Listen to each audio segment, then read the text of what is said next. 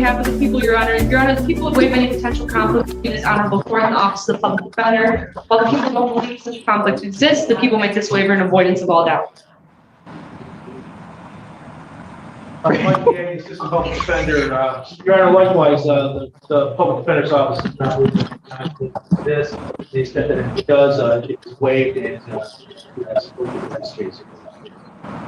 The court, for its part, also does not believe there was a conflict either under the Michigan court rules or the cases decided thereunder. To the extent a conflict does exist, given the waivers, the court will consent to hear the matters. The court does call the case of the people versus Jennifer Lindsley. Andrew Childers appearing on behalf of the people, Your Honor. And good morning, Your Honor. Laura Yagi, Assistant Public Defender, with and on behalf of Ms. Lindsay. Ms. Lindsay, can you state your name for the court? Jennifer Lindsay. Oh, thank you. And Your Honor, I am asking for an adjournment in this case. I did get an offer, but I need some time to meet with Ms. Lindsay and discuss it. And she's at Huron Valley? Yes. Are you able to get in to meet with her? I mean, I know there were some issues, and I just want to make sure. So I filled out the application. I don't have a specific meeting confirmed yet, but I'm going to try my best. All right, I got you. Okay, because of scheduling, it'll be July 31st.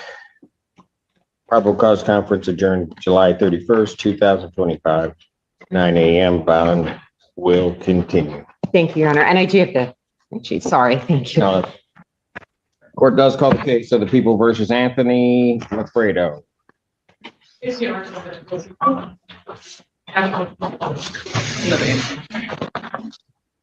Good morning, Your Honor. Karma Dadush on behalf of Mr. Lafredo. Mr. Lafredo, can you please state your name for the record? Anthony James Lafredo. Thank you, sir. Your Honor, we are going to be binding this case over to circuit court. There is an offer on the record and we would like to, an offer in circuit court. Doing what? We would like to please have this bound over the circuit court. Waiving preliminary examination. Told you that. Canon? No, it was this Daddy? case. I don't know why I always Mr. have Daddy? problems with preliminary I didn't know who you examination. were parodying, but go ahead. Parodying myself, my own brain. Sorry about that. This is not even the end of it. The end of the issues.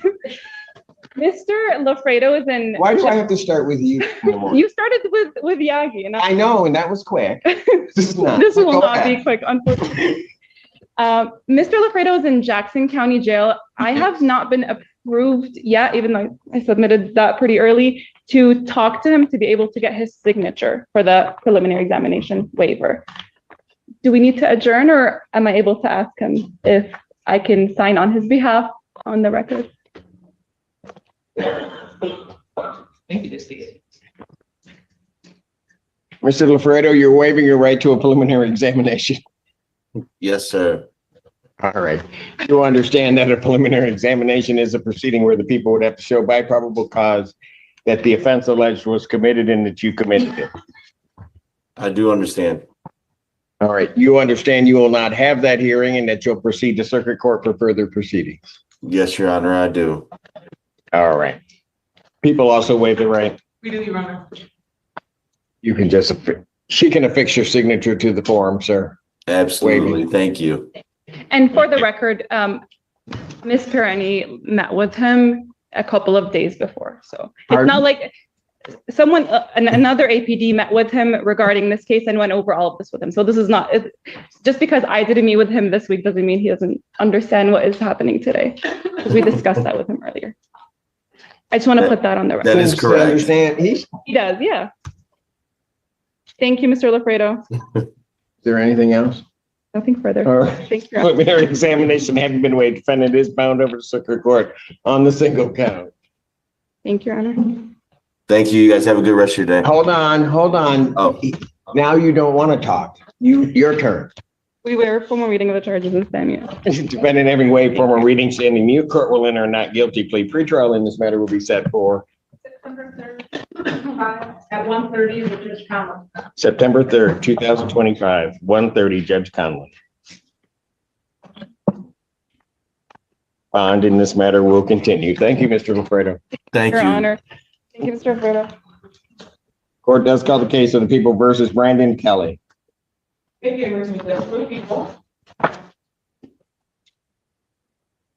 Assistant Public Defender Chelsea Vergils with and on behalf of Brandon Kelly. Mr. Kelly, please state your name for the record. Brandon Isaac Kelly. Thank you.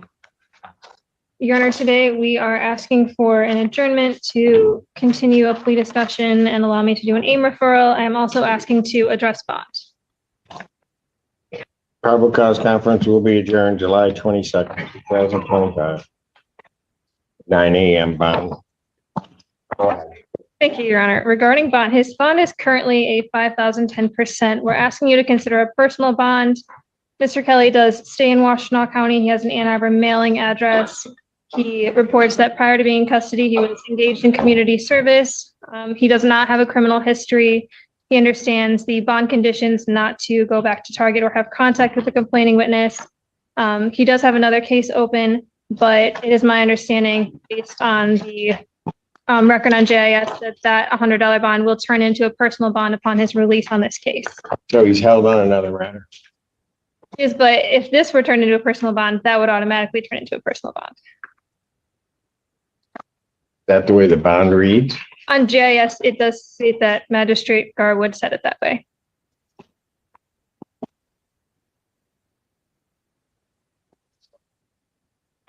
People believe that the bond term we set is very fair and appropriate in other cases that other unprovoked assault. Most of the cases that has consist of him being in public places and just punching people in the face, either because they looked at him or he looked at them. In this particular case, he had the use of the watch as makeshift brass knuckles, which escalated into a felony.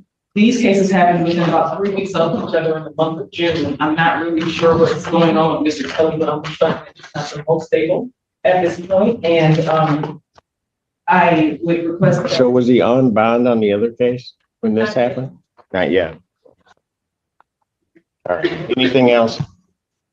No, thank you. Oh, Court sorry. does believe that the bond is set appropriately. Motion for bond reduction is denied. Bond will continue. Thank you.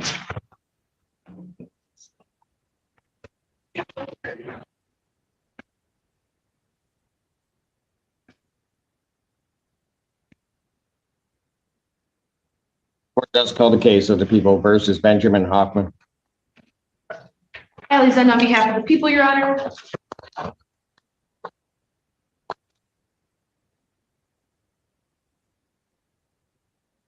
And Your Honor, maybe in the hall, I'll go grab them.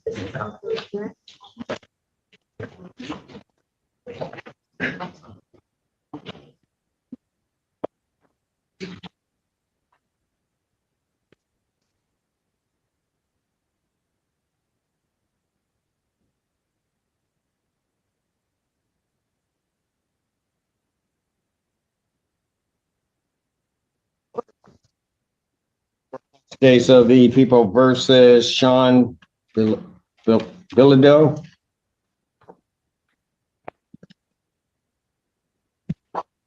Good morning, Your Honor. Edward Drugas on behalf of the defendant.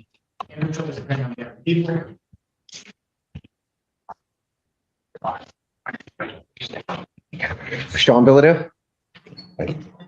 Your Honor, there's an outstanding DVD I need to obtain. I'm asking for just a brief adjournment. Probable cause conference, July 22nd, 2025, 9 a.m. Bond will continue. Thank you, Your Honor.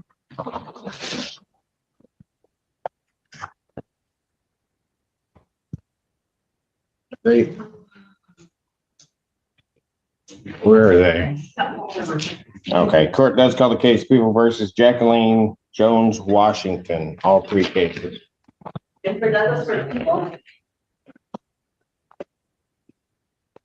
Mackey on behalf of Mrs. Washington, Jones Washington. Mackey requesting permission to practice under Michigan Court Rule 8.120 under Public Defender Brian Bowling. Permission to practice is granted. Thank you, Your Honor. Appearing on behalf of Jones Washington, she's in custody. Yes. Oh, she's on Zoom. Could you state your name, please? Kathleen Jones Washington. Thank you. We are still waiting for a competency report in this matter, Your Honor, so we respectfully request an adjournment. I have one that is So I saw in dated July. June 17th. Our You have that one as well? office hasn't had one since May.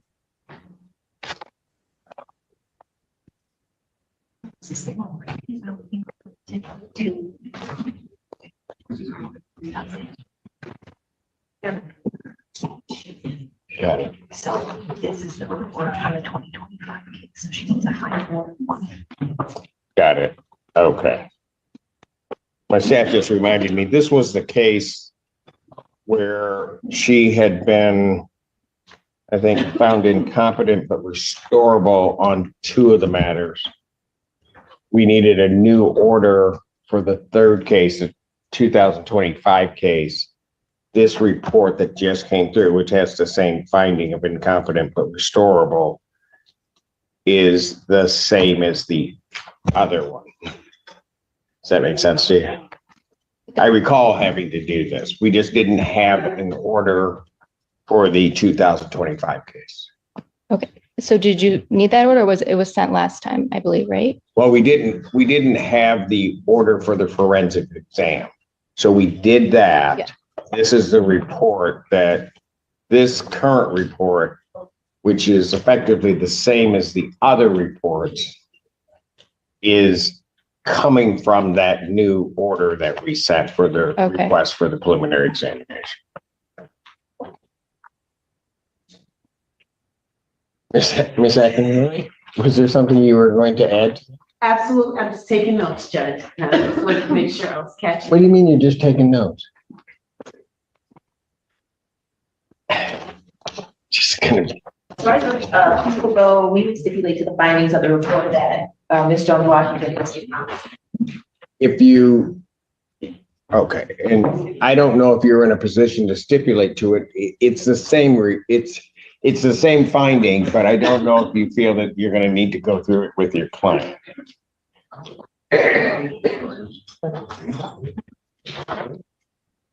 Can I have a 2-week adjournment so I can review that report with my client?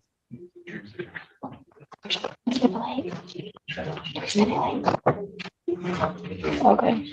I'll adjourn all of these matters. I'll adjourn the competency to July 22nd. Well, we're not going to be able to get it back because that's not 2 weeks. It's going to have to be July 31st, 2025, 9 a.m. Bond on all of these matters will continue. Thank you, Judge.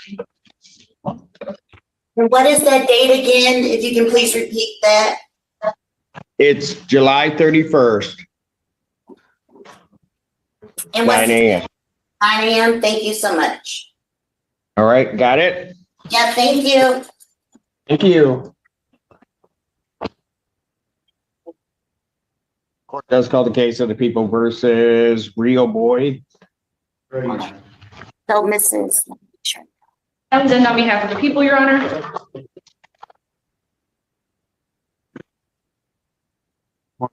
Judicial on behalf of Ms. Boyd, would you state your name for the record? Oh, sorry about that. Riel Boyd.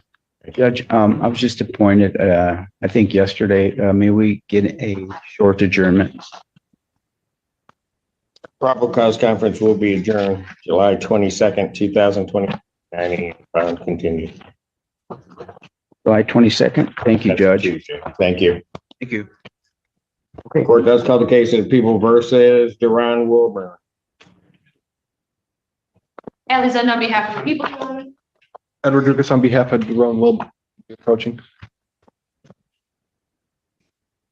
And good morning, Miss Lowe. Just because you think that you're a small walking past, I could still see.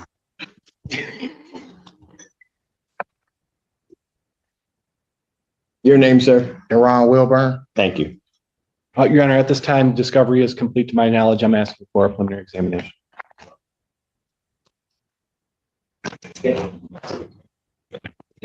20 seconds. Would the people have their witnesses available the 22nd? We'll do our best, Your Honor. And I did want to make court aware as well. We did request a 911 call on the 9th, so it should be here before 2 p.m. All right. Preliminary examination in person, July 22nd, 2025, 9 a.m. That is before Judge Barr. Judge Barr. Bond will continue. Thank you. Thank you. Court calls the case People versus Deja Moore. I'm here. Good morning, Your Honor. Christina Costantino appearing on behalf of Ms. Moore. Ms. Moore, can you please unmute and state your name for the court? Deja Moore. Thank you, ma'am. Constantino, you just don't come to like Washtenaw County anymore? Judge, I love Washtenaw County. I would much rather be there with you than where I've been. Trust me on that one. Okay. All right. Well, everybody else misses you. I don't. All right. What are we doing? What are we doing? Judge, I did just recently receive some new discovery this week. I would like a chance to review that with my client. So we would be asking for a brief adjournment of the PCC. All right. We have some strange dates. Would you like Tuesday the 22nd or the 31st? The 22nd would work. All right. Probable cause conference will be adjourned July 22nd, 2025, 9 a.m. Bond continued. Thank you, Judge. Right. Thank you.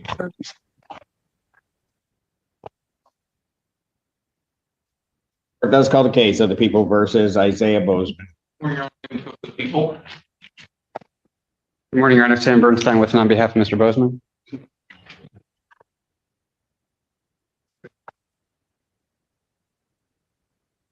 You state your name. Isaiah Bozeman.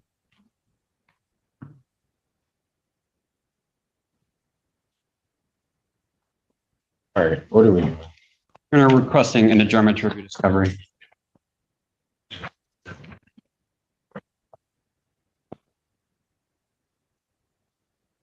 Are you, it's not signed, but are you aware of a character reference letter sent on his behalf? I don't have that, Your Honor, no. All right, I'll make sure because since it came to the court. That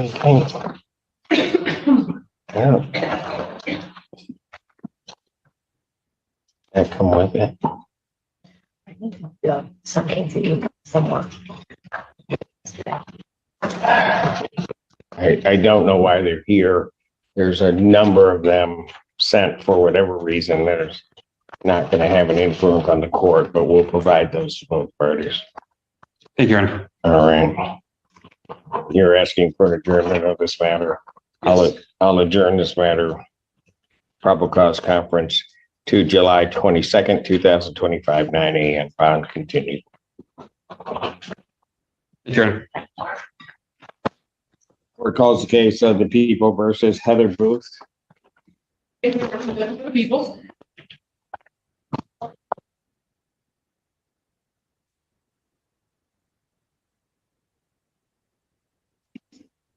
Mr. Rushing?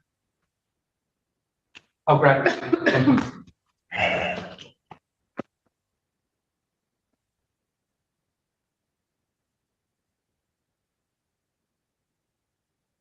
Good morning, Your Honor. Sydney Rushing appearing on behalf of Miss Booth. Is that Miss Booth in the Wayne County Jail by chance? That's where she is currently located, Judge. Do you have her? We did not know she was in custody. We did not know. So I'll have to kick this out to the 31st, so we have the 2 weeks for a writ if she's going to be there. Your Honor, she's on remand status, so it's my understanding that she's likely going to remain there till then. Okay. Probable cause conference July 31st, 2025, 9 a.m. Bond continued. Thank you so much, Your Honor. Thank you. Court does call the case of the People versus David Mariquin, 2 cases.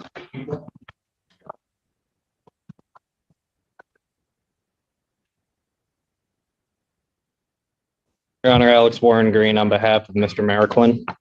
Do you state your name? David Mariquin. Thank you. Your Honor, at this time, we're asking the court to set both matters for preliminary All discovery is complete. Discovery is complete, Your Honor. People have their witnesses available the 22nd. Preliminary examination in person in these matters will be set for July 22nd, 2025, 9 a.m. 9 or noon. It's actually at 12. 12 noon With you. for me. Bond will continue. Thank you, Your Honor. Court does call the case of the people versus Todd Amerman.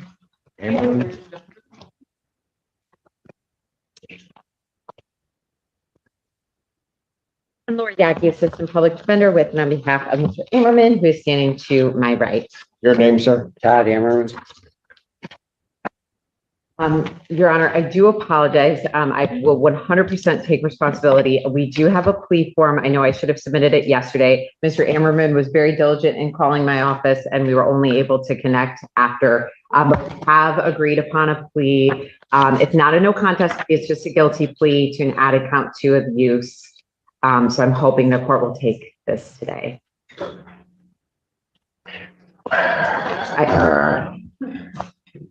Plea form indicates that the defendant will be pleading, that box was a check. He's pleading guilty. Yes, I apologize. That's what happens when we rush things at the last minute. The plea form indicates that he's going to be pleading guilty to the charge of use of methamphetamine. On his successful plea to that charge, count 1 would be dismissed. That's the court's full understanding that they agree. Yes, Your Honor. That's correct. Let's have him sworn. Raise your right hand. Do you solemnly swear and affirm the testimony you're about to give be the truth, the whole truth, and nothing but the truth, so help you God? I do. State your name. Todd L. Ammerman. Sir, it is this court's understanding that you're going to be pleading guilty to the charge of use of methamphetamine. That is a misdemeanor punishable by up to 1 year incarceration, a $2,000 fine plus court costs. Do you understand that? Yes, sir. You also understand, sir, that while I'm taking your plea, I would not be your sentencing judge, and you would be sentenced before Judge Fleischer in 14A4 District Court. Yes, sir. Understanding all of that, do you still wish to plead guilty? Yes, sir. And to that charge, how do you plead? Guilty. Now, you understand that by pleading guilty, you will not have a trial of any kind. Yes, sir. Has he signed any advice or rights form? You're not ready. I'm passing it. Okay, I'm sorry. Court calls the case, people versus Zavratko.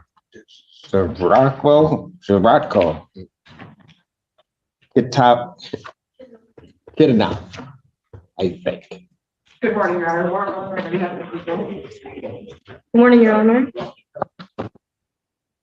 Roba Hamden requesting permission to practice pursuant MCR 8.120 under the supervision of Assistant Public Defender David Ballinger. Permission to practice is granted. Thank you. I am here on behalf of the Gravo Kitnell. Can you please state your name for the record? Sure, Kitnell. We are requesting a 2-week adjournment on this matter for negotiation. Probable cause conference will be adjourned July 22nd, 2025, 9 a.m. Bond continued. Your Honor. Court calls case of the people versus Anita Barnes. Assistant Public Defender Nicholas Bukovich on behalf of Ms. Bonds, who should be appearing via Zoom. Anita Barnes. Got her? Yeah. All right, what are we doing? At this time, Your Honor, we'll be requesting a 2-week adjournment for a little bit of further negotiation, and so I can provide some documentation to APA Cook. And I do have a green sheet. Probable cause conference will be adjourned July 22nd, 2025, 9 a.m. Bond will continue. Thank you, Your Honor. Thank you. Ms. White.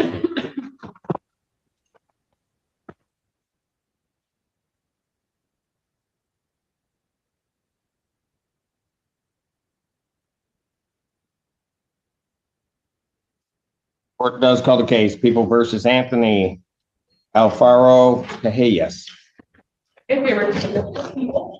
May it please the court, Your Honor. Good morning. My name is Venu Yadala. I appear on behalf of Zachariah Bonham, who is the attorney of record. Oh. See here? I'm sorry, Your Honor. He's in custody.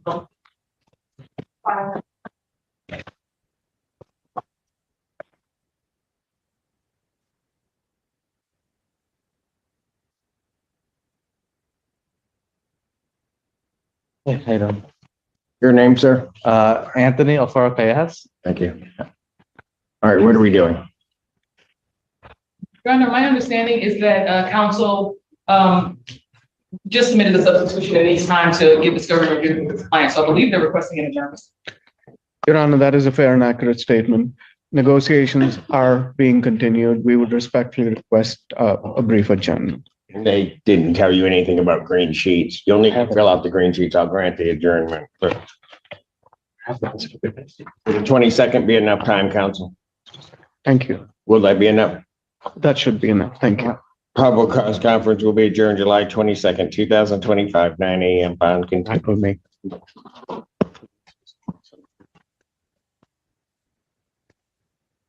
Thank you, Your Honor. Thank you.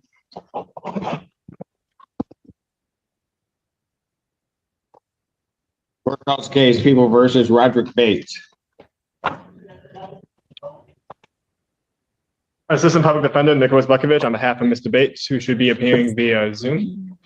Good morning. Your name? Roderick Bates. So, Your Honor, the prosecution's recently provided some additional video discovery we were just able to get from Washington County. So I just need time to review that with my client. So I'm requesting an adjournment. Probable cause conference. Do you have a green sheet, bro? Yes, I do, Your Honor. July 22nd, 2025, 9 a.m. Bond continued. Thank you, Your Honor. Thank you. Thank you.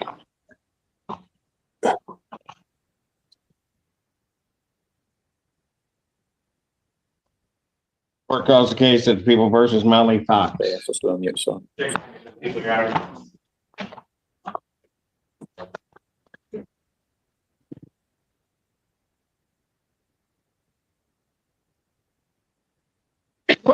Good morning, Your Honor. Ellen Dennis appearing on behalf of Molly Fox. Your name? Molly Fox. You're requesting, well, is she gone to inpatient treatment yet? She hasn't gone, she's still in custody, Your Honor. You I know. signed the order yesterday, I think. And it has some contingencies in it that there has to be a bed. She believes there will be, but we don't know yet. Also, I could tell the court that she's been interviewed by Mr. Reyes with a review of whether she'd be eligible for recovery court. And I do not know what that decision is because I haven't received the email yet from him. That happened, was it yesterday? Day before yesterday? Tuesday. Your interview happened day before yesterday? Yeah. Okay, they should be coming out, hopefully with a decision relatively soon. I can give you the 22nd or the 31st, counsel.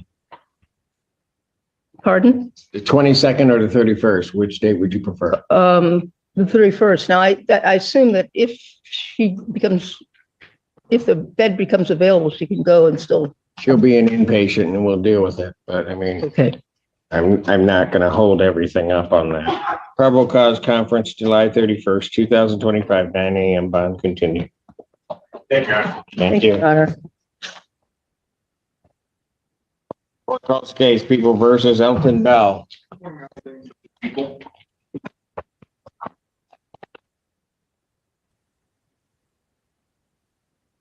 morning, Your Honor. Kerma Dadush on behalf of Mr. Bell. Mr. Bell, can you please state your name for the record? Elton Robert Bell. And good morning, sir. All right, what are we doing? Your Honor, I did submit a green form, but we are actually not going to be adjourning on this case. We are going to be waiving preliminary examination. All right, Mr. Bell? Yes. You're going to waive your right to a preliminary examination? Yes. You understand that a preliminary examination is a proceeding where the people would have to show by probable cause that the offense alleged was committed and that you committed it? Yes. And you understand you'll not have that hearing, you'll proceed to circuit court for further proceedings? Yes.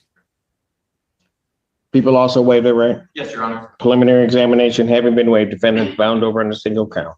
We waive formal reading of the charges and stand mute, Your Honor. Defendant every way formal reading standing mute. Court will enter a not guilty plea. Pretrial will be set for August 28th, 2025 at 1:30 with Judge Slay.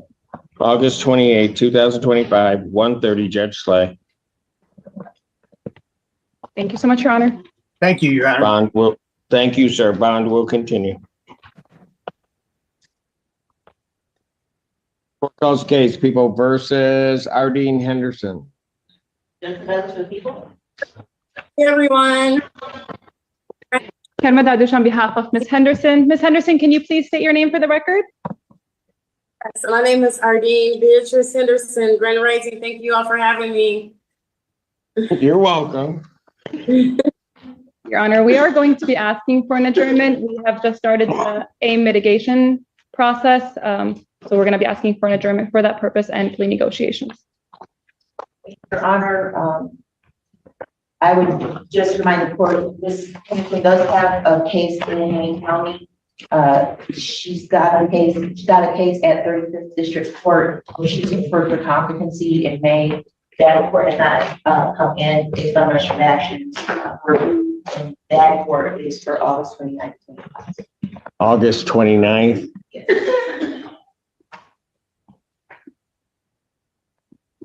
So were you aware of that, counsel? Yes, I was. She had told me that she started that process. Okay, well, then I'm a bit reluctant to do anything prior to that competency report coming through. So Are we able to adjourn further out? I'm able to do a lot of things. Some of the things I will not do. Whatever Your Honor prefers. Of course, you're learning. Give me a September date. September 11th. September 11th. Can she hear us? I will adjourn. Yeah. Can you hear me, ma'am? Yeah, I just don't understand what's going on. Can somebody please explain to me, please? Okay, so I'm adjourning it out. Okay, my understanding is that there's a competency review in your other matter. Okay. Okay, so Okay. what we're doing is we're taking the safe course of this, putting this out till after there's a finding there, because that may dictate what happens here. We really can't get much done until that comes through. Okay, well, my lawyers better explain to me later also again, I won't forget, or can someone send me something or something if I can have someone read to me what's going on?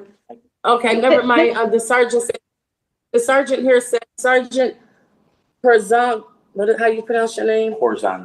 Porzandek said he'll help me. He explained to me. Okay, and your attorneys will be in touch with you, okay? I can talk to you next week, Ms. Henderson, okay? To explain all of this. Thank you. Okay. I thank you all for having me. Yes. Okay, we are so glad, and we will have you you. back in September 11th, 2025 at 9 a.m., okay? Take care, Ms. Henderson. Bond continue. For my birthday, and what day would, I'm That's sorry, your what birthday? day would that be? September 11th. September the 18th, that's right before. Okay. September 18th, your birthday? Well, so I Yes. don't forget, happy birthday.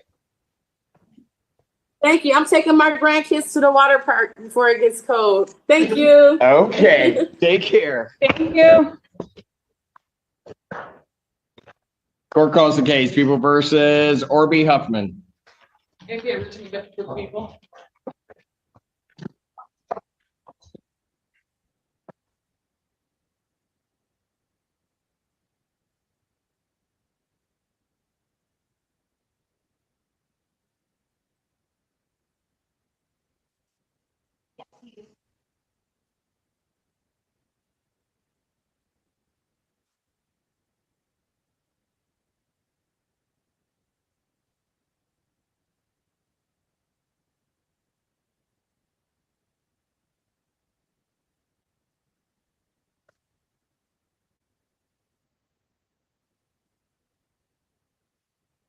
David Burgess on behalf of Orby Huffman. Can you state your name, sir? Orby Huffman. Thank you. What are we doing? Your Honor, we've received discovery in this matter. We're requesting an exam be scheduled. People have their witnesses available the 22nd.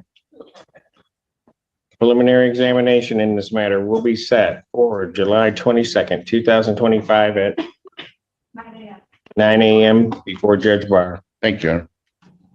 Bond will continue. Thank you. Does call the case of the people versus Nathan Bell. People. Assistant Public Defender Nick Bukovich for Mr. Bell, who should be appearing via Zoom.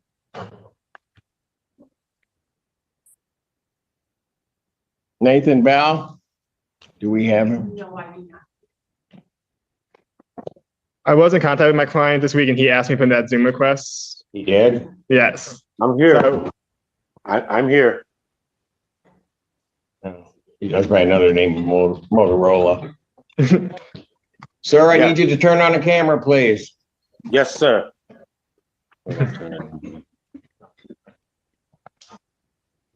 Yes. Am I here?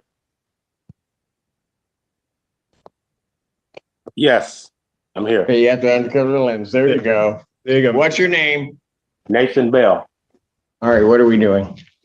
I'll be requesting a brief adjournment. Firm is about to obtain some medical documentation I can provide to the prosecution towards an offer. And I do have a green sheet, Your Honor. July 31st, 2025, 9 a.m. Bond continued. Court does call the case People versus Jonathan Miles.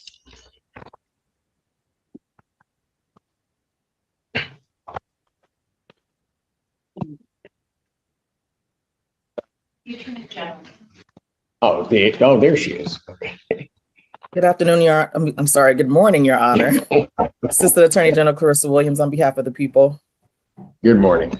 And Alex Warren Green on behalf of Mr. Miles. Mr. Miles, can you state your name for the court? Jonathan Dion Miles. All right, what are we doing? Your Honor, I had an opportunity to confer with the Assistant Attorney General. She did extend a generous offer, but at this time, Mr. Miles is asking for a preliminary examination. I'm sorry, who in our office did you speak to? I emailed you, Ms. Williams, and received a return email as well. Okay. I don't recall that, but okay, I'll look through my emails. All right. You want this set for exam? Mr. Miles is asking for a preliminary examination, yes.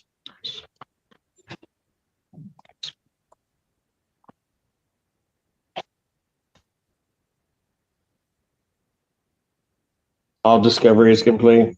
Believe so, Your Honor. Would the people have their witnesses available on the 22nd? We should, Your Honor. I'm sorry. All right. What is the defense attorney's name? He's saying he sent this email. I don't remember having a discussion. Was this shortly after the last hearing about this case? I know we hadn't made an offer at the last hearing. My name is Alex Warren Green. Okay. I'm not saying that you did. No, I get you. How much is owing on this? Your Honor, I believe it's just north of $6,000. And so the exam is going to be over what's owed? Your Honor, I might need the law that if it's charged, it's owed. Talk to my That's client. okay. I advise I advise him of the offer. We'll set the exam. Thank you. Preliminary examination in this matter in person will be set July 22nd, 2025. That's at 12 noon. And that's before me. Thank you, Your If Honor. we set it for exam, Mr. Warren Green, you better come with something. Thank you, Your Honor. Court calls the case, People versus Daniel Bowe. Assistant Public Defender Nicholas Bukovich for Mr. Bowe, who is approaching.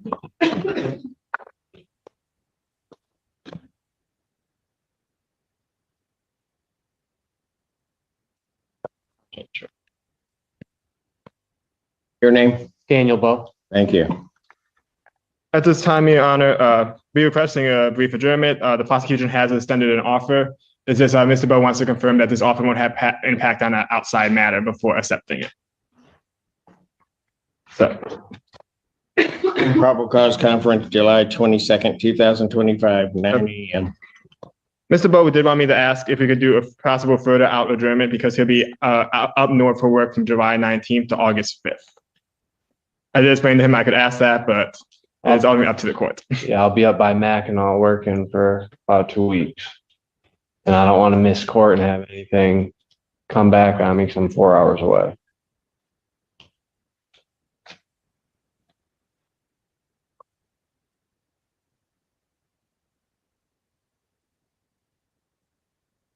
If I have to make that adjustment, I will, but I'm just asking. Oh, I know. When are you coming back now? August 5th, I'll be back. Any objection from the people? No, Your Honor. Thank you. August 7th, 2025, 9 a.m. Thank you, Your Honor. You're welcome. Bond, continue. Thank you, Your Honor.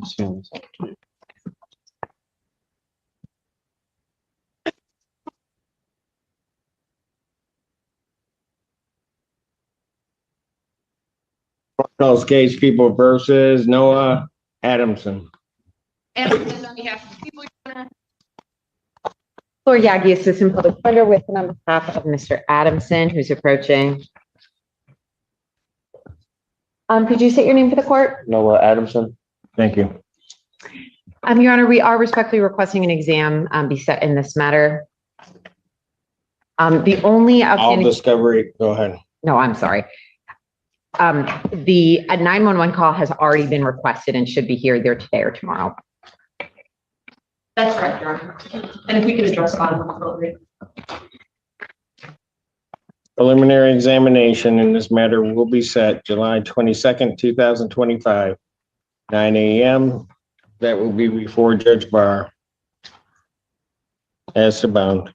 Your Honor, it's come to my attention that since arraignment, the defendant has made 37 calls to the victim in this case, and at this time we would be asking that his phone privileges be revoked.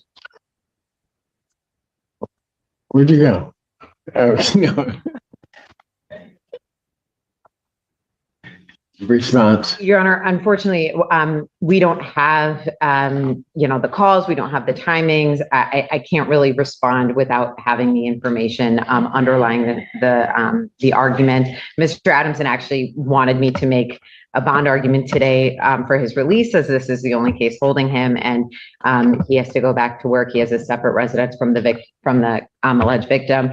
I will have a conversation with him about ensuring that he understands and will comply with the no contact order. I know he's been contacting his family and friends using the phone here, as he has a lot of kind of business to attend to on the outside, and his rent's coming up and all that. So I would ask for the court to reserve judgment until the exam date in terms of his phone privileges. These are to the victim's number. Your Honor, I believe so, Your Honor. Yes. They are. So, Ms. Yagi, are you making a motion to reduce his bond? I mean, was that what I was hearing or not? I am, yes. Go ahead, response. I would object, given the phone calls. I believe the defendant is also currently on probation for a previous conviction in circuit court for a GBH DV Act with the same victim that he was sentenced on, I believe, in February of this year. In this case, they had an argument. He grabbed her by the wrist, pushed her up against the wall. She was able to free herself, tried to use a roommate's phone to call 911. He takes the phone, hangs it up. She then tries to call 911 from another phone. He then takes that phone, hangs it up, and he entered the apartment to begin with without permission. I have concerns given that he is on height of probation for a DV offense with the same victim from this year and is engaging in that same behavior. Would ask that bond remains. Anything else? I just want to note that that there's no hold for that case, and we discussed the tether. He's in accountable choices. He's in contact with his probation officer and hasn't been violated yet. So, but nothing further, Your Honor. Defendant's motion for bond reduction is denied. As to people's requests as to the revoking of his phone privileges, this time the court will revoke the defendant's phone privileges. Defense is entitled to and can request a hearing on that matter once they hear the calls. Thank you. Court does call the case People versus Kevin Burden. Assistant Public Defender Jay Zollinger on behalf of Mr. Burden. And Mr. Burden, can you please state your name for the record? Kevin Burden. And Your Honor, all mitigation materials have been submitted. We're just waiting on consideration of that. We would be asking for 3 weeks. Probable cause conference will be adjourned July 31st, 2025, 9 a.m. Bond continued. Thank you, Your Honor. Thank you. Thank you. Court calls case People versus DeJure Bond Sanders. Alexander on behalf of the people, Your Honor. And Alex Warren Green on behalf of Mr. Bond Sanders. State your name, Mr. Bond Sanders. DeJure Bond Sanders. Thank you. Your Honor, we're asking for a preliminary examination in this case. Discovery is complete. I believe so, Your Honor. People have their witnesses available the 22nd.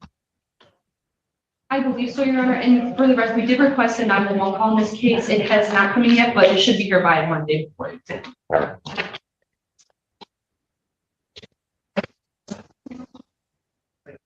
Preliminary examination in person, July 22nd, 2025 at 9 a.m. before Judge Barr. Bond continued.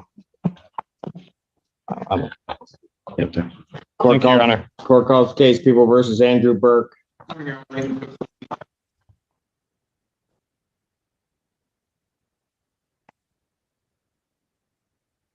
And Alex Warren Green on behalf of Mr. Burke. Your name, sir? Andrew Burke. Thank you.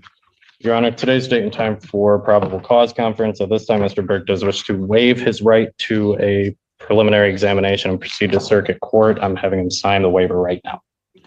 Mr. Burke, while you're signing that, you're waiving your right to a preliminary examination, sir? Yes, Your Honor. You understand that that's a proceeding where the people would have to show by probable cause that the offense alleged was committed and that you committed. Yes, I do. You understand you'll not have that hearing and that you'll proceed to circuit court for further resolution. I do. All right. People also waive their right. Preliminary examination having been waived, defendants bound over to circuit court on a single count. Your Honor, we acknowledge receipt of the information, waive its reading, and stand mute. Defendant having waived formal reading, standing mute. Court will enter a not guilty plea. Pretrial will be set for August 28th, 2025 at 1:30 with Judge Fleischer. August 28th, Yes. 2025, 1:30 before Judge Slay. Bond will continue. All right. Court calls the case People versus Matthew Fonseca.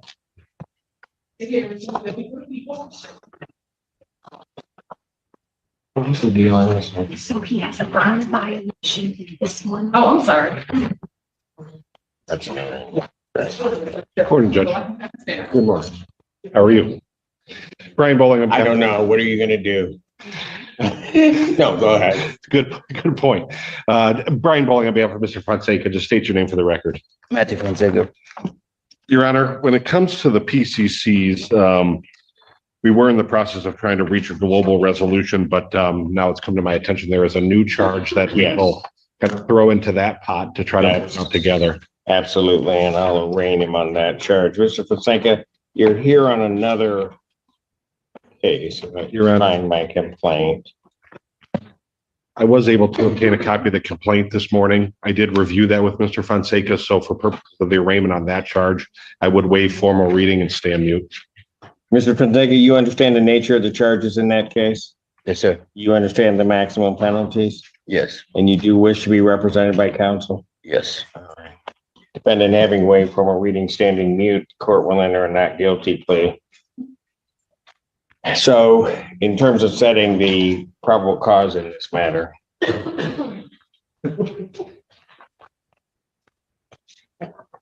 Well, Your Honor, this would be, I guess, now 2 felony matters. It looks like that would be pending. How come this doesn't have to do a date? This is the one I found online. All right, go ahead. We do have the bond violation as well. Yes. As alleged. I guess obviously. Which are different than the new charges. Correct. But so, I mean, I guess if we just could keep everything together and have a Yes. couple weeks, I think that would be satisfactory. I should be able to get a discovery request submitted today, and hopefully we'll have those materials prior to the next. I'll adjourn then everything. I'll adjourn the one that's set for PCC as well as the bond violation hearing. I'll adjourn that to the 22nd, 2025 at 9 a.m.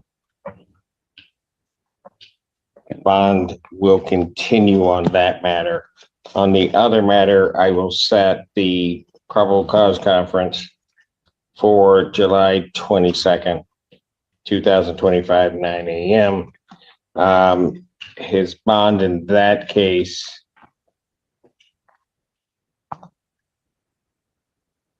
what's his bond in the other one?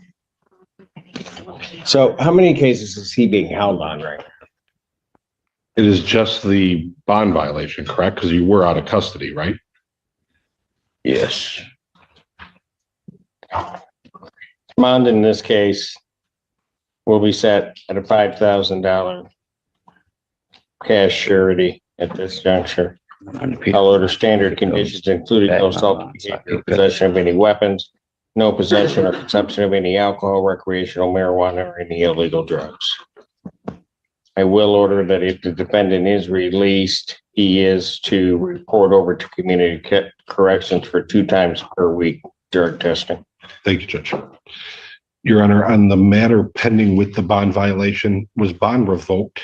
It was. Okay. Thank you, Judge. So his bond will be revoked on that matter. Correct. Okay, what time do I have to go back? I'll be over to see you.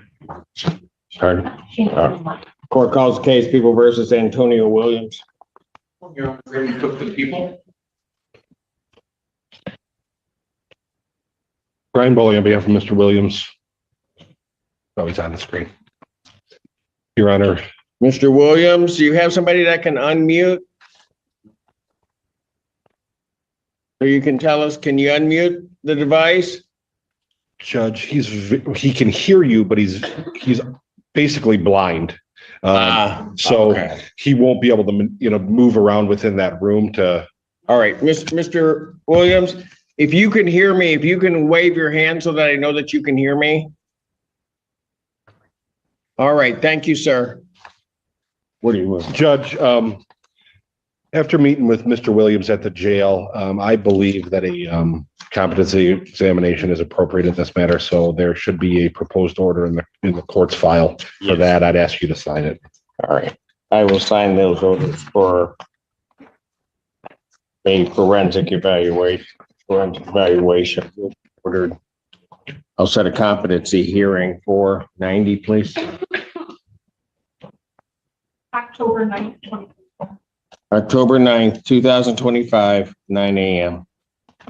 Bond on this matter will continue. Thank you, Judge. Court does call the case People versus LaShawn Charles. And Lori Yagi, Assistant Public Defender, with and on behalf of Ms. Charles. Ms. Charles, can you state your name for the court? Deshaun Charles. Better. Thank you. Your Honor, we're asking for an adjournment for further discovery in this matter.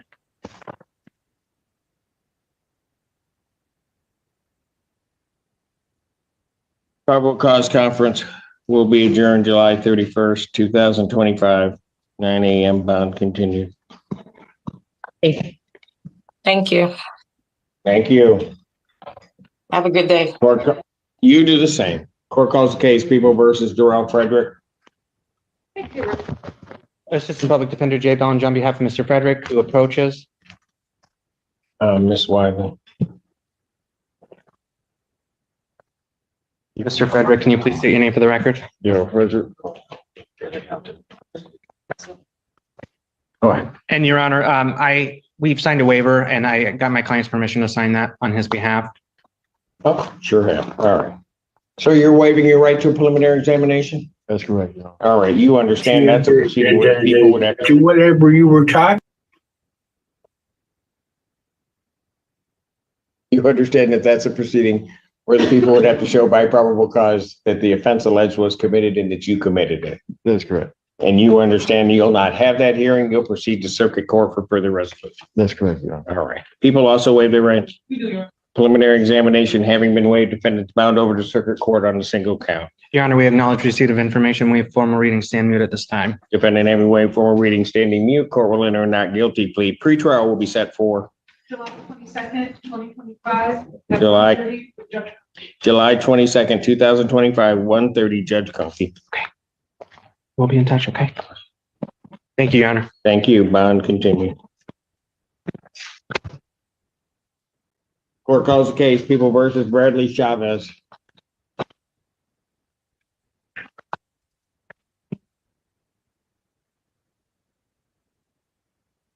On behalf of Mr. Chavez, can you state your name for the record, sir? Bradley Chavez. All right. We are going to be asking for a brief adjournment so we can continue plea negotiations with prosecution. Probable cause conference, July 22nd, 2025, 9 a.m. Thank you, Your Honor. Thank you. Bond continue.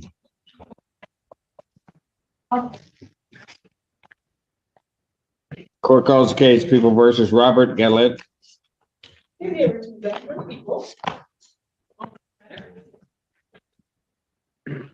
Kerma Dadush on behalf of Ms. Gallet on the case ending in 713. Morning, Roger Kilwell, Judge. I'm on case 5612. Your Honor, we were going to be asking for adjournment in our case and a chance to address bond, please. You're also asking for an adjournment. Yes, I'm sorry. All right. Go ahead and address bond. Thank you, Your Honor. First of all, Ms. Gallet here wanted to apologize for missing her last court hearing. Since the start of this case and since her last court date, a lot of things have changed. Ms. Gallet has, first of all, now she has a phone number, a phone that we can contact her on. She has gone back on her medications. She has bipolar medications that she has to take, as well as hormones. So all of that kind of, well, it can, not, I don't want, let me word this correctly. All of that is helping us reassure, we're using that to help reassure Your Honor that she is going to show up if she is released on her own personal recognizance. She has also, she has two different caseworkers helping her. She has a CMH caseworker and a PATH caseworker. She has been approved for Avalon housing if she were to be released. So all of that combined, her having a more secure home, having a phone number and medications.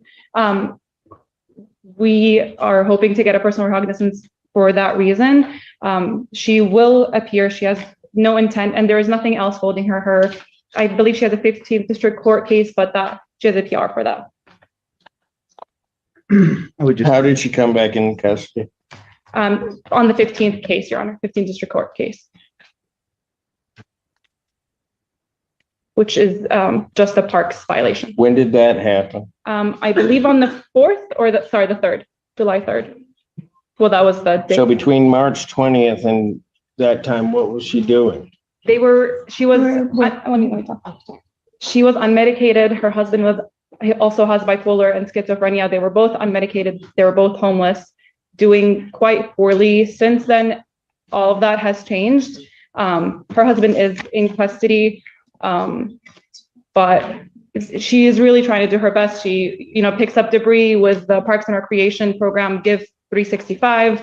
Again, her meds are a very big part of her ability to, come back to court and be more stable, have stable housing. And she hopes to even start classes with Washington Community College, wants to do linguistics, just wants to start becoming better. And her meds was the first step to that, Your Honor. Mr. Kilowald, anything? I would just echo that argument, Your Honor. Anything from the people, I really don't necessarily need it, but go ahead. Two sets of concerns. I appreciate that it sounds like there's some progress being made. That case in the 15th district is an assault matter in Eddie Hospital. I understand that things have happened in the psychiatric environment there, but that is just June 28th. And I'm concerned about some of the behaviors there and wondering, it sounds like there's been a very dramatic turnaround within a very short amount of time. I don't know if Mr. Lucia has anything else to provide proofs of some of the housing. The family is apparently of the California area, doesn't really have any ties to our county either. So I'm not sure, I'm not sure that we'll see her, quite frankly. If we do have. So when I say I don't need it, what does that mean to you? Well, go ahead. No, go ahead. I'm listening. I had options. You told me to add. No, I did. Although we don't need it. So, that's it. Thank you. Motion for bond reductions denied. Bond will continue. I'll set the probable cause conference for July 22nd, 2025, 9 a.m. in both cases. Thank you.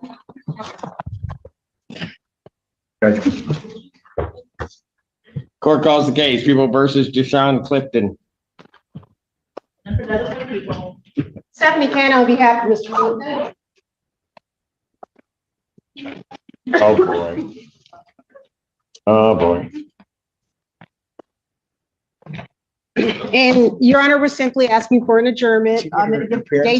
I'm sorry? She did? She said her name? I did. I didn't hear it. Oh, you want me to do it again, Your Honor? No, really not. Okay. Mitigation information has been provided very recently to the prosecutor in this case. We're just asking for some time, 2 weeks, Your Honor, for her to review it and see if an offer is forthcoming. Will the 22nd work? It will, Your Honor. The 31st, all right. Probable cause conference, July 22nd, 2025, 9 a.m. Bond will continue. Thank you. Thank you, Your Honor. Thank you, sir. Court calls the case, People versus Haruska Dennis. Hannah Mack on behalf of Mr. Haruska Dennis, who is approaching. Again, Your Honor, Christina Costantino appearing on behalf of Mr. Haruska Dennis in the case number ending in 5076.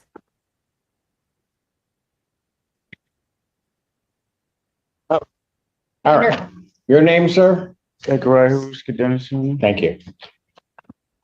We're respectfully requesting an adjournment in this matter. AIM sent over a mitigation report last night, and the prosecution needs time to review it. All right. And I would join in that request. All right. Will the 22nd work? I think that's what we set your last case, Ms. Constantino. Is that right? Yes, Judge, I would ask for the 22nd, given he is in custody. Probable cause conference will be adjourned July 22nd, 2025, 9 a.m. Bond will continue. And Ms. I will tell you, I miss you too. And Mr. Allen told me I wasn't very nice in saying what I said the last time. So I don't know what's going on there, but he was kind of yelling at me. Well, thank you, Mr. Allen, and thank you, Judge. I appreciate you changing your mind. I hope to see you soon. Yes, ma'am. Thank you. Thank you. Court calls the case, People versus Christopher Cummings IV.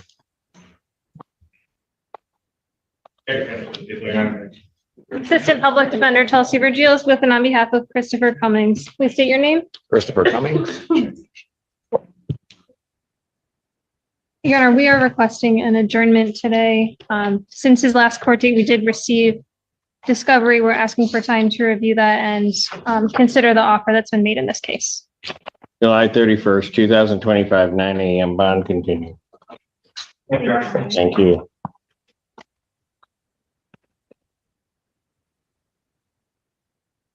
Court does call the case, People versus Mark Hubbard. Alexander on behalf of the people, Your Honor. Hannah Mack on behalf of Mr. Hubbard, who is approaching, Your Honor.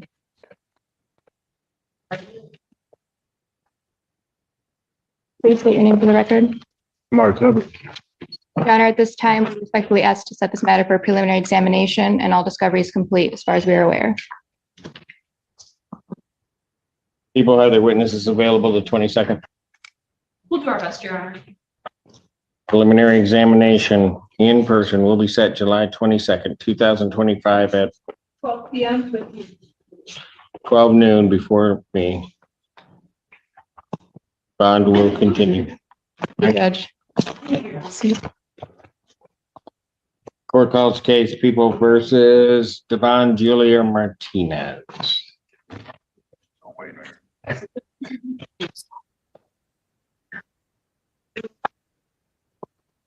Stephanie Cannon on behalf of Ms. Martinez, Your Honor, who is appearing via Zoom. Devon, can you state your name for me? Devon Julia Martinez. Thank you. Your Honor, Ms. Martinez was recently, I believe a week or two ago, evaluated by the Forensic Center because in her other cases, she has forensic order requested. I am filling out the paperwork to get one filed in this one as well. However, we have not received the evaluation back. Upon receipt of that, my client is indicating she does want to waive. However, I don't believe the court will do anything. I won't. But I want her to hear that, won't be able to do so. When is that other case set? Do you know? She is set in front of Judge Hammoud. I believe her next court appearance is on July 28th. All right. And you're filling out the paperwork because you want, all right. I'm just gonna have the order placed in this file as well, Your Honor. So I will order a forensic evaluation. I will set her comp hearing on this case, October what? October 9th. October 9th, 2025 at 9 a.m. If the report comes in before then, certainly we can move that date up. And I will explain that to my client, Your Honor. All right. Bond will continue. Thank you. Yes. Tonight, when they get that. Who's filling, thank you. Who's filling out the order? I can really? Oh, it's gonna be a minute here.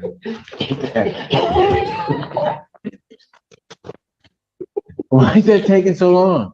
Well, Your Honor. Why, not you, her. What is she doing? What are you trying to help her?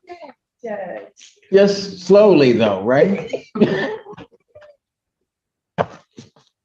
Court calls the cases of the People versus Chad Jones. Brenda Mackey on behalf of Mr. Jones, who's approaching. Please state your name for the record. Chad Jones. Thank you. Your Honor, we're respectfully requesting to adjourn this matter pending drug court eligibility. All right. Has he already been interviewed yet? Not yet, Your Honor. Not yet? The referral was sent in yesterday. Of course it was. All right. I will adjourn these matters then to July 31st, 2025, 9 a.m. Bond continue. Thank you, Your Honor. Thank you. Court calls the case People versus Sean Hardman.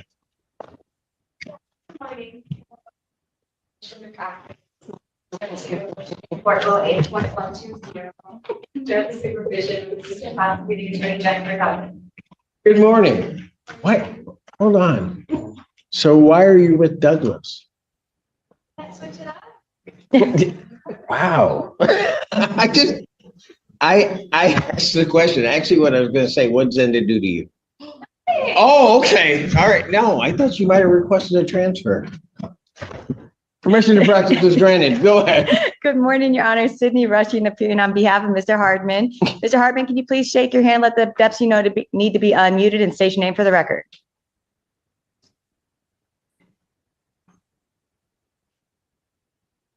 Oh, yeah, hold on to that blanket. Don't worry about it. Okay, thank you.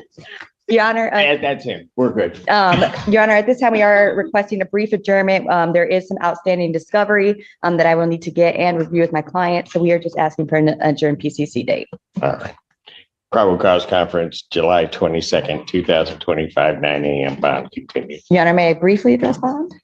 Sure. I did tell the people I was going to be doing so. Mr. Hardman's bond is currently set at $1,000, 10%. So $100 is what would need to be posted. I'm asking Your Honor to consider reducing that down to a personal bond. This case the incident date is from November 2nd, 2023. The The warrant on this case wasn't signed until September 26, 2024. And then the arraignment on this happened on 6/30/2025. He's actually currently in Judge Kunke's drug treatment court. So this isn't a new case. It's not a violation, or I guess I should say it wasn't a violation. It will be if he pleads up, but it's not new. So I'm just asking for your honor to consider reducing it down to personal bond. He does have stable housing. Is this the only thing holding him? Yes. After this, Judge Kunke isn't addressing the bond on that case until this bond's addressed. So he has court on that on the 20, is it the first?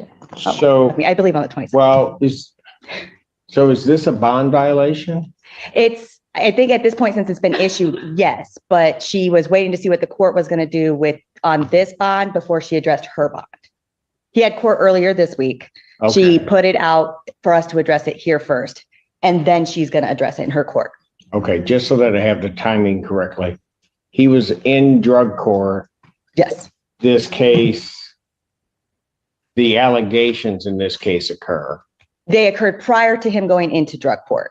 So this case, it took a while for the warrant to get signed. Gotcha. When the warrant got That's signed. what I was trying to make sure of. So yeah. This case, I'm not clear how it would be a violation. Okay, I get you. That's what I was trying to figure out. Yes. Dates weren't matching up for him. I think technically it can be, but I don't think it's going to be viewed as it since the incident happened prior. Any response from the people? It's usually that it's a mobile case, it's not assaultive, so we would leave it in the court's discretion. The incident does predate the other incidents in the circuit court cases, and actually isn't showing any holds on. Alan, doesn't she seem much nicer since she's not with Zenda? I say that out loud. I'm sorry, Miss Zenda, I didn't mean it. They know your gate or no? All right. Here's what I'm going to do. I will, under the circumstances, and since he's in drug court, I will grant the defendant's motion. I'll reduce his bond to a $1,000 personal recognizance bond with all its conditions of no drug use. Thank you, Judge. All right. A 2 minute thing. All right. Thank you, Judge. I'll see you on the 22nd. Thank you. Have a great day, Judge. Have a You great do the staff same. as well. Okay, he's all set. Court calls the case, People versus Nicole McCauley. Maybe it works like that for people. Hannah Mackey on behalf of Mrs. McCauley, who is approaching.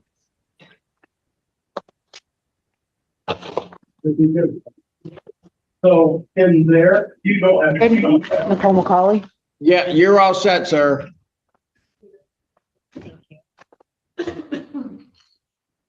We're requesting an adjournment in this matter, Your Honor. We are waiting for media discovery. Probable cause conference will be adjourned July 22nd, 2025, 9 a.m. Bond continue.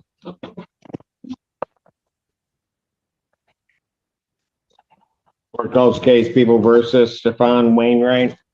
Why do I have so many down there? Jimmy.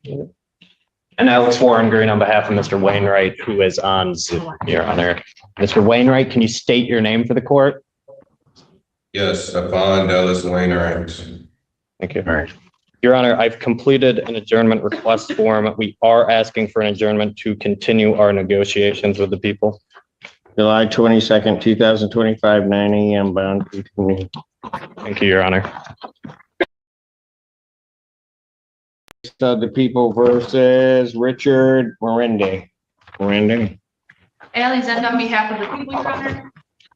Good morning, Your Honor. Megan McDonald on behalf of Mr. Morandi, who is present on Zoom this morning, and we consent to have this hearing via Zoom. Sir, can you please state your name? Yes, good morning, Your Honor. My name is Richard Morandi. Thank you. Your Honor, for the purposes of the PCC today, we have not yet received discovery in this matter, so I would ask for an adjournment of this, please. All right, he's out of custody. So Yes, he's out of custody on bond. seriously. I'll adjourn probable cause conference to July 31st, 2025 at 9 a.m.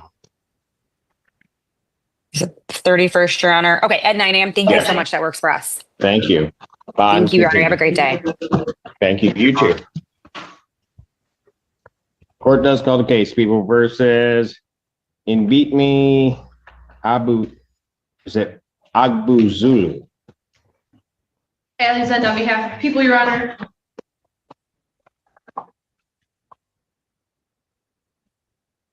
Stephanie Canna on behalf of Bititmi Guzulu. Oguzulu Alexander. Your Honor, the E is silent in his name. Okay. Yeah, letting you know. Oh, Your Honor, we are adjourning this case. You know what? For mitigation purposes, I do I only understand. deal with her one day a week. You got lucky. One day. One day. I think you were here 2 days. So I'm over it. There you go. And Your Honor, if we could address bond. We're good. And Your Honor, we understand he also has a bond violation. Yep. Go ahead, Ms. Sandra. Your Honor, this would be a further violation of his bond as he third parties from the jail, and I'll just paraphrase one of these conversations. As long as she doesn't show up, then they'll just knock the case out. All right, do you want me to tell her not to show up? Well, she already said she's not. All right, I might shoot a text and say, hey, don't show up to that court thing. He says, no, I think you should drive there. Ain't nothing wrong with you going there. He says, all right, talk to her in person. So I have concerns he's calling third parties, having them talk to the victim, go to her residence, see her in person to tell her not to come to court. And I would be asking that his phone privileges also be revoked.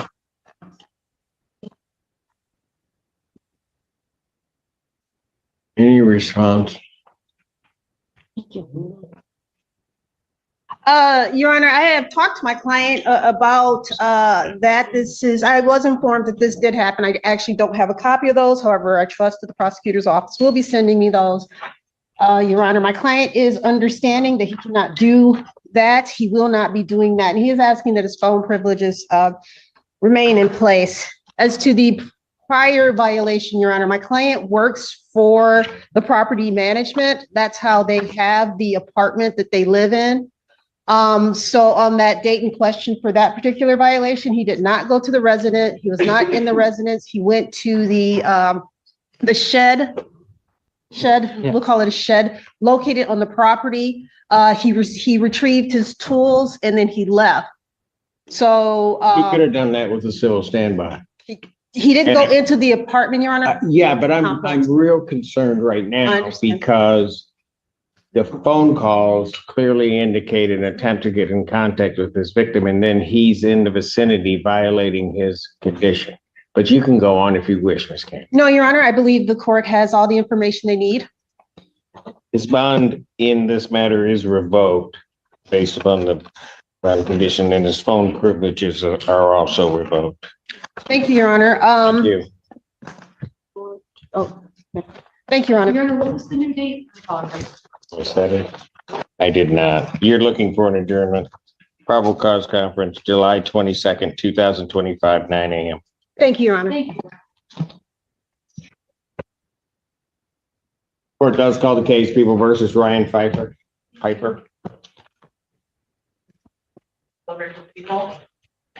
And Alex Warren Green on behalf of Mr. Piper. Mr. Piper, can you state your name for the court, please? Ryan Pieper.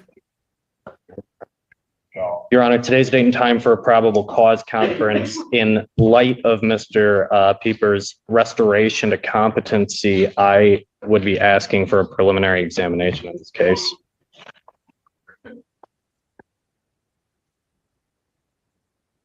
Discovery is complete then. Believe so, Your Honor. And would the people have their witnesses available the 22nd? Yes. Preliminary examination in person, July 22nd, 2025. That's Barr. 9 a.m. before Judge Barr. Bond will continue. Thank you, Your Honor. Thank you. Court does call the case, People versus London Daughtery. Andrew Children, on behalf of people. Hannah Mackey on behalf of Mr. Daughtery, who is approaching to my right. State your name for the record. London Daughter. Your Honor, we respectfully request to adjourn this matter for further investigation. For what? to look into the case a little bit more. Into the police reports and everything. It's like a movie, it gets better.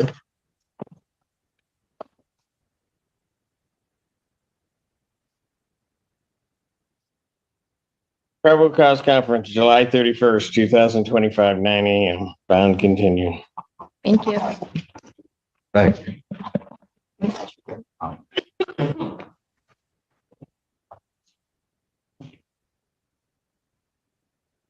Ms. Enda, I apologize for what I said. Mr. Allen is making me apologize to you also. Can I have one? So I'm sorry. Wow, the whole table? I like Getty.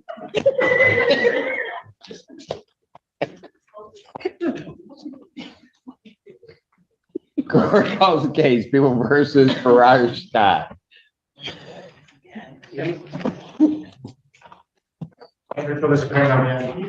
And Assistant Public Defender Tanazi Kyriakin, Your Honor, on behalf of Mr. Farage Scott. I didn't know if you were going to do anything today other than that order that was taking forever.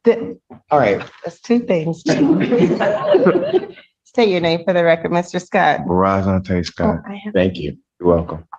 All right, what are we doing on this? Judge, I have a green sheet. We are currently working on mitigation for Mr. Scott, so we're asking for an adjournment to continue that.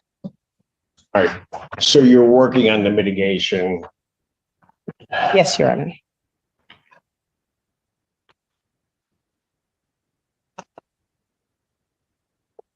What do you have as bonds?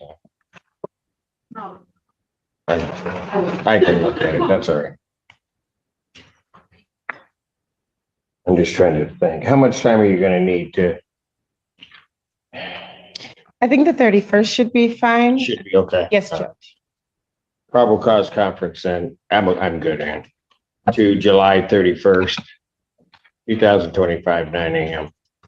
Bond will continue. Thank you so much, Your Honor. See you later.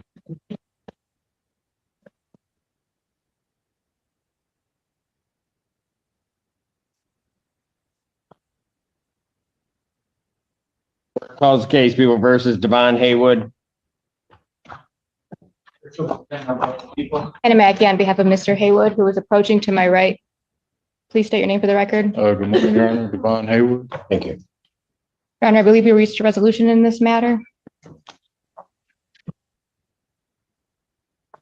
You have. And it's here. Perfect. That's right. This is the one that, hang on a second, this one, sure, this is the one that I looked at. All right. We have a plea form in this case that the defendant would be pleading to the charge of use of a controlled substance. I don't have, how come these forms aren't that hard to fill out? Pardon? How come I don't have the maximum penalty on here of what he's pleading to? Who did this? Mr. Childers? Mr. Childers, Typed. Childers, you know what? Actually, No, you know what? It's typed. Did you type it? No, I did. You didn't. Who did? It was a group effort, but I'll take it. I appreciate Ms. Mackey because she provided me with the basic love. This is I think we're both at fault here. It just felt Provided me with a mostly typed out plea form. All I did was look at it, sign it, and send it back to her. because if it was up to me, I fill these out myself. Correct. I appreciate it, Ms. Mackey doing my work for me. I'm not gonna, stop there. Well, she half did it. Yeah, and so we will. I wasn't going to put a max penalty for my client.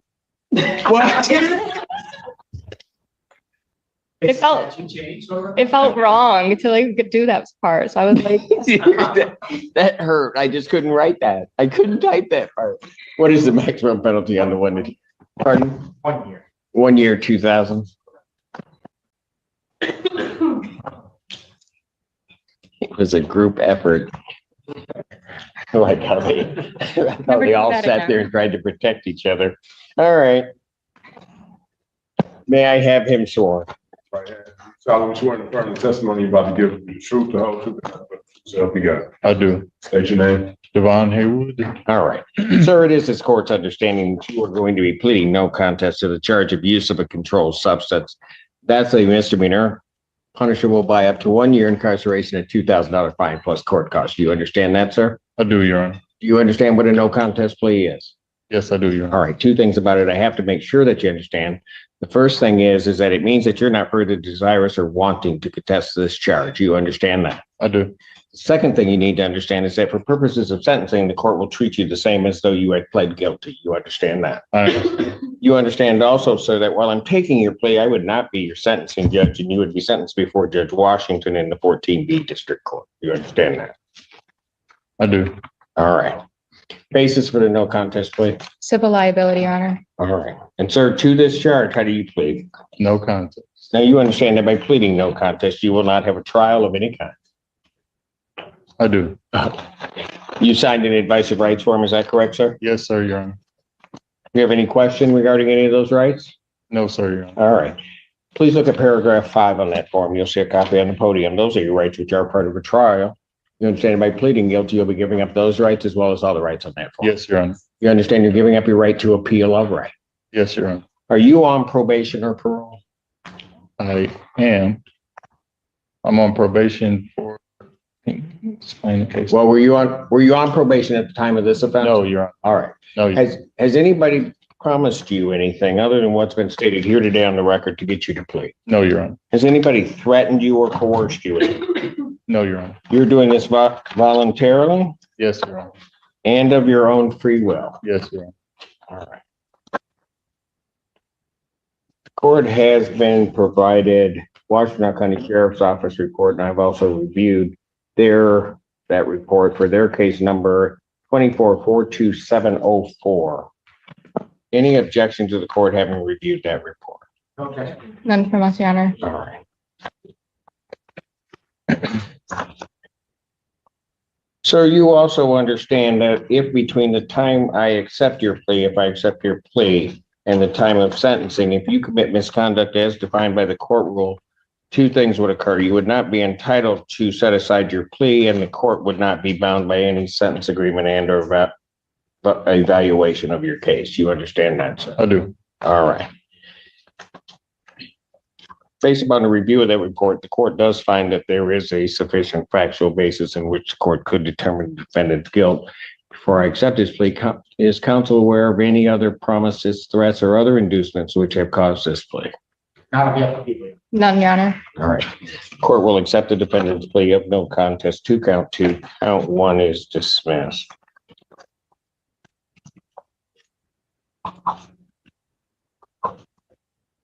Pre-sentence investigation and report is ordered at 14B probation. Sentencing in this matter will be August 14th, 2025 at 10 a.m. Judge Washington. August 14th, 2025. What time? 10 a.m. 10 a.m. before Judge Washington. Bond will continue. Thank you, Your Honor. Thank you. Thank you. Thank you, sir. Court calls the case People versus Derek Stevenson. Jacob, can I be asked the people, Your Honor? All right, the floor will hear the people.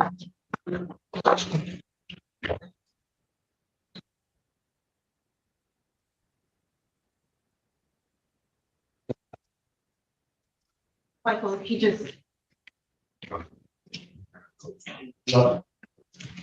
you doing, sir?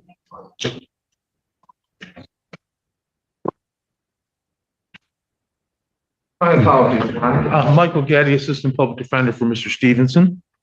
Your name, sir? Derek Stevenson, how you doing, Your Honor? I'm doing well. Thank you, sir. Yes. Your Honor, we have submitted a green sheet in this matter. We'd ask for a brief adjournment so that we can obtain video discovery.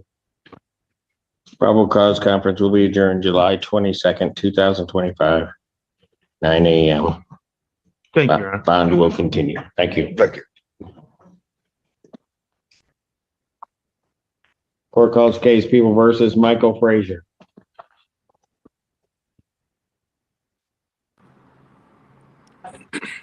Assistant Public Defender Jay Bellinger on behalf of Mr. Frazier, who appears via Zoom. Mr. Frazier, can you please state your name for the record? My name is Michael Valentino Frazier. Thank you. Your Honor, I am just asking for a 2-week adjournment on this matter. An offer was just made to me. I'd like time to discuss that with Mr. Frazier to see what he'd like to do.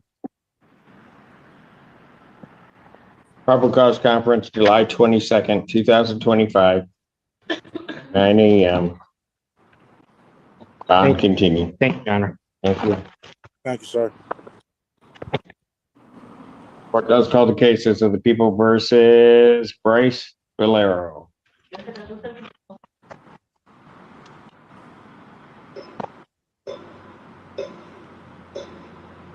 Roba Hamden on behalf of Bryce Valero.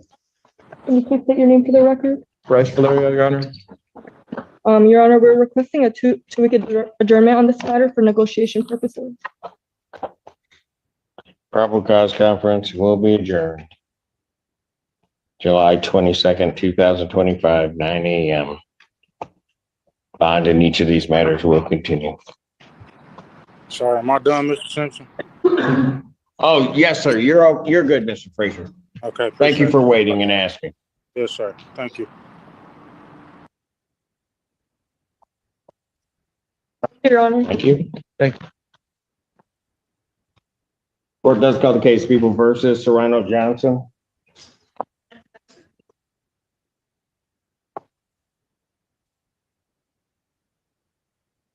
Public Defender Chelsea Vergils with and on behalf of Cyrano Johnson. Mr. Johnson, please state your name.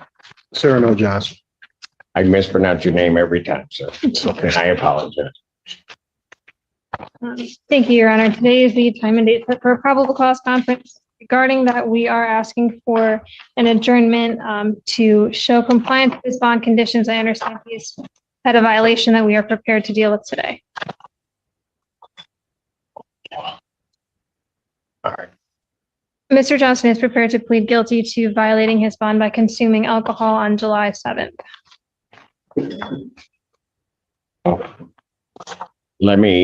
And I'll accept that. Before imposing any sentence regarding that, I'm going to ask this question. He presumably has indicated that he had O'Doul's. So my only question is, does your client wish to stick to that story, or does he wish to tell me the truth? I believe that he would not be sticking to that story, that he would be stating that he consumed beer. That's correct, Your Honor. Then why'd you tell everybody O'Doul? I had O'Doul's first, but I needed beer. You had O'Doul? Yeah.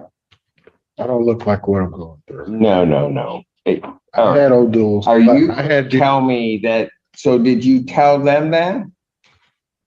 Yes. That you had O'Doul's first and then had beer?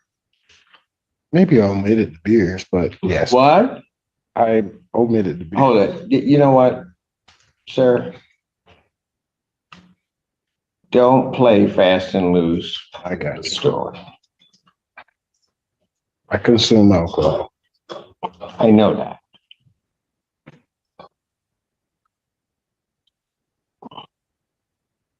You lied to them. Did you even have an O'Doul's that day? Yes. How many? 6. And then how many beers? 2. So why didn't you tell them that you had the beer? I just omitted. Pardon? I just didn't. I was afraid of what might happen. I thought I could pass. Yeah, I would be too, because you're violating your bond condition. Indeed.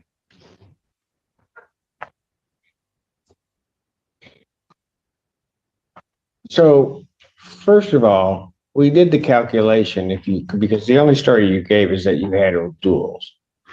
To get to the level that you were at, you would have had to have 25 O'Doul's in an hour.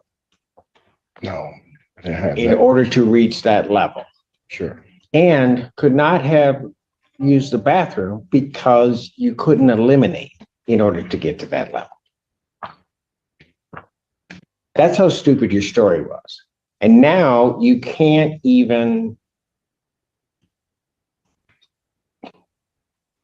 you can't bring yourself to say that you were intentionally lying to them and attempting to mislead them. It was not just a simple omission. Counsel, what did you want me to do with this case?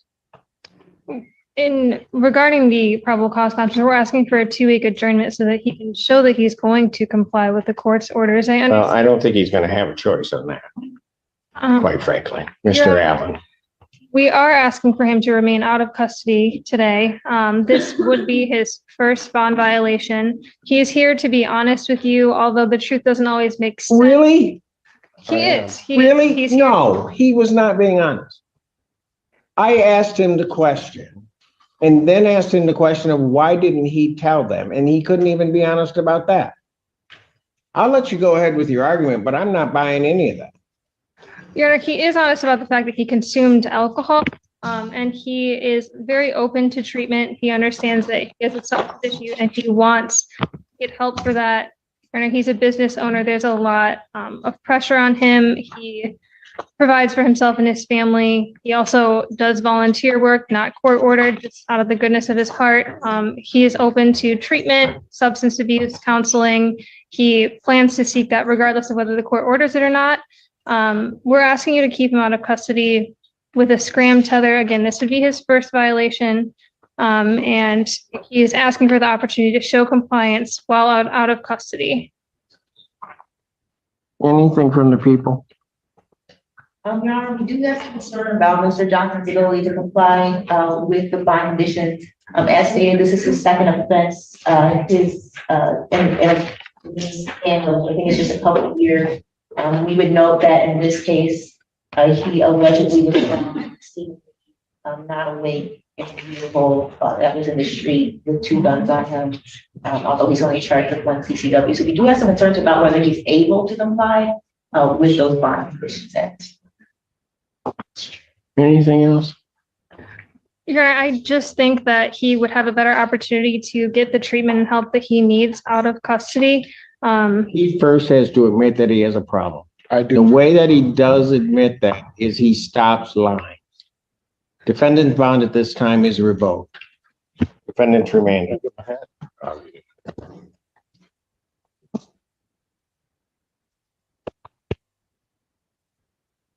Court does call the case, People versus Fred Willis. Your Honor, you go to the people. And Alex Warren Green on behalf of Mr. Willis.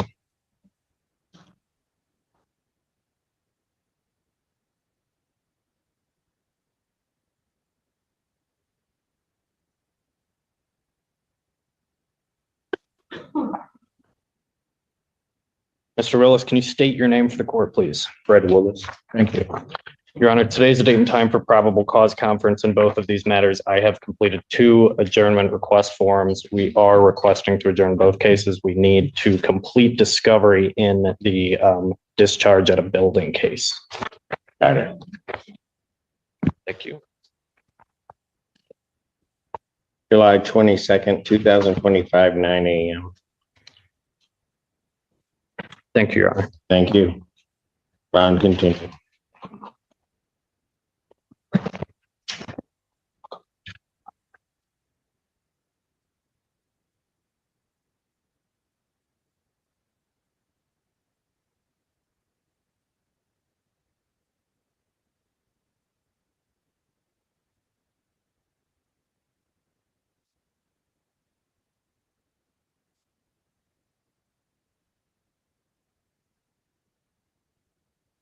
Now, Mr. Gallatin's case, I will file that. Will be stayed to the 17th. Yes, sir. Court does call the case of the People versus Stephen Johnston.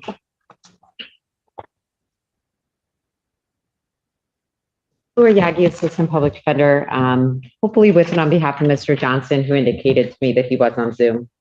Okay, Mr. Johnson, can you unmute and state your name for the court?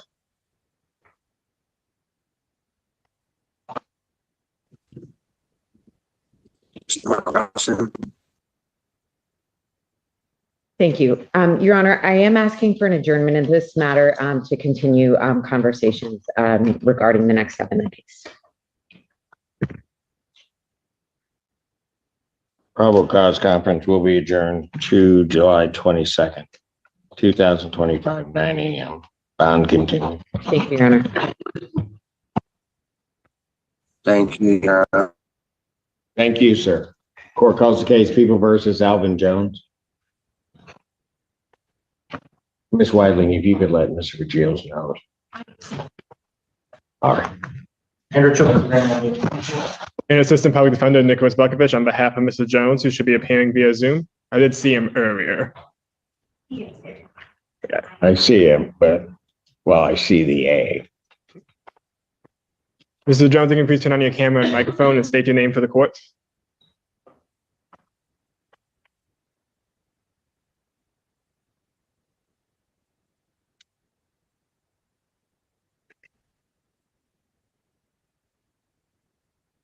Bukovich. As my client is, I did see him on Zoom and it's been indicated by the court he is on Zoom. I would ask for a brief moment to pass this to see if I can help him get his technology working, because I did see his camera on earlier. Okay. Alvin Jones. How are you gonna do that? Oh, is she calling? Cannon gets involved, bad things happen. I will call him myself. Okay, good enough. Just saying. Court calls the case People versus Anushka King. Great introduction, Your Honor. Cannon on behalf of Ms. Anushka King, who is appearing to my right. And Your Honor, this is a plea agreement. Yes, it is. Your name, ma'am? Anushka King, Your Honor. Good All right. morning. The plea agreement that I have indicates that the defendant will be pleading guilty to the charge of operating with a high BAC second offense. That is a misdemeanor punishable by up to 1 year incarceration. There's further an agreement, and that's count 4. Then counts 1, 2, and 3 would be dismissed. The defendant is also agreeing to complete screening at the 16th District. 36. Yes, it's 30. It's 36. They made a mistake on paper. No, I didn't. It's 16. It says 16. 36 wouldn't take the transfer. Oh, okay. Thank you. Okay. Your Honor, she will complete one, yes. Yes. What? She will be completing the one at the 16th District Sobriety Court. So we're all in agreement to 16. Yes, we are. All right, 16th District Sobriety Court, including submission of all required documents, participation in all required interviews and assessment, contravention of acceptance or denial must be forwarded to the APA. That is the court's full understanding of the agreement. I am going to check box 5 on this form, which is the sentencing judge waiver. Did she read that over, counsel?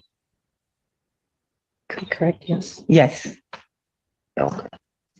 May I have her sworn? Raise your right hand. Do you solemnly swear and affirm the testimony you're about to give to be the truth, the whole truth, and nothing but the truth, so help you God? I do. State your name. Anushka King.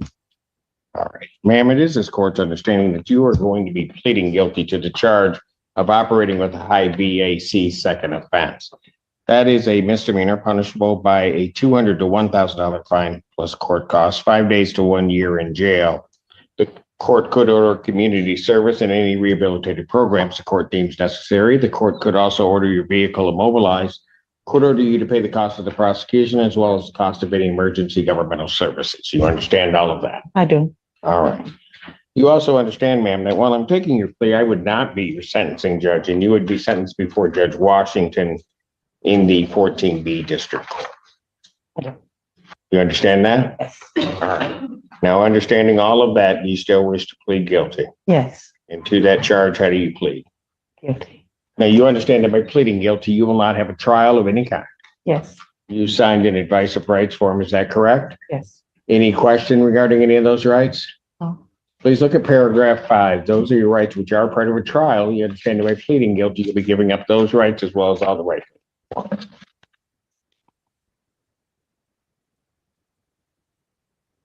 Understand? You understand you're giving up your right to appeal of right. Yes. Are you on probation or parole? No. Has anybody promised you anything other than what's been stated here today on the record to get you to plea? No. Anybody threaten you or coerce you? No. You're doing this voluntarily Yes. of your own free will Yes. and because you believe that you are indeed guilty of this offense? I do. March 3rd, 2024, at the location of I-94 near Wired Road in Ypsilanti Township, Washtenaw County, State of Michigan, were you operating a motor vehicle? I was. Prior to operating that motor vehicle, did you consume intoxicating liquor? I did. What did you have and how much? A couple of shots. I don't remember in some coolers. Pardon? A couple of shots. I don't remember exactly how many.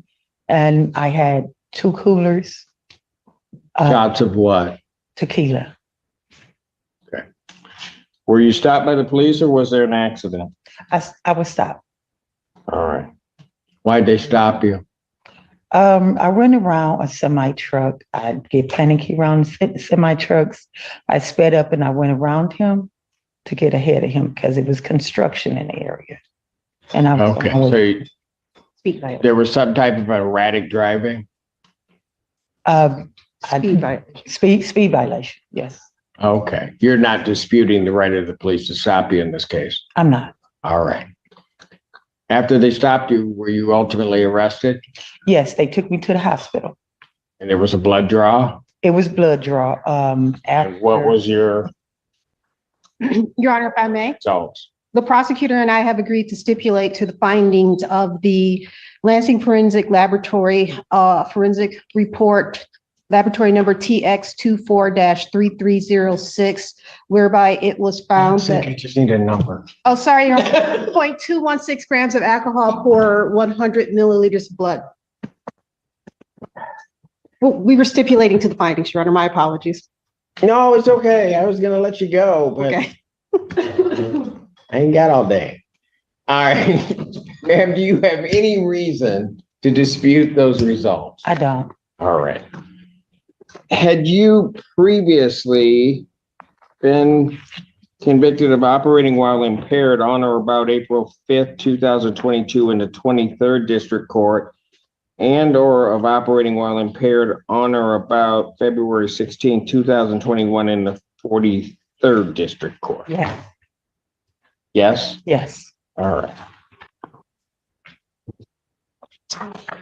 Counsel, are you aware of any other promises, threats, or inducements that have led to this plea? None, Your Honor. All right. And ma'am, I do have to advise you that if I do accept your plea and you commit misconduct as defined by the court rules, any evaluation of your case, the court would not be bound by that, any evaluation, and you would also not be entitled to set aside your plea. You understand that? I do. All right. Counsel, have I complied with the court rule? Would it be proper to accept this defendant's plea? You have, Your Honor. Court will accept the defendant's plea to count 4.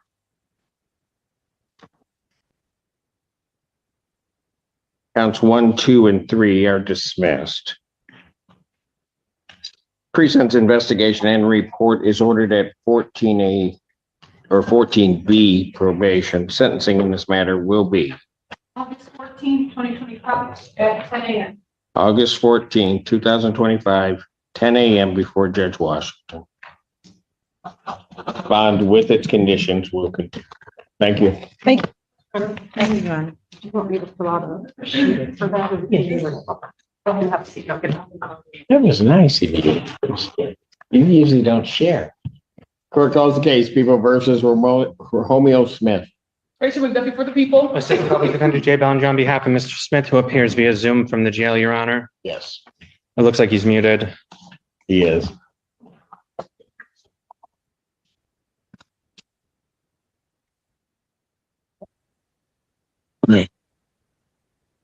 Mr. Smith, can you please state your name for the record? Martez Smith. All right, thank you. Your Honor, we are here for a competency review hearing today, and I suppose I can let this serve as information to the court and everyone around me. I reached out to a couple of contacts at the CFP, And they responded back to me with the following, and that due to limited bed resources and increased demand throughout our hospital system, there are extended delays in our admission process. As a result, we anticipate that Mr. Smith will be admitted for competency restoration treatment in approximately 1 to 2 more months. I contacted them about several other clients and they gave me the same exact response. So I wanted to let the court know that. It's very unfortunate, certainly, but that's what they gave me. Okay.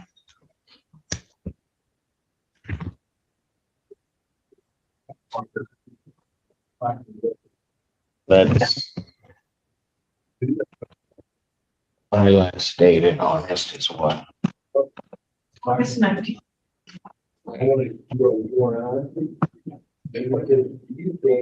I'm not here the 28th. Thank you.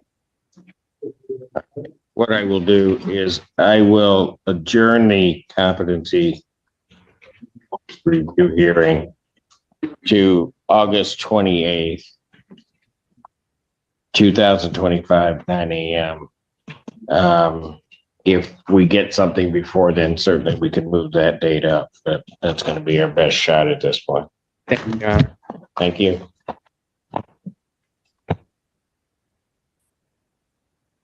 Case People versus Darien Rhodes.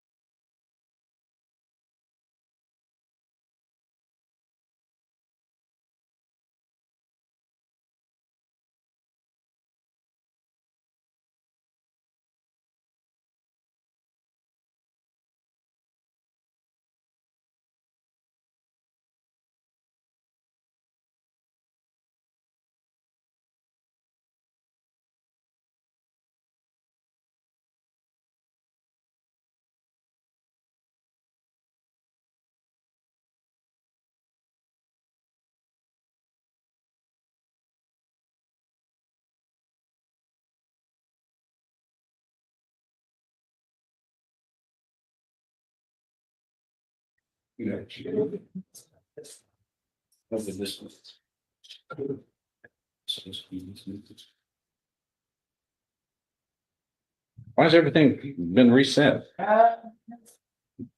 People Me, really? corrected their thought with their. I got. We got 11 cases and. Ripe was gonna be too late and we don't have time to wait today, so he's coming tomorrow for Mr. Hicks. Darren Wright is the victim statement. That we get to do it the other day, we sentenced him Monday. Say that again now. The add-on, this was the victim statement. They didn't get a chance to do the court the other day if they didn't want to, so. Yeah, that's good. Yeah. Okay. I think it's gonna be super long. Super long. But here's the deal. That's greater than just long. What's longer than super long? Super duper long. Well, let's not have one of those. David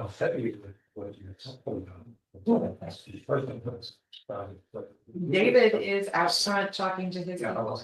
Okay. First of all, I like this one. We begin with Nestor Roque. And there's a to be dismissed. Is that in the queue, Mr. Boyd? Yes. Do y'all have? Are y'all helping Mr. Boyd here? Daniel's got a case. The first one, it says TBD. I'm doing it right now. Oh, good. That's good. And Santos Navarez and Richard Cook have been reset according to my information. Then we go to Nikia Lewis with David Grove, Ernest Thomas, 2 cases with David Grove. He's out there. I know. Yeah. Sovilla Ardwan, Marvin Lewis, 2 cases. I talked to Marvin yesterday about that. And I can tell you, Judge, that he's wanted me to do something and I need to talk to one of the victims. I'm gonna need some additional time. What's he asking you? Like jog a mile? Oh, I can jog a mile. Oh, it was, He wants me to. he wants it for time. He wants me to dismiss one for the other, and there's a lot involved with both those. I need to talk to the victims. Is he going to be here today? I understand. Okay. All right. Letting you know. Okay, let's see. Norman Marshall on James Paget, that's restitution issue, Give Mr. him a cashier's check and should be done this week, actually by tomorrow, so. Okay, I know, should be and will be, Yeah. or two big ones, big differences. You got a lot of should be's here. So he's paying it in full. There it is. What? We're dismissing. Okay, what do we want to do? Tickle Marshall for tomorrow? No, it's still off. Is this? I thought he was going to pay restitution to. No, but my docket was already done and I didn't want to mess up everything, so it's next week. Here is the. Well, I mean, once again, the quicker the restitution gets paid, the better. Yes. So is it going to be reset one week? To when? Monday? No, Monday's. Well, but I want the money to get to the victims as soon as possible. I'll make sure, because then I can just set it for dismissal. I know, but so when next week? Wednesday. So I have to. You believe in, like, what time? Midnight? Oh, 9 a.m. We're in trial next week also. Logan Burrell. That was Daniel Moy. That's reset for pretrial diversion. Is that right? Yes, Your Honor, that was correct. Okay, what do we do about pickling that for a check on it over time? How long is that taking now? It varies, depends on the defense attorney, how quickly they're getting with. Oh, God, it depends on the defense. It's actually. Oh, boy. Well, they stay in contact, they're supposed to email them and keep in contact with Ms. Morfino. Marvin, you're here on behalf of the defense bar. If we say it depends on the defense attorney, is that a good thing or a bad thing? Can I comment on that? Is we on YouTube? He is. I can trust. I don't withhold my comments.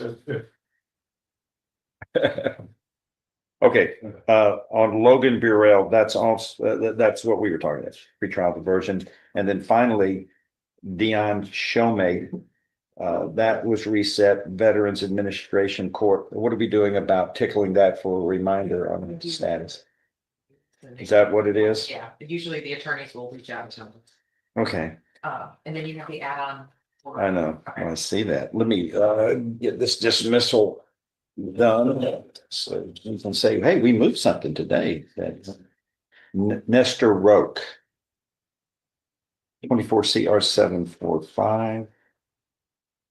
The state has signaled in the interest of justice a motion to dismiss that case, and it is signed today. Marvin, what is it you need me to do? I have Miss Artwan on the docket this morning. Where is she? She's right outside, Judge. Well, should I go out there? You want me to go get her?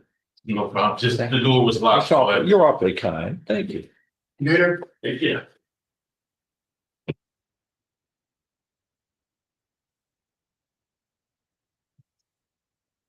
Let's say Mr. Rowe has two defendants, correct, today? Yes. You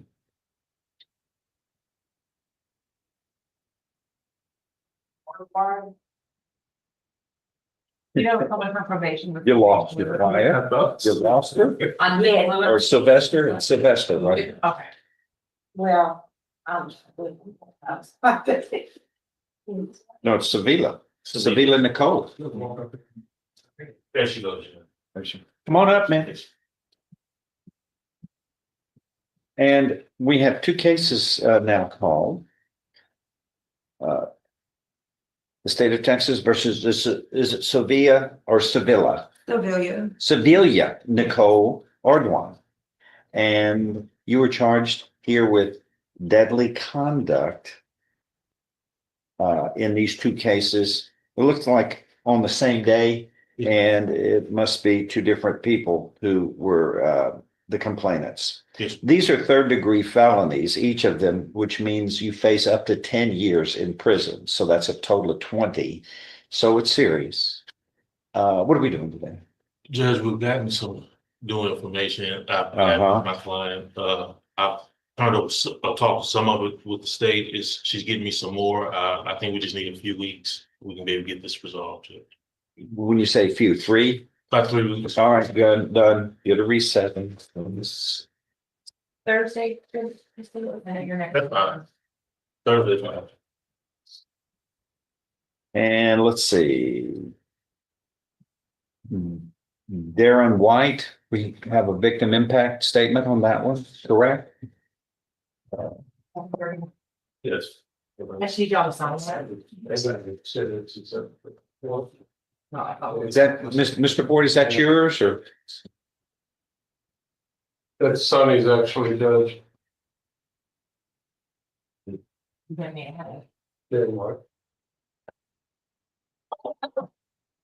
This Hicks case was reset, correct? Yeah. One day? You didn't want to wait on it. Okay. Okay. And do you have the dismissal case? I think you have it now. I don't think you gave it back to me. Probably did. What? Wrote R-O-U-E. Here's Mister.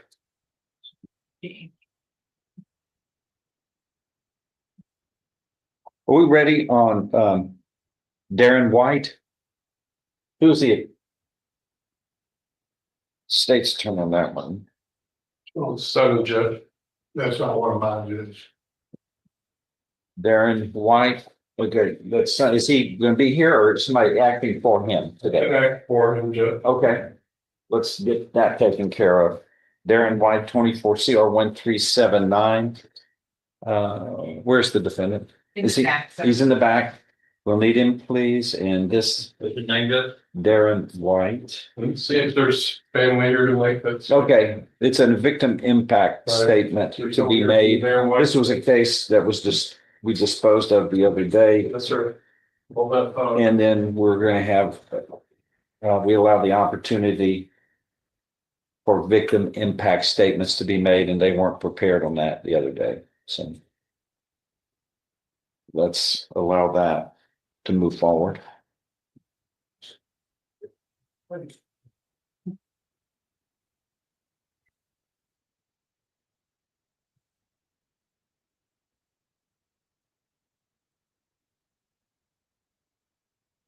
you. Okay, is anybody here on this case on Darren White? I believe Mr. Ham's checking outside. Checking.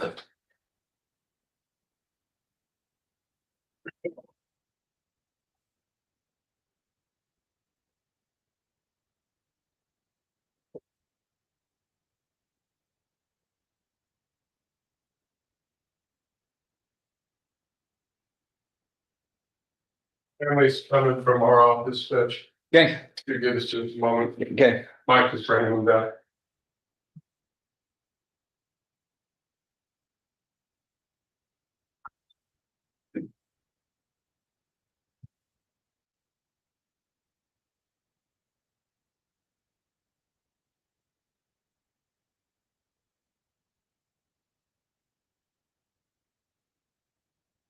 Judge, it looks like Mr. Navarez is here in the courtroom. That's a good thing, right? No. The matter was reset. Mr. Burbank.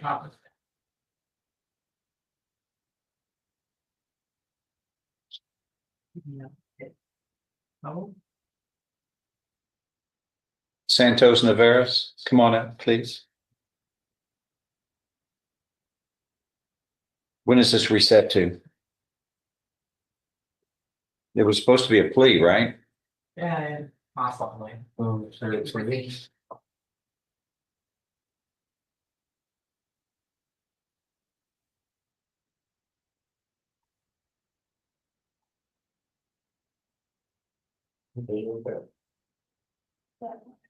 Okay, on Mr. Ham on the Veris. That's actually Mr. Boyd's case, Judge. I know my name appears there, but that's Mr. Boyd. We'll fix it. What's the question, Your Honor? Yeah, is it going to be disposed of by a plea or is it a trial? Do you know? It was supposed to be a plea, but then That's what I had last time, Your Honor, that it was gonna be disposed of. I think it was a restitution issue that he was trying to check into on that to make sure we had the correct amount on that, but I haven't heard from Mr. Burbank. I wish I would being here on days when I do when business was, when we had, I know, but we were important too. Right. I always thought we were important. Move 1 week to next Thursday. I don't care. All right, get a resetting. It's next Thursday, please. Move it there, that's fine. Is he, this him or? Okay, we have Darren White. Mr. White is here. Who is here on Mr. White's case? Nixon. Well,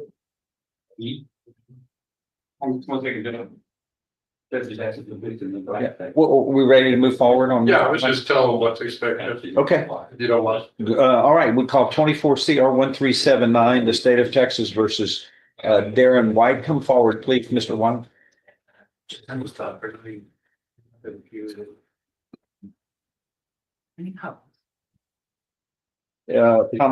is Mr. Burbank the attorney? What? We don't need him here, right, for this? No. Because there's not an interchange. It's not a regular. Okay.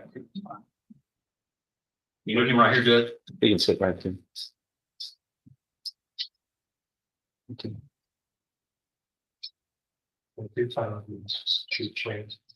All right, in 24 CR 1379, the defendant Darren White is present. Mr. White was convicted of the first degree felony of murder in this case and sentenced to a confinement in the institutional division of the Texas Department of Criminal Justice to serve a term of 40 years. Under Texas law, opportunities are allowed for victim impact statements to be made by those who are victims or on behalf of victims to allow them an opportunity to be heard and to state what impact the crime had on their lives and others close to them. All right, and what is your name, ma'am? Takesha Scott. All right. And how are you related to? I'm his oldest daughter. Okay, the victim's daughter. Yeah. Okay. You may begin when you're ready, ma'am. Thank you. Okay. Why? Why did you have to take out a nigga? Why? Do you not know the impact that you have put on our lives? My daddy been a part of something my entire life, and I'm 43 years old. I was a penitentiary myself. I did 10 years. And when I came home, that was the first time ever in my life that I seen my daddy clean. My daddy done fell off. He had done fell off 1,001 times during it, but every time he fell off, he got himself back up together. And this time, right before you took him away from us, he had got himself back together, and he was able to be a grandfather, a father to us that we never had, and everything else. And then you came along. Do you understand what you have done? Do you understand what you have done? You took our daddy from us that didn't even deserve that. All because of what? That's what I want to know. That's why I'm here today, because I need to know why. What was your reason? You beat him to death that we weren't even able to see him until they put him in the casket. We couldn't even see him at the hospital because you busted his head up so bad that we weren't even able to visit him just to see him one last time until they got ready to put him in a ground. Do you understand what you have done to my family? He might have not been nobody to you, but he was somebody to us. And I'm glad they didn't give you the death penalty because I want you to lie. I want you to feel what we felt. I want you to stand there forever until you get humble and old and can't do nothing. Excuse me, nothing. That was our father. That was my daddy. I'm his oldest child. I've been through everything with him. I'm hurt. I am hurt. And I knew I couldn't get over it. I never get over it, but I knew I couldn't get peace. But I do forgive you. I couldn't have peace until I was able to look you in your face, because not one time the police didn't catch you, we did. I knew your every move. Every move. Every time I jumped out, you just got away a little bit quicker. When you was in that house, we knew you was there. We called the police. We said it. We did that. He might not be nothing to you, but he had a family that loved him, regardless of him being in the street and dealing with the demon that was on his back. He had a whole family. My dad had 7 children. He had 18 grandchildren, 3 great-grandchildren that loved him dearly. He got brothers, he got sisters. He got a praying family. He might have fell off a lot of times, but one thing about it, he picked himself back up. And you took him from us for what? For nothing, because somebody paid you. That you haven't even told on. You letting them make it. But so you just gonna go be like this and just go do your time by yourself. So they could be out there feeling like they done got away with it. But they haven't, because the God that I serve is high and he looks low. They'll never have a peace for them, ever. And it's not coming from us, it's him. So can you tell us why? You don't have anything to say to? You just don't. You're not, ma'am, not saying. Yeah, he is not required under the law to respond, but you have a fair opportunity to state your feelings.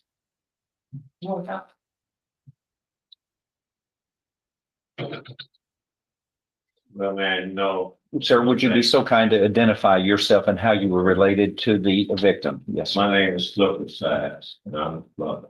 Okay, go ahead. And Steve, and his friend, that's what meant a lot to me. But I prayed and I prayed and I prayed. I pray all the time. And I asked the Lord to take that hatred out of my heart, because I know I never in this kingdom without the hatred. But the thing about it though, I can forgive you, and I have forgiven. I don't have no hate in my heart for you.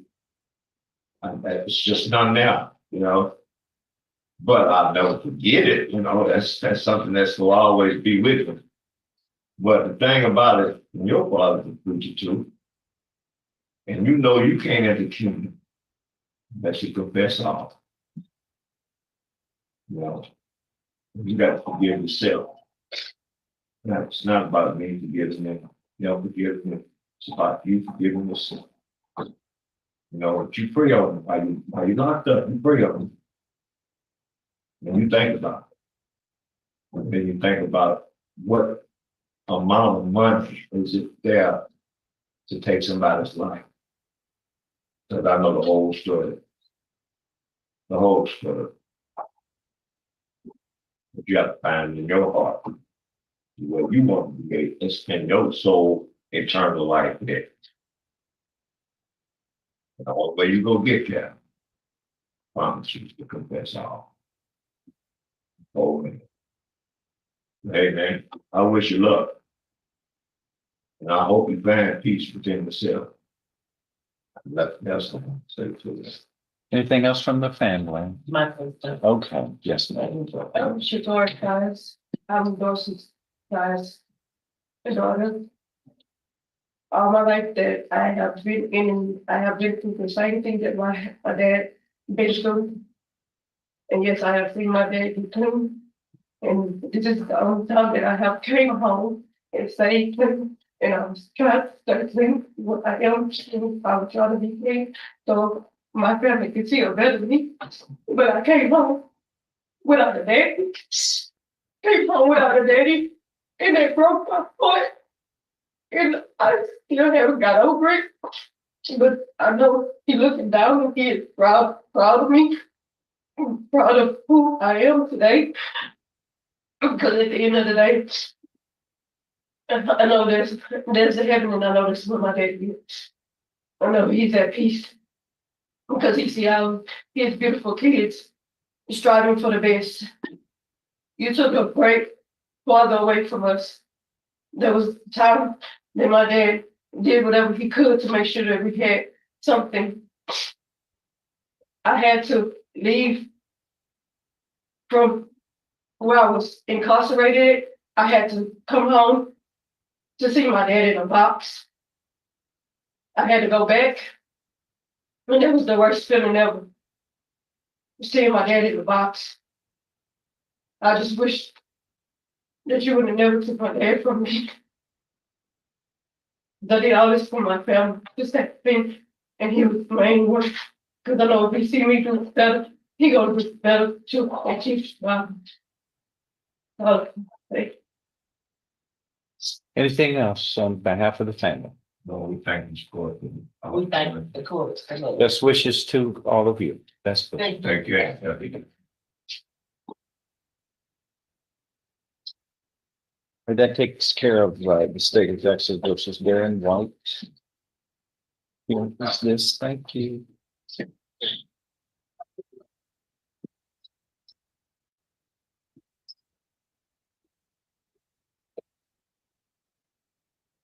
When it gets on boards. Lewis. Okay. I have Nakia Lewis. Yes, sir. She part. What are we doing? And then Ernest Thomas has 2 cases. He's also part. That's good. You're Miss Lewis, right? Yes. All right. Where are we on this? There's a.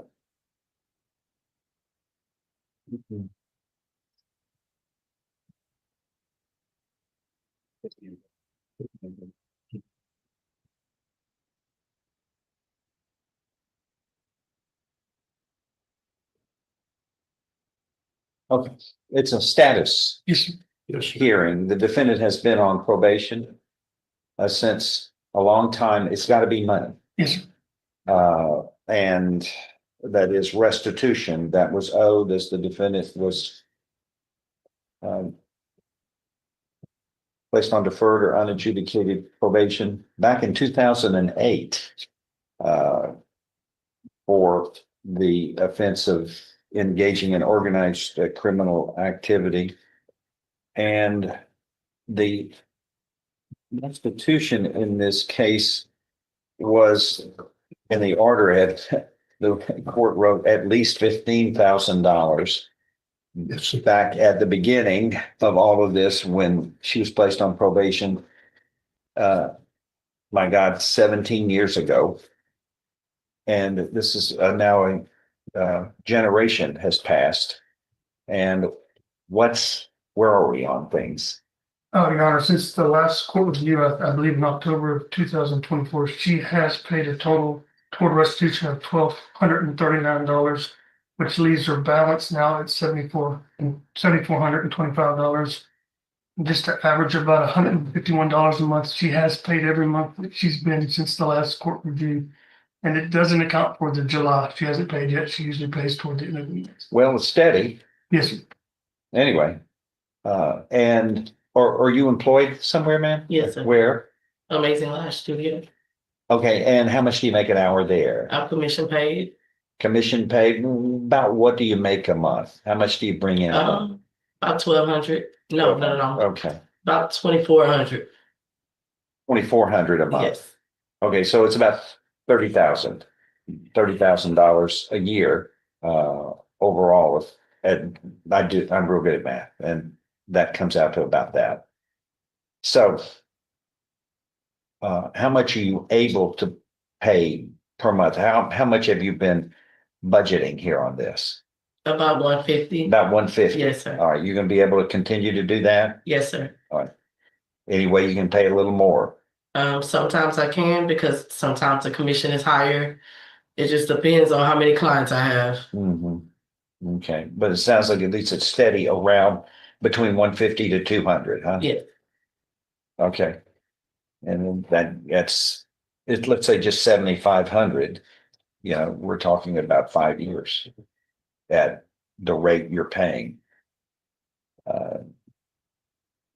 But 17 years ago, we couldn't even see the finish line from there. So It's getting closer. What do we do today?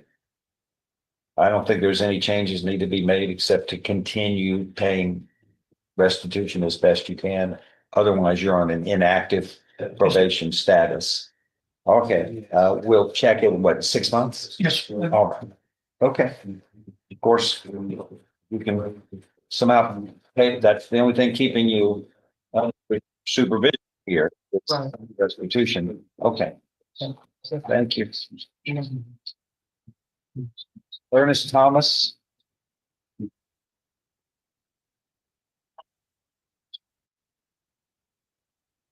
Two cases. Thank you. Ernest Thomas, two cases. Over here.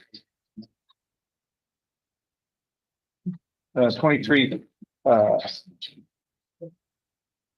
stand by, yeah, let me get this in its order.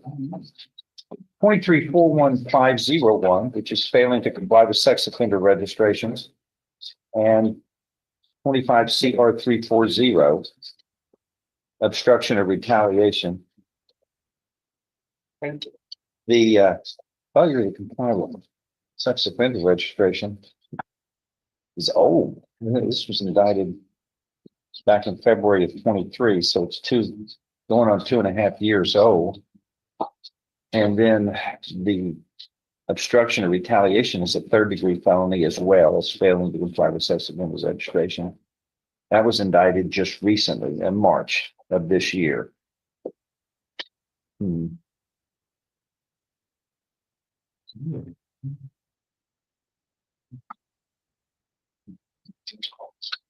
What is your bond on the new case? 8,000. Is it 8,000 or 8,500?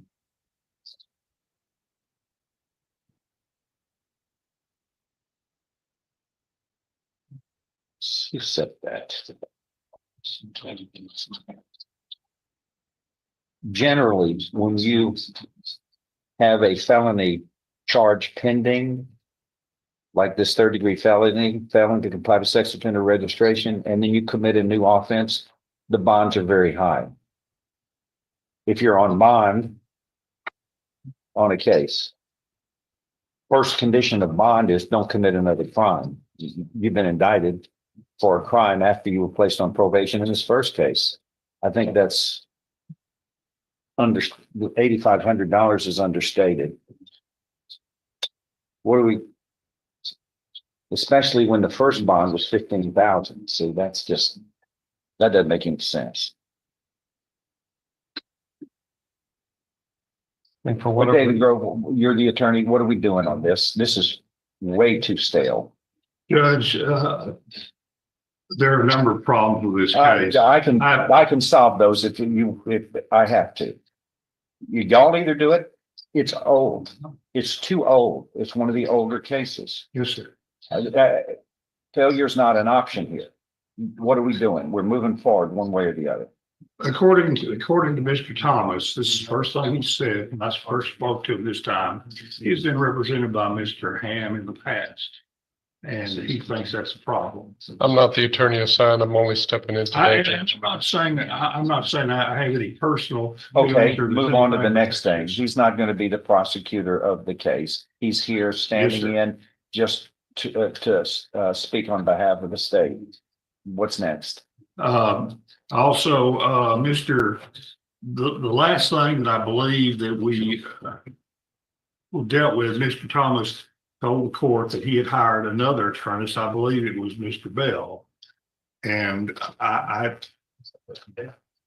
think that was the last thing that I saw. He indicated to me that he had another attorney too. Mr. Brian. If you have all these attorneys, why is the public defender, the people are paying for Mr. Grove? The people, you've got other attorneys? I talked to them, they said they would look into my case, but I never. Did you hire them and pay them? No, I didn't hire them yet. Well, then They until didn't you give- they didn't give me do, no price. until you do, I hear this all the time. I don't even consider it anything but whim. Until you actually hire somebody, don't talk. Talk doesn't amount to anything. It's actions, what you can do. And this case, again, is 2.5 years old. 2.5 years old. Mr. Grove is the attorney. We're moving forward. We're moving forward on this one way or the other. Where? What are we gonna do? What are we gonna do? Well, if I'm the attorney, then we'll do. No, he doesn't have another one. He doesn't have another one. He's just talked. And we're not gonna wait. We move forward. We attack. We move forward. We don't just sit and languish. Victims have a right to be heard. Victims have a right to their time. And this case, this failure to comply with sex offender registration is generally has always been very simplified. It takes a day or half a day in a trial. Let's try that one. That's what we got to do. Is that right? Is that what we're doing? I think apparently that's due, and I believe. It's set for trial. Okay, let's set it for trial. And then the next one will be set after that will be the obstruction of retaliation. Have a seat right over there before you leave. Thank you. And yeah, right over there. Yeah, state can be ready. These are never complex on this type of case. I know you're not, Mr. Laird. Yes, sir. I'm sorry, yeah, y'all can be ready. Yes, sir. Oh, yeah. Just set it. I want to move it, fast track it too. I want it set in 6 to 8 weeks for trial, please. Thank you, David. David, 6 to 8 weeks. Okay. Yes, sir. Thank you. All right, let's get ready, I think, for trial.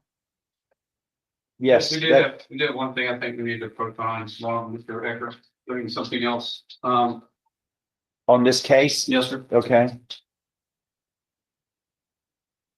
This morning, one of the investigators was asked by Mr. Eckhart to print off messages. We were looking for some things on a forfeiture by wrongdoing on testimony of one of the witnesses. And he asked you to print off some messages from the jail to a certain person or a certain date range from August of 2023 to the present. Does the defendant need to be? No, I don't think so, Judge. They're going to ask for more time. So, and the reason is there's 1,318 messages. And I don't think of what? From whom? From the defendant to different people. And I haven't even had a chance to read through all of them. Mr. Eckhart just had them printed up. They were printed up this morning. And I looked at them. There's 1,318. And there are some to a witness that we have that we're having trouble locating. And there may be stuff in here that helps us, but there also may be some exculpatory. I haven't had a chance to go through it. And I just want to make sure the court was aware that we just gave Mr. Vasquez 1,318 messages, and we're fixing to give him 2 phone calls that we've got upstairs that are exculpatory that we discovered while listening to jail phone calls that I just found out about this morning. I haven't even listened to them, but I'm just making the court aware of that because we're doing our due diligence to make sure we comply with our discovery rules and ethical rules of giving them as soon as we have it. And so Mr. Vasquez may need a little bit of time to read over 1,318 messages and listen to the phone calls. Yes, Your Honor, everything. Mr. Laird just told me all that 10 minutes ago. I will be asking for the data. My duty is to ask for time to listen to the phone calls and look at the message. I don't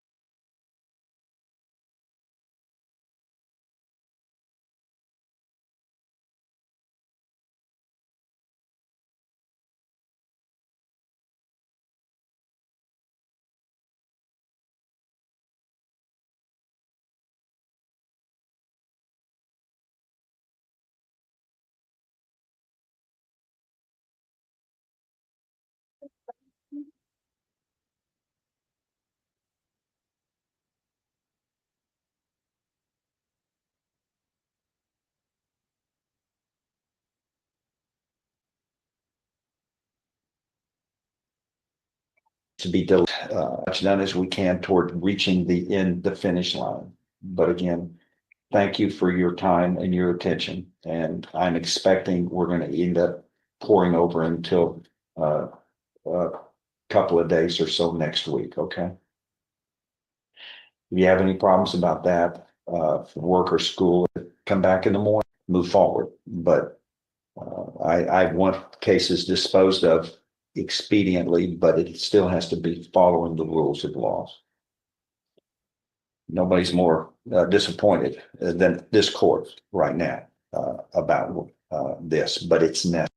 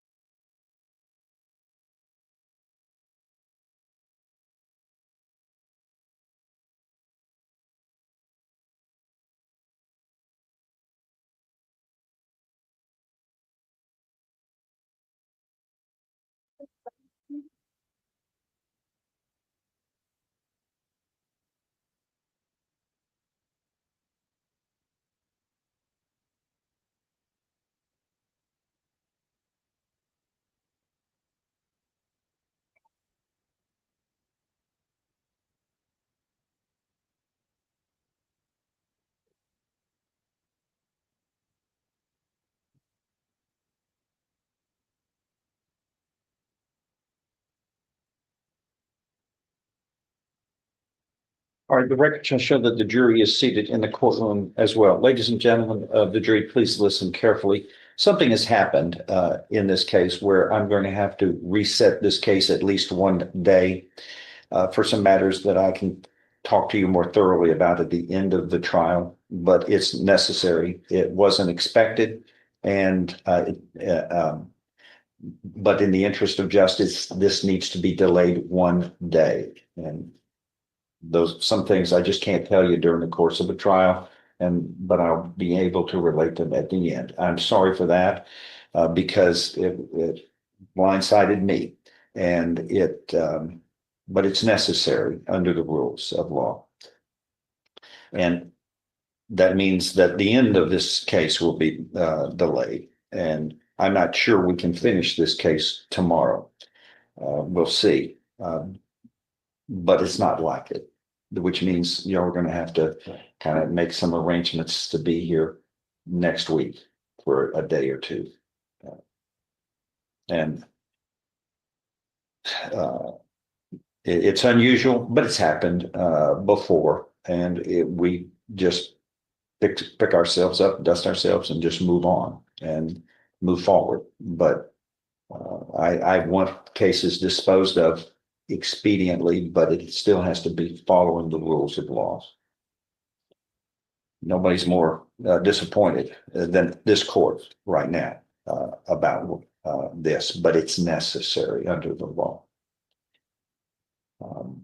So what I'm going to do is ask you to come back in the morning at 9:30, and hopefully we'll be able to move forward and get as much done as we can toward reaching the finish line. But again, thank you for your time and your attention. And I'm expecting we're going to end up pouring over until a couple of days or so next week. Okay.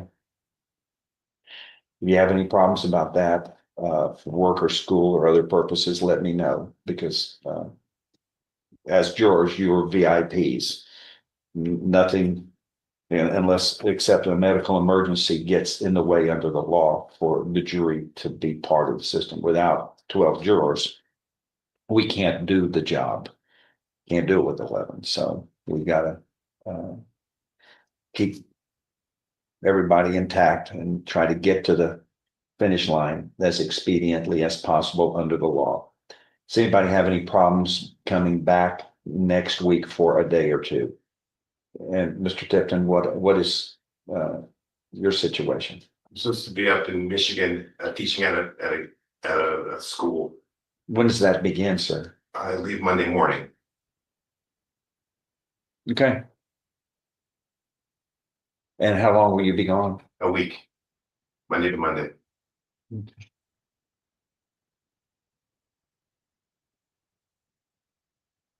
Well, we're gonna see how far we can get on tomorrow, okay?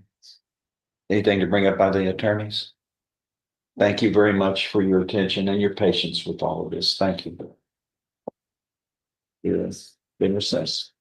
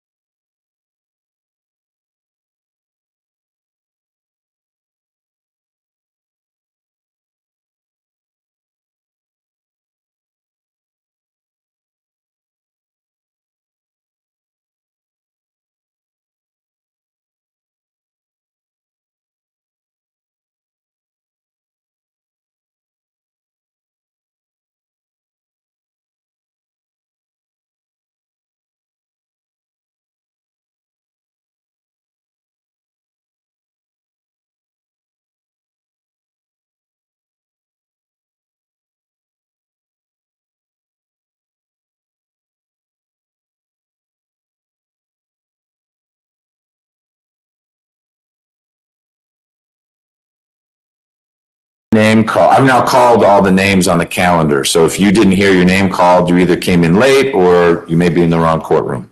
We good? Let me try one more time. Troy Britton, Mr. Palmer. We had one other. I think it was Tyreek Gould. All right, Ms. Davis, and we'll see if people walk in later this morning, but those will likely be bench warrants. Judge. All right, I would like to please handle Mr. Nelson's case now, since he is on from GDC custody. Mr. Abate, you are back. You're here. Ms. Feely announced it's not worked out. Mr. Regis announced resolution, whatever that means, so you guys can talk. Ms. Bumpus will be a little late, but she will be here. Her email said plea. And Ms. Cabrera is next door, and we're hoping to get a little bit of her time. And then Mr. Bass said, well, he said he needed 90 seconds with you before he made his usual announcement, which I assume is ready. I told him it would be week 2 if we get to Mr. Dennis's case. But I just wanted to get you up to speed as to what was discussed about your cases. You're welcome. So if you can engage with some of those lawyers while we take this plea, that would be great.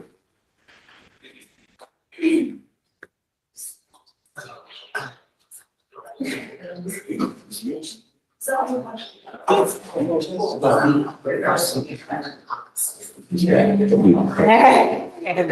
they want to have some conversation about it, so I will. That's why I was like, I usually don't put that in the email, because like, where's the biggest, like, biggest. Yep.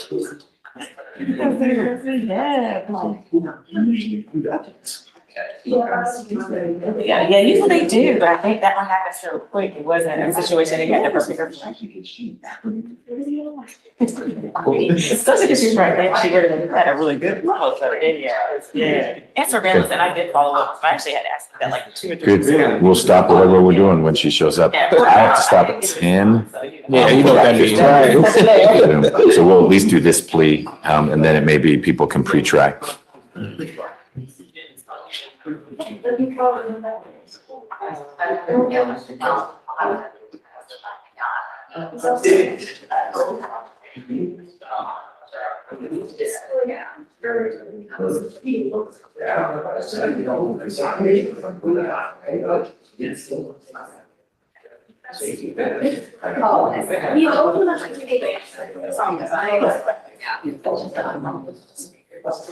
then I might get that much.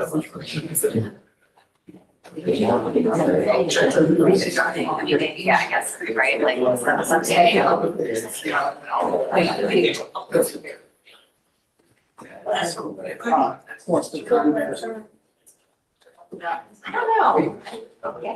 All right, Ms. Davis, let me know when you are ready.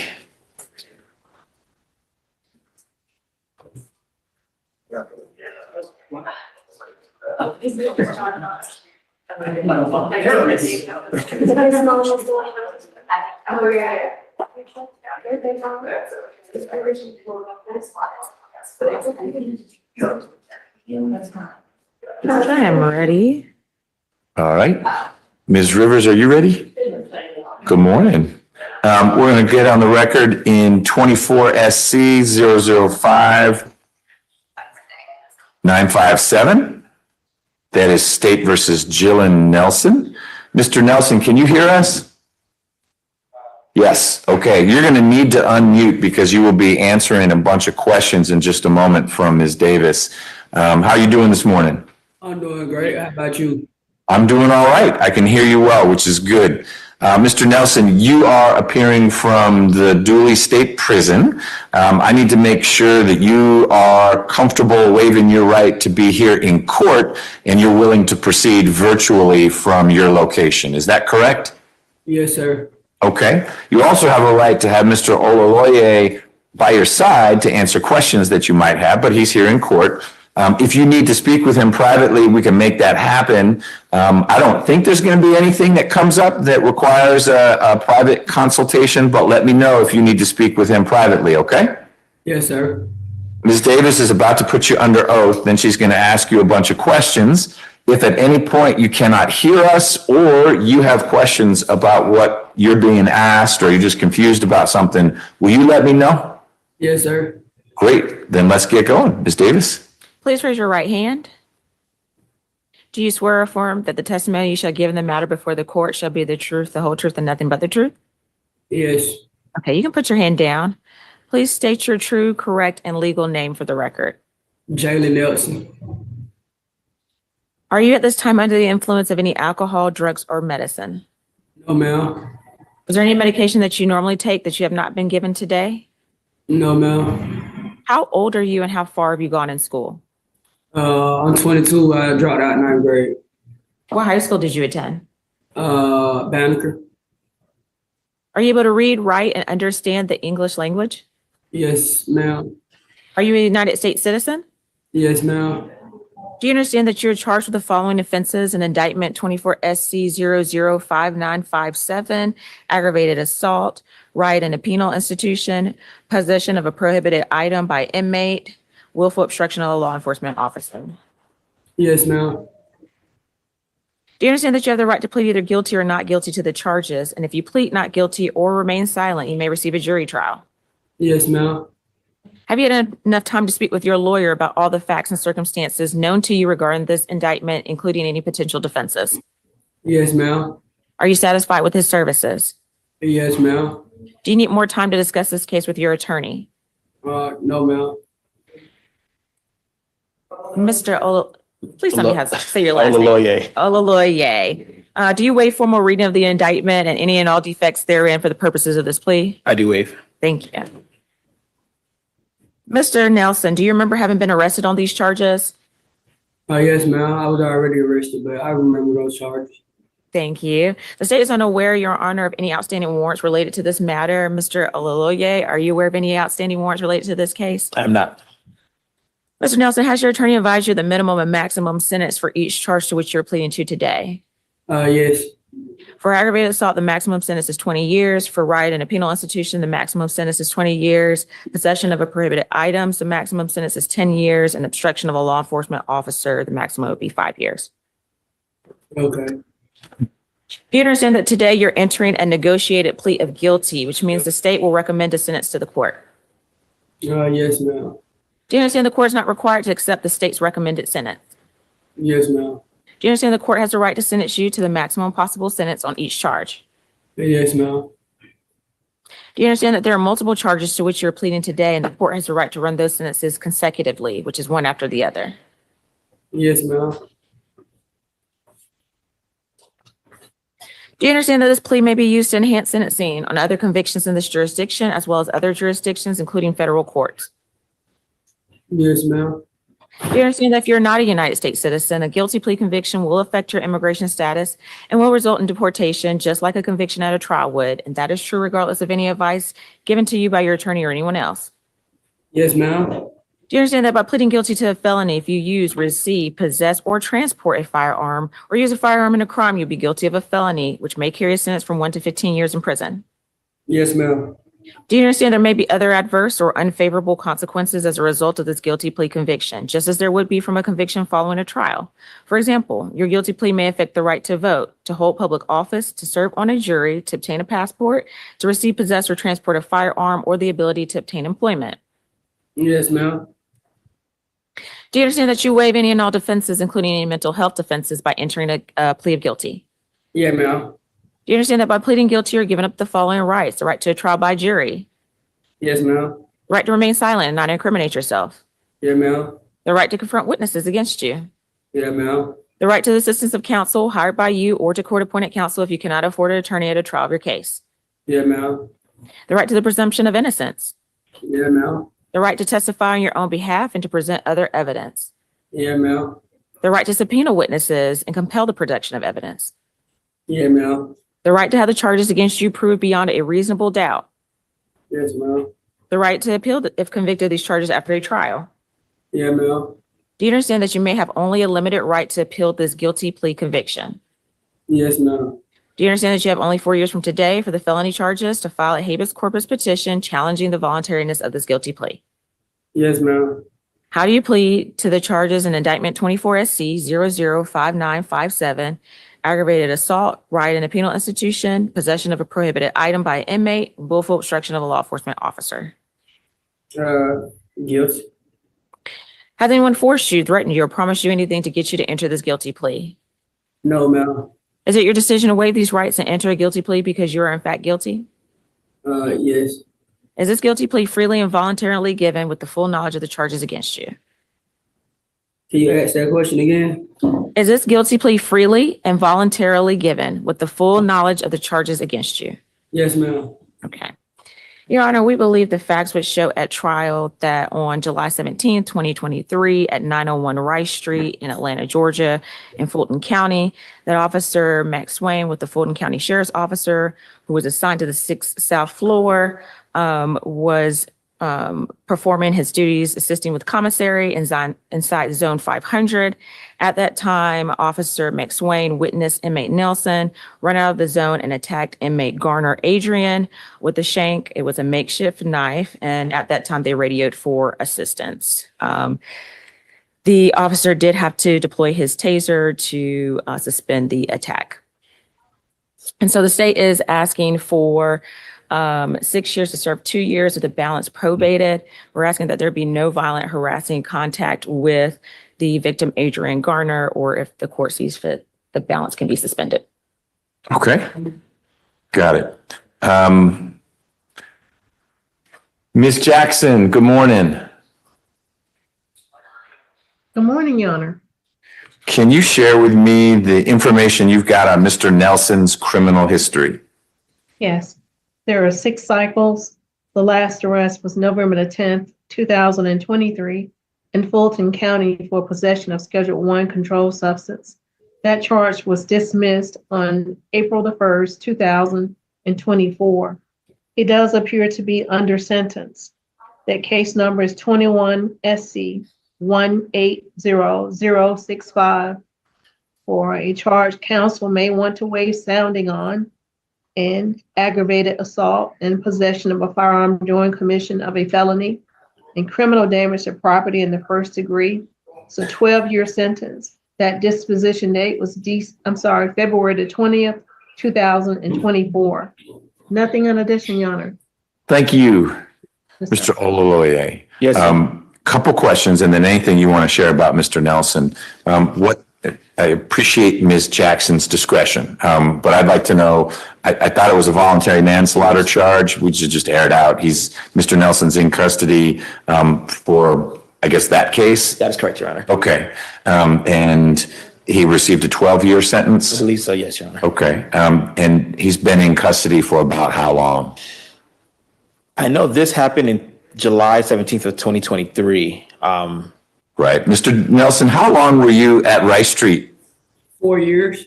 4 years. So you've done, and then how long have you been in the Department of Corrections? I got to prison last May. Okay. So you've done about 5 years of your 12-year sentence? Yes. What is pardons and parole telling you, if anything, about a potential? I got some O's. I was talking to my attorney about that yesterday. Like, I really got finessed into some other junk with that. I don't know, like, what I took on that. I was young and dumb. I don't know about that. But what I know I'm doing right now, I know what I'm doing right now. Like, I'm taking a sit do too if y'all want to know. Okay. I think I'm good with it too. I'm just trying to figure out, has pardons and paroles told you yet an expected release date? Nah, well, my PED, my parole eligibility date is 2020. I think 2025, December 2025 or June 2026. I know my PED date coming up, but you know the PED date is a new law that just passed where you only got to do 30%. But since my charge is so high and my charge was a murder charge drop, I got my charges dropped from a murder to a manslaughter. So. Yeah. When I went to Jackson, the parole board already told me like they probably gonna make me do most of the 12 years. Okay. All right. I appreciate you sharing that. That's what I was trying to get at. I just forgot the term, the PED. So that's good to know. Mr. Ololoye, what else do you want to add? And was Mr. Nelson saying he has other holds? No, Your Honor. So No. he had other cases that resolved under that voluntary manslaughter. That wrapped up a bunch of stuff. Right. This is the only thing that was left. Okay. Your Honor, I was asked that you go along with the recommendation. I believe he told me his max out date was also 2035 or something like that, Your Honor. So given that he's already serving time, and from my understanding that he might serve more than what his parole eligibility date is, Your Honor, I just ask that you go along with the recommendation. I'm not sure if the state mentioned it, but we are asking, the agreement was that it run concurrent with the current sentence. Sure. I think that makes sense. Ms. Davis, did your office have any success reaching Mr. Garner? No, Your Honor. Okay. Yeah. Do we know, is he in custody somewhere now? I'm not sure. I think that's probably very likely, but Okay. we're not able to make any contact. And last question, do we know how badly he was injured as a result of this?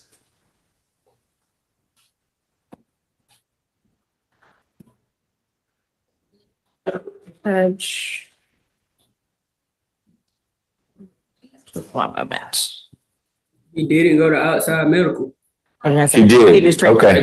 No, he didn't. Oh, he did not. He stayed at Rice Street. They took him to medical, and yeah, because when they brought me the warrant, they told me they ain't taking the outside medical or nothing. Okay. Well, you know all the stuff, Mr. Nelson. Do you have any questions about anything we've been talking about? No, sir.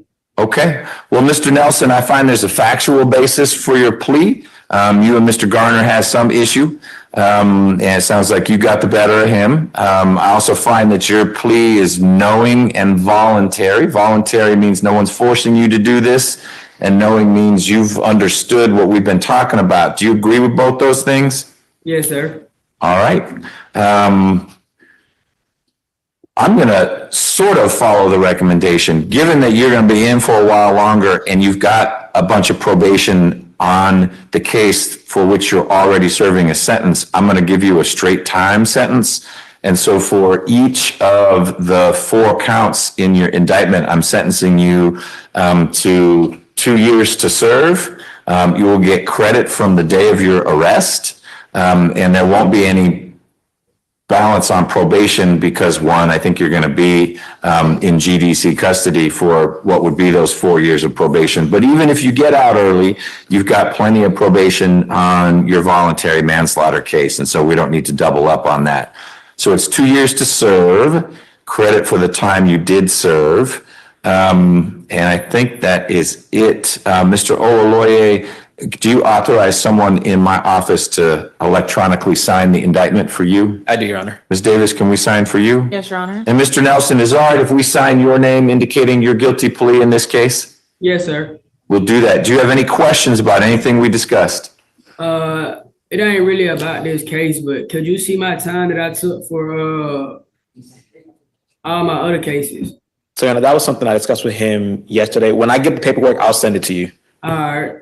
We discussed that yesterday. Got it. So you have the other case numbers? I just have. I do, Judge. It You just do. obviously wouldn't pull up the actual. Sometimes it runs slow. So I try once I get it, I'll send it to him and duly. Got it. Mr. Olaloye will get all that to you. My guess is your longest sentence would be the 20 to do 12. Correct, Your Honor. For the voluntary manslaughter, and the others are just running with it, sort of like this one.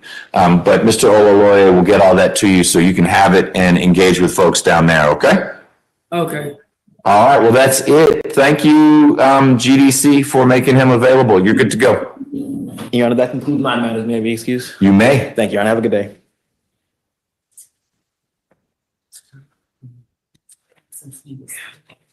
No, it would just be from that date. I got educated on that because of the thing yesterday with the other Georgia Justice people. All right. Can you get Mr. Hassan's lawyers out, please?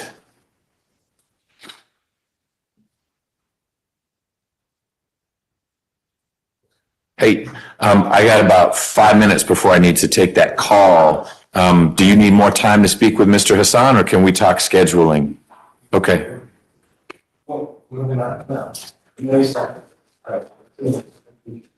Also on July 17th, 2024. Yep.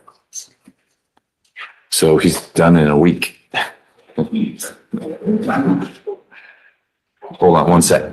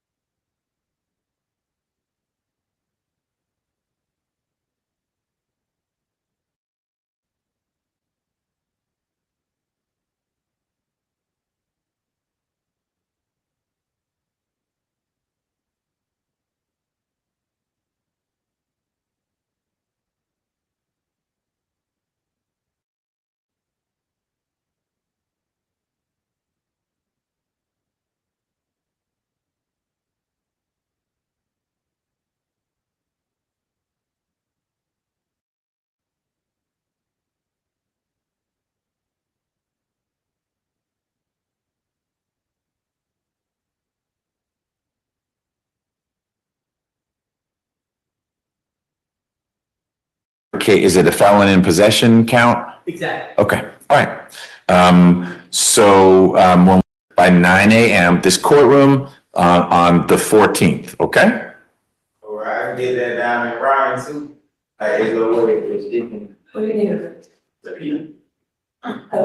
I'll let you, I hear you, and your employer is gonna want some proof that you need to be here and that you're not at Dave and Buster's or something. I bet you Ms. Wood can get you a subpoena. It's a little peculiar to subpoena the defendant to the case, but she'll help you out, okay? And worst case scenario, I can put something on my letterhead. I don't know that you want a letter from me going to your employer because I'll let them know what the deal is, but Ms. Wood will be your first stop, okay? Does this gesture mean okay? All right, I was saying, it don't matter who do it, it don't matter if you do it or not. I mean, no, it just. So I'm not doing it. How about that? If your lawyer will do something for you, great. I'm going to see you at 9 a.m. on Monday morning, or I'll sign a warrant. Anything else? That's it. We're good? I'm good. All right. So Mr. Rose, have a good rest of your week. What time will I see you? It's Monday, Tuesday, Wednesday. Yeah, what time? 9 a.m. Now, last thing, just so you're managing your expectations, if a different case goes out on Monday, I'll get you out of here by 9:30 and you don't need to come back. It's possible that a different case will go, but I don't know. And yours is on that short list. So you need to be here at 9. If we call your case out, then like you just said, Monday, Tuesday, Wednesday. But if we do a different case, you're good. You're off until probably the September trial calendar. Okay?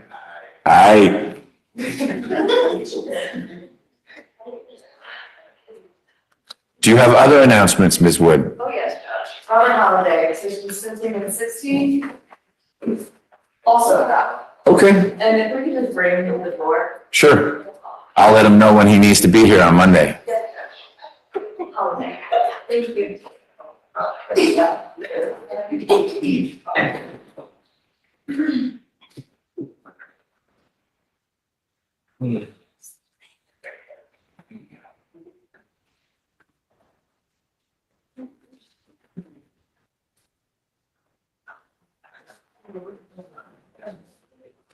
Mr. Holliday, how are you? Good. Good, you can stay right there. You're good, right there. I just want to give you an update. You are on the short list for trial on Monday. So you will be brought back here Monday morning. Ms. Wood will have clothes for you to dress out in. I'm gonna let her coordinate with you if that's something coming from your family or if they have a clothes closet. You look fairly normal size, so they could find something for you. But if your family has clothes that you want to wear for court, they'll just need to get those to Ms. Wood. She'll get them here on Friday, so that when you come out for the jurors, you're dressed in street clothes rather than the handsome jumpsuit you're in. But you are on the short list for Monday for trial. Any questions about that? Thanks. You're welcome. You've been waiting. Thank you. Ms. Wood, other announcements? No. Not yet. Okay. Ms. Rios, what is the first plea you want to do? Mr. Stokes, come on up to the podium, please. That's position 17.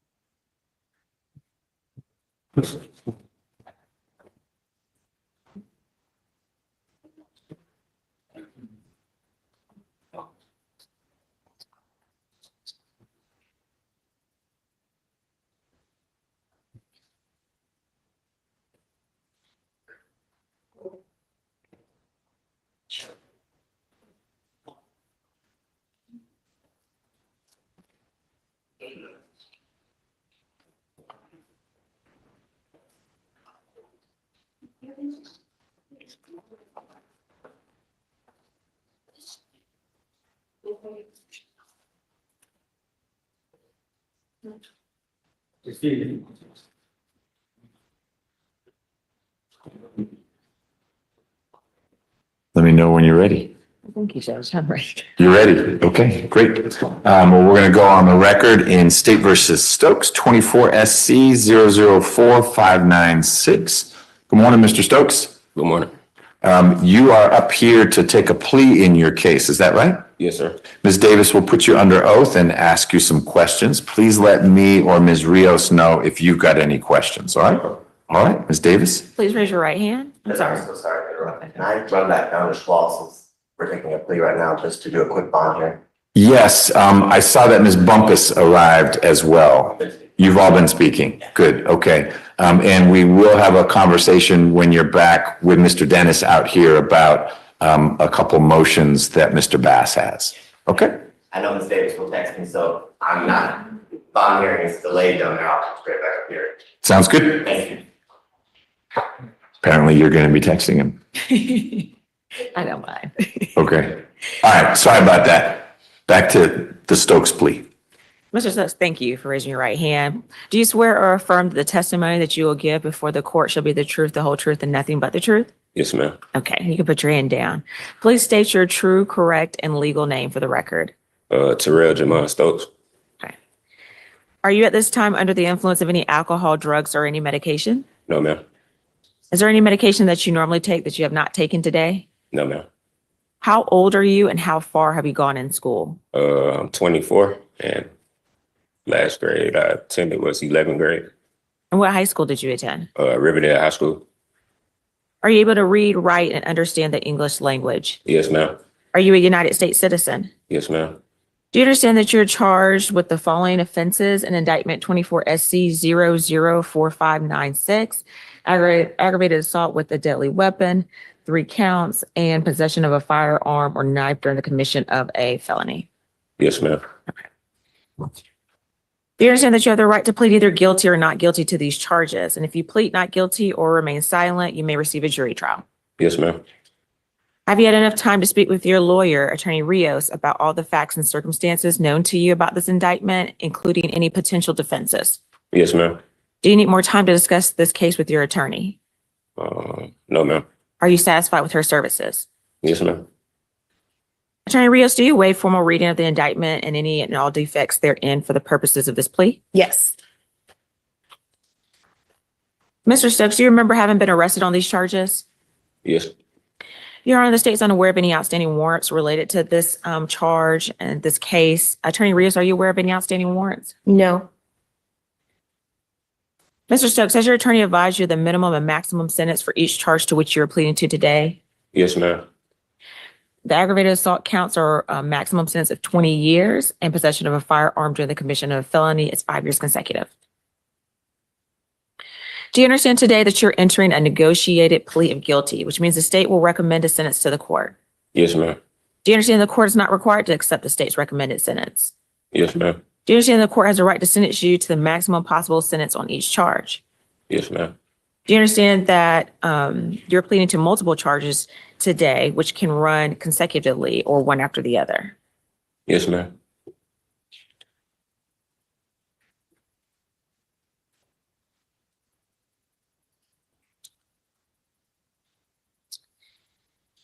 And Judge, I believe, and Ms. Rios, you can correct me if I'm wrong, is this at their first offender? Yes. Okay, so I'm going to go through the first offender questions. All right.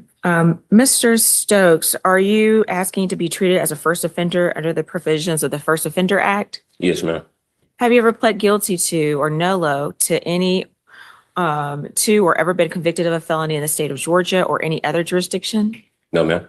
Have you ever been sentenced for any crime, felony, or misdemeanor under the First Offender Act? No, ma'am. Has your lawyer explained the First Offender Act to you? Yes. Do you understand that if you violate the terms of your first offender sentence or commit a new offense while on first offender probation, your first offender status could be revoked? You could be adjudicated guilty and you could be resentenced up to the maximum sentence for each charge on this indictment. Yes, ma'am. Do you understand that this plea may be used to enhance sentencing on other convictions in this jurisdiction as well as other jurisdictions, including federal courts? Yes, ma'am. Do you understand that if you're not a United States citizen, a guilty plea conviction will affect your immigration status and will result in deportation, just like a conviction at a trial would, and that is true regardless of any advice by your attorney or anyone else? Yes. Do you understand that by pleading guilty to a felony, if you use, receive, possess, or transport a firearm or use a firearm in a crime, you will be guilty of a felony, which may carry a sentence from 1 to 15 years in prison? Yes, ma'am. Do you understand there may be other adverse or unfavorable consequences as a result of this guilty plea conviction, just as there would be from a conviction following a trial? Yes, ma'am. For example, your guilty plea may affect the right to vote, to hold public office, to serve on a jury, to obtain a passport, to possess or transport a firearm, or the ability to obtain employment. Yes, ma'am. Do you understand that you waive any and all defenses, including any mental health defenses, by entering a guilty plea? Yes. Do you understand that by pleading guilty, you're giving up the following rights: the right to a trial by jury, Yes. the right to remain silent and not incriminate yourself, Yes. the right to confront witnesses against you, Yes. the right to have the assistance of counsel hired by you or to court-appointed counsel if you cannot afford an attorney at a trial of your case, Yes. the right to the presumption of innocence, Yes. the right to testify on your own behalf and to present other evidence, Yes, ma'am. the right to subpoena witnesses and compel the production of evidence, Yes. the right to have the charges against you proved beyond a reasonable doubt, Yes. the right to appeal a convicted of these charges after a trial. Yes. Do you understand that you may have only a limited right to appeal this guilty plea conviction? Yes. Do you understand that you have only 4 years from today for the felony charges to file a habeas corpus petition challenging the voluntariness of this guilty plea? Yes. How do you plead to the charges in indictment 24 SC 004596 to the charges of aggravated assault with a deadly weapon, possession, 3 counts, and possession of a firearm during the commission of a felony? Guilty. Has anyone forced you, threatened you, or promised you anything to get you to enter this guilty plea? No, ma'am. Is it your decision to waive these rights and enter a guilty plea because you're in fact guilty? Can you repeat that for me? Is it your decision to waive these rights and enter a guilty plea because you are in fact guilty? Yes, ma'am. Is this guilty plea freely and voluntarily given with the full knowledge of the charges against you? Yes. Your Honor, we believe that the facts at trial would show that on June 17, 2022, officers responded to 780 Aileen Drive in Northwest Atlanta to a shots fired call. There, they made contact with the victim, Mr. Andre Garrett, who was advised that he was shot by his daughter's boyfriend. The daughter was being evicted from her home, and it appears that Mr. Stokes was, pulling off, did discharge his weapon. It did strike the victim, Mr. Andre Garrett, in his leg/ankle. Mr. Garrett was treated. He did spend about a week away from work, but he is able to walk. He has full use of his leg, and we have been in contact with him in the past as of recent, not recently. However, he did say that he did not want to attend any hearings and that he was doing fine and he could walk when we did speak with him. That was bottom of last year. Okay. With that, and in consideration of the defendant not having a much of a criminal history at all, we are recommending the defendant serve 10 years total and for him to serve 20 weekends in custody, the balance probated, for him to receive anger management, no contact, to stay away from the victim, Mr. Andre Garrett to do 40 hours community service. He has also been accepted into the Next Level Boys Academy, so that will be a requirement for him to fully participate and complete that program. I believe the way the math works, and Ms. Rios, you can correct me if I'm wrong, is it 15 years on the aggravated assault and 5 years consecutive on the firearm? 5 years on the aggravated assault plus 5 years 5 on plus the firearm. 5. Sorry. Yeah, I 5 think plus that's how 5. I broke it down in the email, right? Yeah. Okay.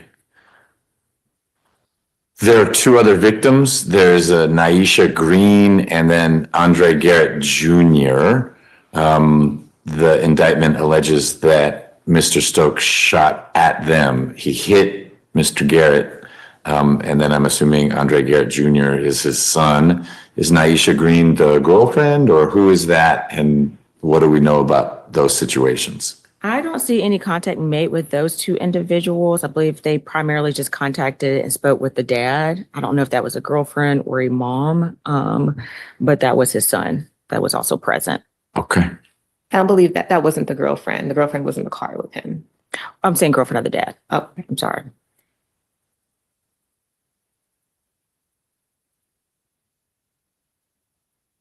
All right. Ms. Jackson, Can you share with me Mr. Stokes's criminal history, please? Yes, Your Honor. There are 5 cycles. The last arrest was October the 30th, 2022 in Clayton County for possession of marijuana less than an ounce and possession of a firearm during commission of a felony, and 2 counts of possession of Schedule 1 controlled substance. There was no disposition for that arrest, and there are no convictions listed in the GCIC, Your Honor. Nothing in Thank you. addition. All right, thank you. Ms. Rios, what's the status of the Clayton County case? I don't think what happened with that case? I don't think he ever got called. I just been waiting for them to send me a letter in the mail to come to court. Okay, so that's just sitting out there. Yeah. All right. Well, can you tell me about Mr. Stokes and this shooting incident? Yes, Your Honor. I know you had filed an immunity motion and then you withdrew that. Yes. I think the mother of his child initially was based on the victim or the dad pulled a gun on him first, but then since they have broken up, she is no longer having that same statement or was going to say the same thing. She doesn't remember it the same way anymore. Yes. Okay. So that's why I withdraw the immunity motion. Mr. Stokes is 24 years old. He's currently working at Bad Daddy's restaurant. He's a chef there. He's been there for 4 months. Prior to that, he was a manager at Five Guys. He does not have any children and he currently resides with his girlfriend. I'm not sure if you got it, but I sent Ms. Nelson lots of letters. So he has lots of support. I think it should be have some letters. I did. I have a letter from Dad and another relative. Anyway, it's a lot of letters. I got a lot of letters in support. He also sent me, I'm not sure if I sent that to you, proof that he works. We have proof that he works at Bad Daddy's. And I have the acceptance letter from Next Level Boys Academy. So I had a question about that. What's their age limit? 25. So he just made the cutoff. We had me and Mr. David had a long discussion. So yeah, as long as before they're 25, they can go in. Okay. And so based on him not having much of a criminal history and like no violent arrest at all, this incident happened about 3 years ago, and he hasn't had any violent charges before that or since. I believe this was an isolated incident, and I believe with the Next Level Boys Academy, we will ensure that something like this doesn't happen again with that support that he'll be getting from them. So I ask that you accept the plea as negotiated and set a behavioral incident date of 4 years.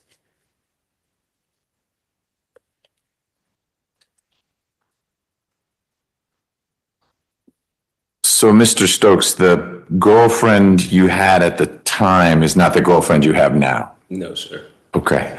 And she was getting evicted by her dad? She was put out. By her dad? Yeah. Got it. So she and her dad were having some disagreement? Yes. Okay. And you got involved? I was just only going to pick her up, her and her things, and to go. And okay. Yeah. Who is the Ms. Green that's in the indictment? Is that your former girlfriend, Naisha Green? Does that name ring a bell? If I'm not mistaken, I think that's her dad's girlfriend. Okay. So at this house where your former girlfriend, what was her name? Nashada. What was her last name? Garrett. So Ms. Garrett is getting put out by her dad from her house. Ms. Green would be dad's girlfriend. Mm-hmm. And then Andre Garrett Jr. would be, I guess, her little brother. Yes. And was he a little kid, a big kid? He was 18 at the time. Okay, so he's an adult-ish also. And so what was happening? Why are you doing anything other than you're waiting in the car and your girlfriend gets in the car? Her things was on the ground, so I got out the car to help her pick up her stuff, and her dad didn't like the fact that I was there at his house. And were you not popular in the household? No, I had only met the dad like twice before that. So how long had you been talking to this woman? Probably like 2.5 years. Oh, and you only met dad twice? Yes. Oh, okay. So Yeah, so I could just get out the car to help her pick up her things. Okay, and he didn't like that. He didn't like that at all. Did his son, your then girlfriend's brother, did he play any role in it, or he's just sort of watching what's going on? He came from behind the house with some type of play rifle, play gun or something. I don't know what it was, but it looked like a gun. Okay. And was engaging with you, or he also was unhappy you were there? I mean, he wasn't saying anything, but okay. it was tension. You could tell. Got it. And then how about the dad's girlfriend, Miss Green? What was she doing? Just standing there. Okay. Yeah.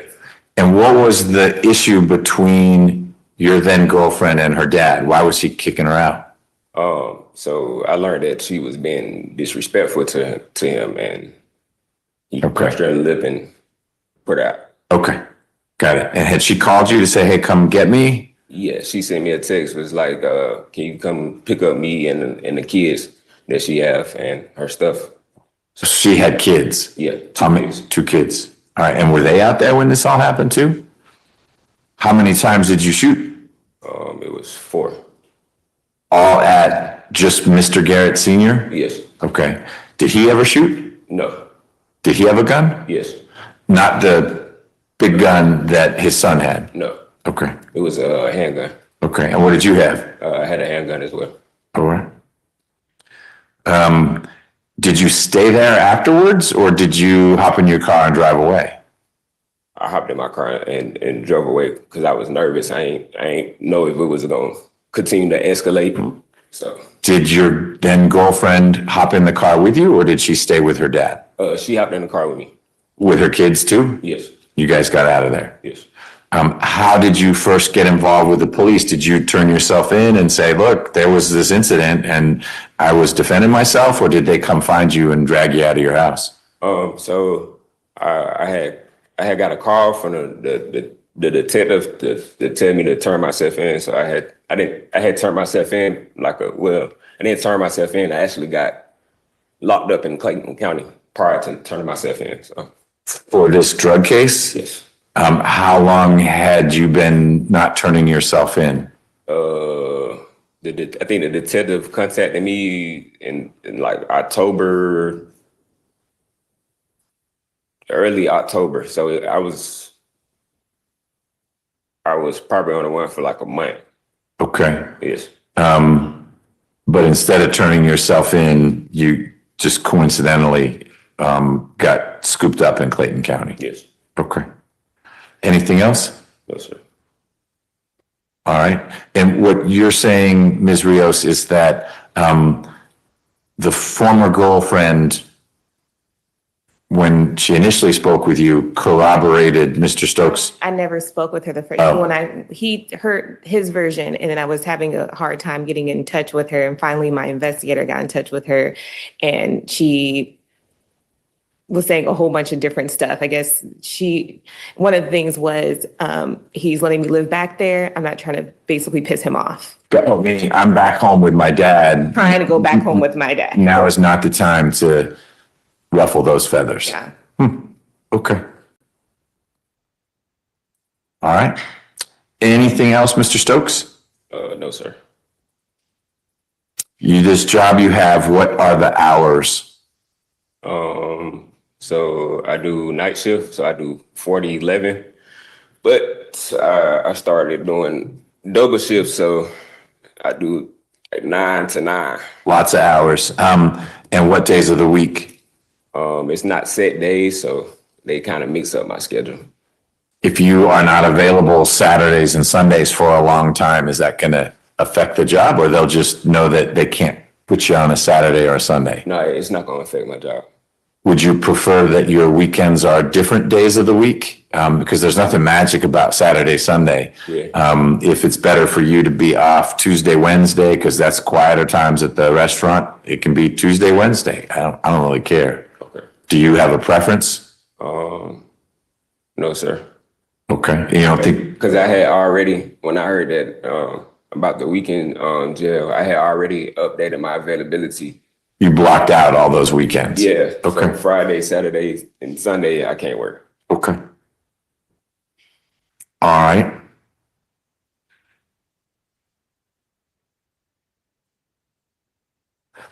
Well, Mr. Stokes, I find there's a factual basis for your plea, and that your plea is knowing and voluntary, meaning you've understood everything we talked about. No questions about anything?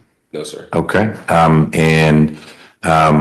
I'm sentencing you pursuant to the Probation Options Management Act, which just means that while you're on probation, which you will be for a while, if you have a real small violation, you and probation will figure out what to do with that. But if you get arrested for anything, you skip any of these weekends, something like that, you get kicked out of Next Level Boys Academy, that comes back to me for adjudication. Ms. Rios, can someone in my office sign the indictment for you? Yes, Your Honor. Ms. Davis? Yes, Your Honor. And Mr. Stokes, can we sign it for you? Yes, sir. Do you have a weapons carry license? No, sir. First offender is something you qualify for, and it is mostly a good opportunity because it means that you won't have a felony on your record, which helps with work, if you're going to go back to school, et cetera. Those are all good things about first offender. The risk you have is that if you mess up while you're on first offender probation, and the worst thing you could do would be get caught with a gun again, because no guns while you are a first offender probationer, even though you're not a convicted felon. But if you get arrested, you've got a gun on you, that'll come back to me. And not only could I revoke your first offender status, but I could resentence you. So the sentence that your lawyer is recommending is primarily probation. But whatever I end up imposing, I could look back at this and say, you have not gotten over your gun thing because you got arrested with a gun again, and say, you know what, I'm going to give you 10 years to serve on these shootings and then another 5 for the other count without a trial, because you've already said I did these things. So there's a downside to first offender as well. Do you feel like you understand the risks and benefits of first offender? Yes, sir. And do you want to be sentenced as a first offender? Yes. All right. Are you wearing an ankle monitor still? That'll come off as soon as Ms. Rios can get you a copy of your sentence. You can go to second chance with that and they'll remove it. And I encourage you to do that because otherwise you're still walking around with that thing. Yeah. And have you had one since you got out? Yes. Okay. County funded? Yes. Okay. Yeah, so get that final disposition, that's what it's called, from Ms. Rios, and go to second chance and they'll take it off. All right. Well, Mr. Stokes, this is a complicated one. Things could have turned out so differently. You pull a trigger, you don't control where the bullet goes. It could have hit I guess he's not a kid, he's a big guy with what looked like an assault rifle, but any one of these people could have been shot. Could have been more than just an ankle. It sounds like your view of it was that you were acting in defense of what was coming at you. We're not going to litigate that, but you can't be carrying guns anymore. And so if you get in a situation like that and you feel like you need to protect yourself, it's a baseball bat or your hands, or better yet, you hop in the car and drive away. Hopefully you don't get in a situation like that. Your current girlfriend has better relationship with her father? Yes. Okay. Have you met her father before? No, not yet. Oh, all right. Well, okay, we'll see. Hopefully he doesn't get a call from Mr. Garrett first. So what I'm going to do in terms of sentencing is for counts 1 through 3, I'm going to sentence you to 5 years to serve 3 months with the balance probated. Count 4 has to be 5 years and has to be consecutive. So I'll run that consecutive to count 1, but 1 through 3 are concurrent with each other. So it's a total sentence of 10 years to serve 3 months with the balance on probation. You'll get credit for the time you already did. Special condition of probation number 1 is no contact with Mr. Garrett Sr. or his family. Yes, sir. Don't call them, don't write them. If you know someone who knows them, don't go through that someone else to say, I'm sorry for what happened, or I'm gonna come get you. Any contact from you, direct or indirect, is gonna get you into some trouble. Special condition number 2 is that you will complete 20 weekends in the county jail. You need to report to the county jail by 5 p.m. on Friday. Do you want to start tomorrow or is that too soon? We can start the following Friday if that's better. Yeah, because I gotta work this weekend. Okay. Yeah. Then this wouldn't be the right weekend to start. So on July 18th, that's next Friday, by 5 p.m., you got to show up at the county jail. Okay. They'll book you in, and by 5 p.m. on Sunday, they book you out. Okay. So, and you're gonna do that 20 weekends in a row. That's a long time, but this is a serious situation. And I think it is justified. If for some reason there is an emergency in your life and you know you can't make a weekend, mom is sick, kid, you don't have kids, something, and you've got to deal with that, you need to reach out to probation and say, I'm going to the hospital. And then you're going to need to get paperwork showing that you, in fact, were at the hospital. Not necessarily for you, but for your loved one. Because if you miss a weekend, I learned about that from probation, and I'm going to turn every weekend you miss into at least a month in jail. So don't miss weekends. Gotcha. All right? So you'll have 20 of those. You'll need to complete an anger management course, and I'm going to require that be done within the first 6 months of your probation. You'll need to do 40 hours of community service, and you'll need to participate in and complete the Next Level Boys Academy. I hope they don't meet a lot on the weekends because you're not going to be able to do much with that for the first 20 weekends. No, I think we meet once on Saturday, and we have Zoom call on Monday and Wednesday. Okay. Well, the Saturdays are going to be tricky for you because you'll be doing something else. Mr. Davis knows about it and said he'll work with him. Okay, good. Mr. Davis is flexible in that way. I'm adding one condition of probation is that's that you get your GED. And I'm going to require you to be enrolled in the GED course within the first 3 months. That just means you get it started so that you close that loop and get that high school degree through a GED.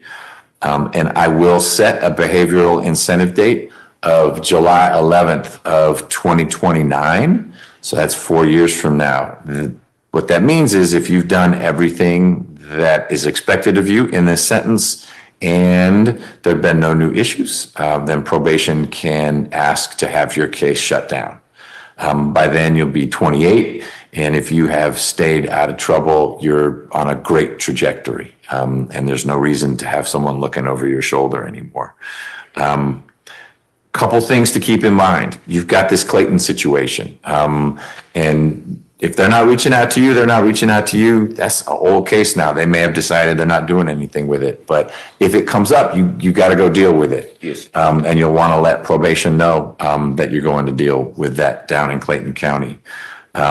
You've used up your first offender, so you won't be able to make that a first offender. Because it's a drug case, there may be something a lawyer can do for you that's similar, but you're done with first offender through this case. And then I just want to remind you of the fragility of a first offender sentence. If you're back in front of me because you've been arrested for something involving guns or violence or anything like that, your first offender sentence is going to blow up on you. Okay? And I don't say that to threaten you at all. You seem buttoned up now. You're working hard and you seem to understand the direction you need to go. I'll tell you, I'm not getting the Clayton County arrest because that doesn't seem like your deal. But and we need to talk about that situation, but that doesn't seem to fit where you are in your life now.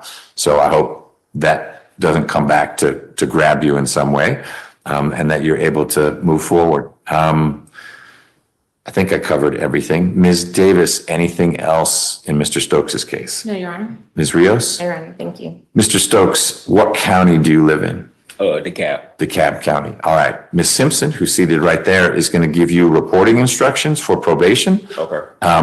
Probation in DeKalb is based in Conyers. So you got to go way out there. Your first time where you say, hey, I'm Mr. Stokes. Your first reporting will be to the office in Conyers. Okay. After that, you and your officer will figure out how you stay in touch.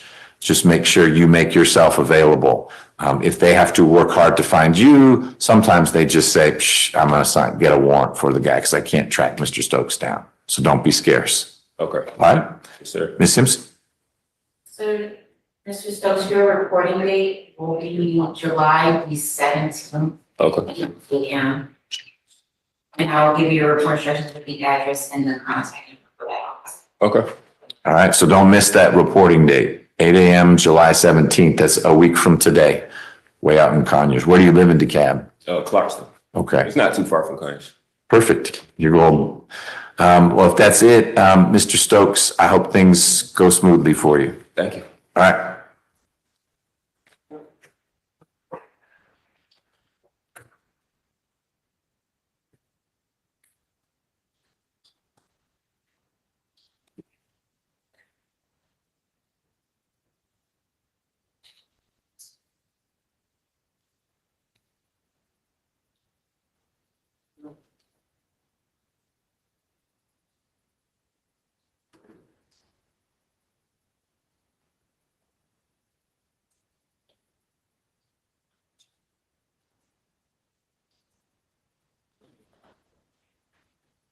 What's next? Marius Favors. Mr. Favors, come on up, please.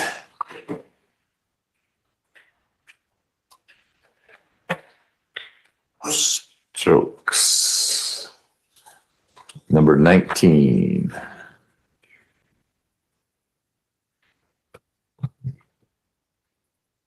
Mom here.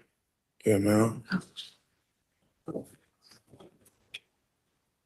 This is the situation with the non-complex case that we're putting on hold. Yes, Your Honor. Correct. Okay, and we'll get all that on the record? Yes, Judge. Okay, all right. Speaking of records, let's get on it.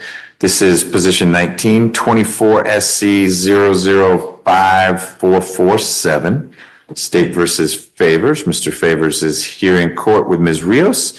We have Ms. Davis for the state. Mr. Favors, it sounds like you're ready to enter a plea in your case? Yes, sir. Okay. We've sat through one now. You know how it's going to flow. Ms. Davis is going to ask you some questions. You'll need to answer those. And let me know if you've got any questions or if there's anything you don't understand, okay? Okay. All right, let's do it. Mr. Favors, please raise your right hand. Do you swear or affirm the testimony that you will give in the matter before the court shall be the truth, the whole truth, and nothing but the truth? Yeah, ma'am. Okay, you can put your hand down. Please state your true, correct, and legal name for the record. Jamari Faye. I need you just to speak up a little bit. Can you spell your first name for the record? JAMARIUS. Are you at this time under the influence of any alcohol, drugs, or medication? No, Is there a medication that you normally take that you have not taken today? no. How old are you and how far have you gone in school? 19 in the 11th grade. What high school did you attend? Virgil Douglas High School. Are you able to read, write, and understand the English language? Yes, Are you a United States citizen? yes, Do you understand that you're charged with the following offenses? An indictment 24 SC 005447, theft by taking, possession of tools for the commission of a crime, and willful obstruction of a law enforcement officer. Judge, we are moving to null pros the fleeing and attempting to elude a police officer. There was a third co-defendant that was a minor. He was basically turned into his parents, but he was the driver. Oh. I know that the statute allows it, but considering the fact that he was the driver, I didn't think it would be appropriate. Yep. Okay. Okay. Do you understand that you have the right to plead either guilty or not guilty to these charges? And if you plead not guilty or remain silent, you may receive a jury trial. yes, Have you had enough time to speak with your lawyer, Attorney Rios, about all the facts and circumstances known to you in this indictment and any potential defenses? yes, Do you need more time to discuss this case with your attorney? no, Are you satisfied with her services? yes, Attorney Rios, do you waive formal reading of the indictment and any and all defects therein for the purposes of this plea? Yes. Mr. Favors, do you remember having been arrested on these charges? yes, Your Honor, the state isn't aware of any outstanding warrants related to this matter. Attorney Rios, are you aware of any outstanding warrants related to this? No. Mr. Favors, has your attorney advised you the minimum and maximum sentence for each charge to which you are pleading today? yes, For the theft by taking, the maximum sentence based on the amount is 10 years. For the possession of tools for the commission of a crime, the maximum sentence is 5 years, and willful obstruction is 12 months. Do you understand that today you're entering a negotiated plea of guilty, which means the state will recommend a sentence to the court? yes, Do you understand the court is not required to accept the state's recommended sentence? Yes. Do you understand the court has a right to sentence you to the maximum possible sentence on each charge? Yes. Do you understand that there are multiple charges to which you are pleading to today, and the court has a right to run those sentences consecutively or one after the other? Yes. Is this also first offender, Ms. Rios? Yes. Mr. Favors, are you asking to be treated as a first offender under the provisions of the First Offender Act? Yes. Have you ever pleaded guilty or NOLA or ever been convicted of a felony in the state of Georgia or any other jurisdiction? No. Have you ever been sentenced for a crime, felony or misdemeanor under the First Offender Act? No. Has your lawyer explained the First Offender Act to you? Yes. Do you understand that if you violate the terms of your first offender sentence or commit a new offense while on first offender probation, your first offender status could be revoked, you could be adjudicated guilty, and you could be resentenced up to the maximum sentence for each charge in this indictment? Yes. Do you understand that this plea may be used to enhance sentencing on other convictions in this jurisdiction as well as other jurisdictions, including federal courts? Yes. Do you understand that if you're not a United States citizen, a guilty plea conviction will affect your immigration status and will result in deportation, just like a conviction at a trial would? And that is true regardless of any advice by your attorney or anyone else. Yes. Do you understand that by pleading guilty to a felony, if you use, receive, possess, or transport a firearm or use a firearm in a crime, you'll be guilty of a felony, which may carry a sentence from 1 to 15 years in prison? Yes. Do you understand there may be other adverse or unfavorable consequences as a result of this guilty plea conviction, just as there would be from a conviction following a trial? Yes. For example, your guilty plea may affect the right to vote, to hold public office, to serve on a jury, to obtain a passport, to receive, possess, or transport a firearm, or the ability to obtain employment. Yes. Do you understand that you waive any and all defenses, including any mental health defenses, by entering a plea of guilty? Yes.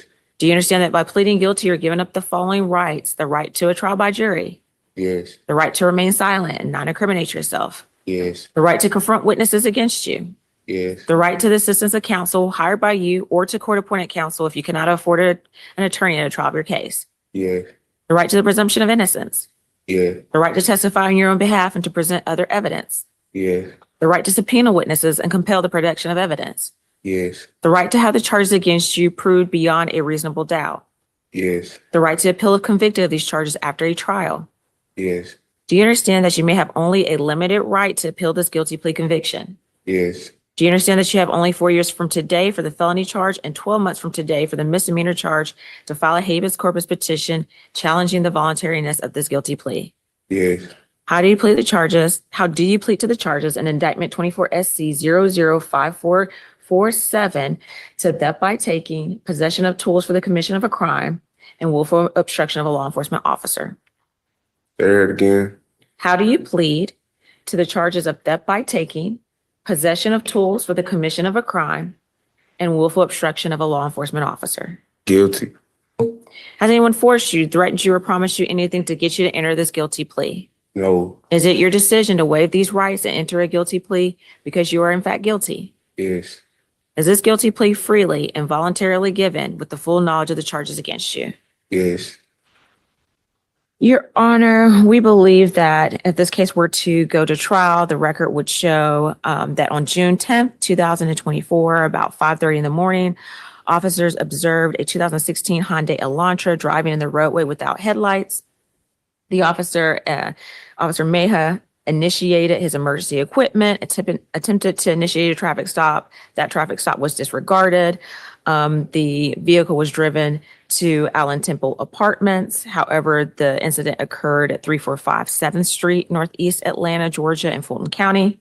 The suspects exited the vehicle and fled on foot. Officer Meha was able to detain one of the males in the vehicle. He did radio for other support, and they were able to detain the other two individuals who were in the vehicle. Officer Meha performed a show up and positively identified all the suspects in the vehicle.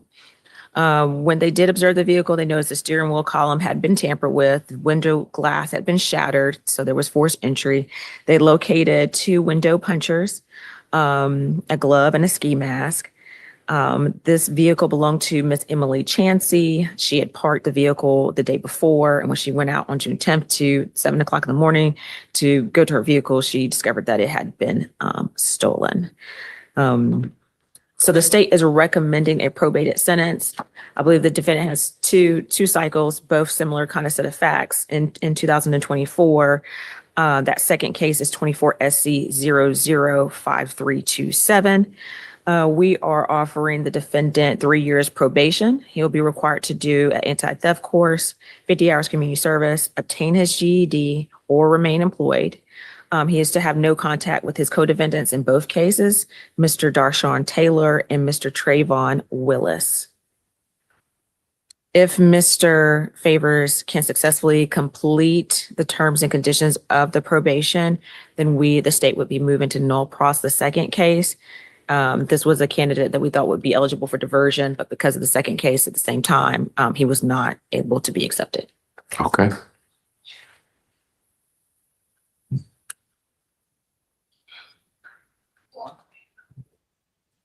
Any restitution for Ms. Chansey? I believe I did try to reach out to Ms. Chansey. I'm not sure there is any restitution, Judge, but I will confirm. Okay, well, we'll leave it out for now. If that changes, you can let me know. Thank you, Judge.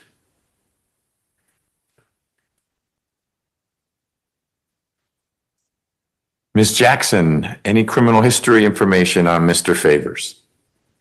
There are 2 cycles. The last arrest was February the 20th, 2023, with the City of Atlanta Police Department for theft by receiving stolen property and possession of tools for commission of a crime.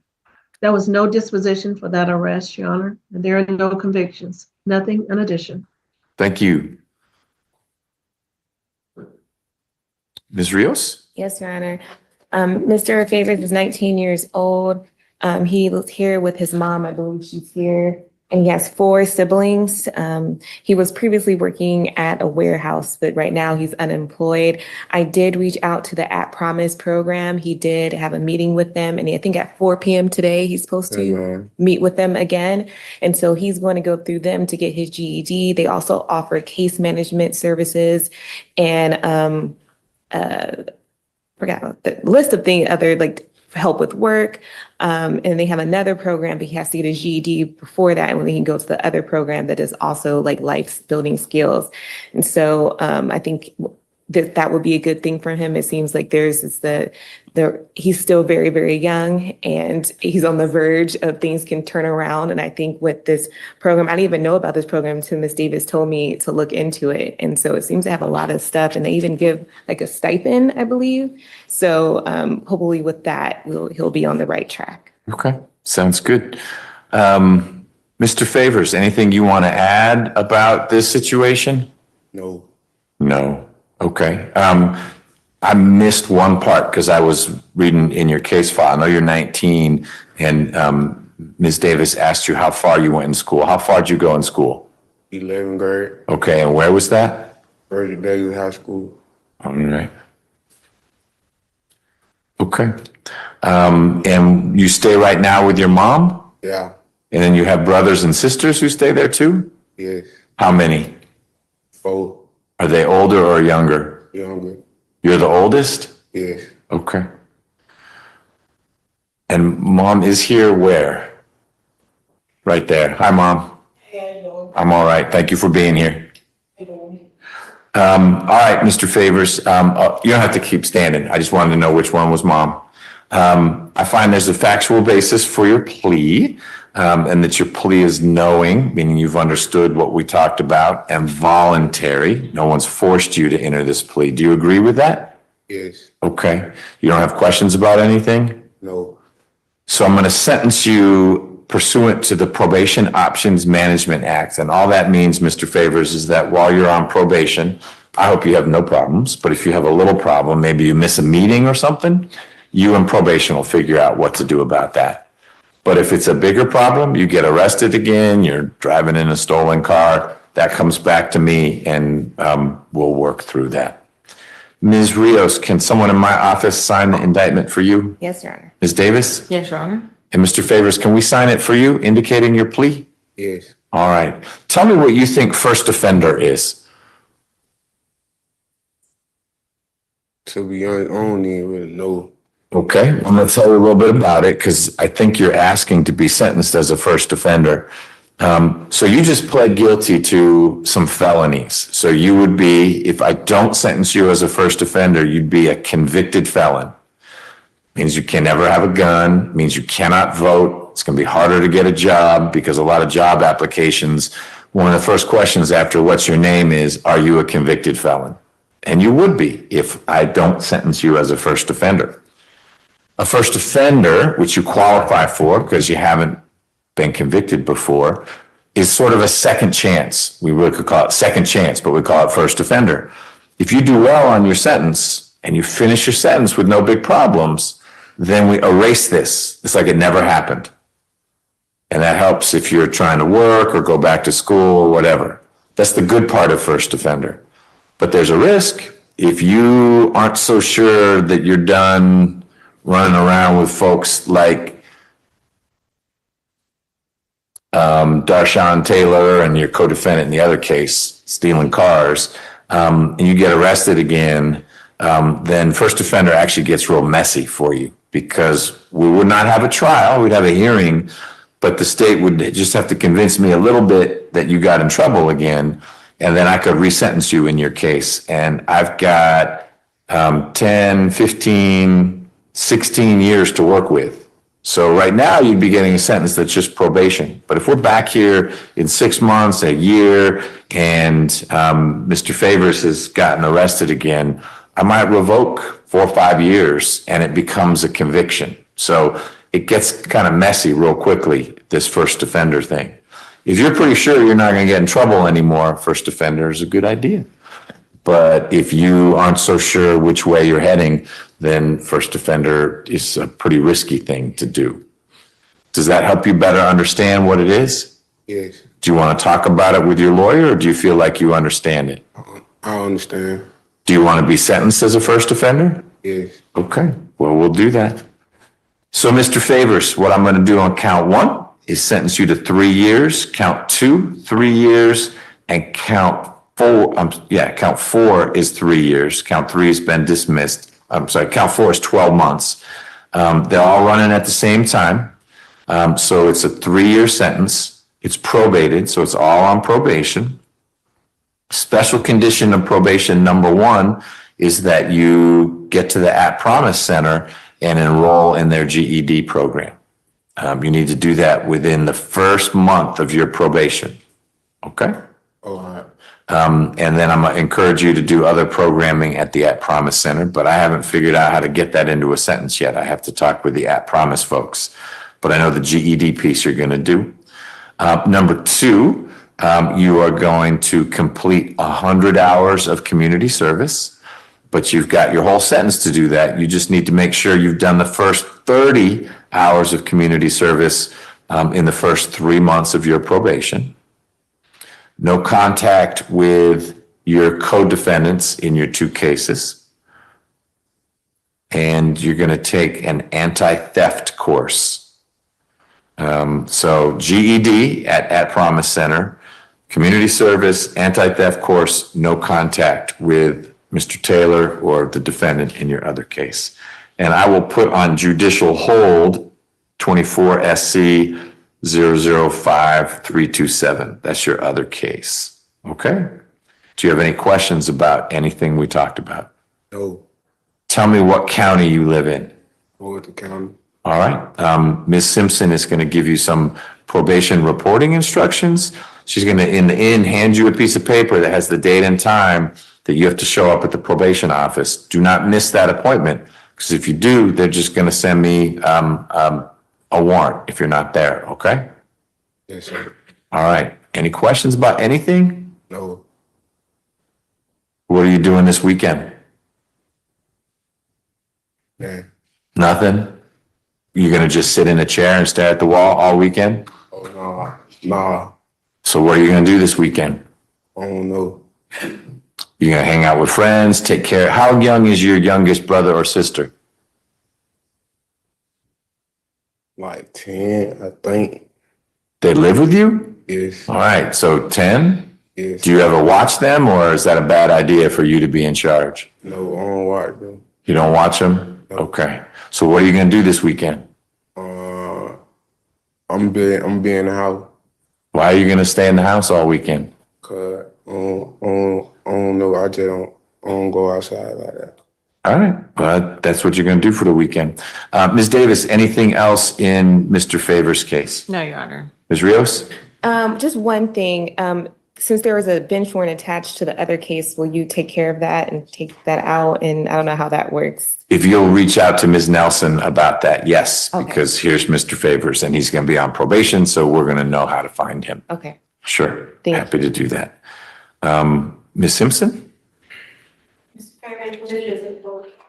30318. So your reporting date is July the 15th at 8 a.m. And you're going to report to the Atlanta office, which is at 276 Memorial Drive, and it's about 5 minutes from here. And I will get your registration so you can. Okay. All right, good luck. Can you see if Mr. Abate is ready, please? That was a long bond hearing in front of Judge Wall. I do think Mr. Rios, I think we have one more plea too as well. We have one more.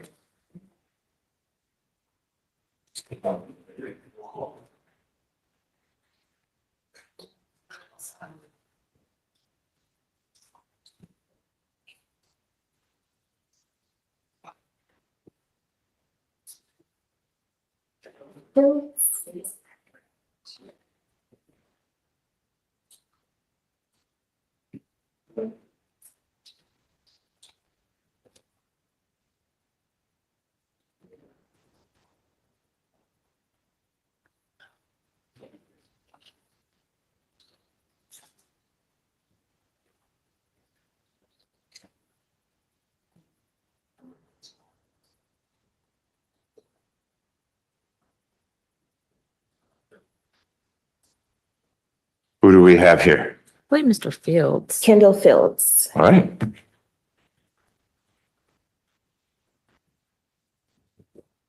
Number 31. What are you doing this weekend? Working. Working, okay. Not sitting in a chair staring at the wall.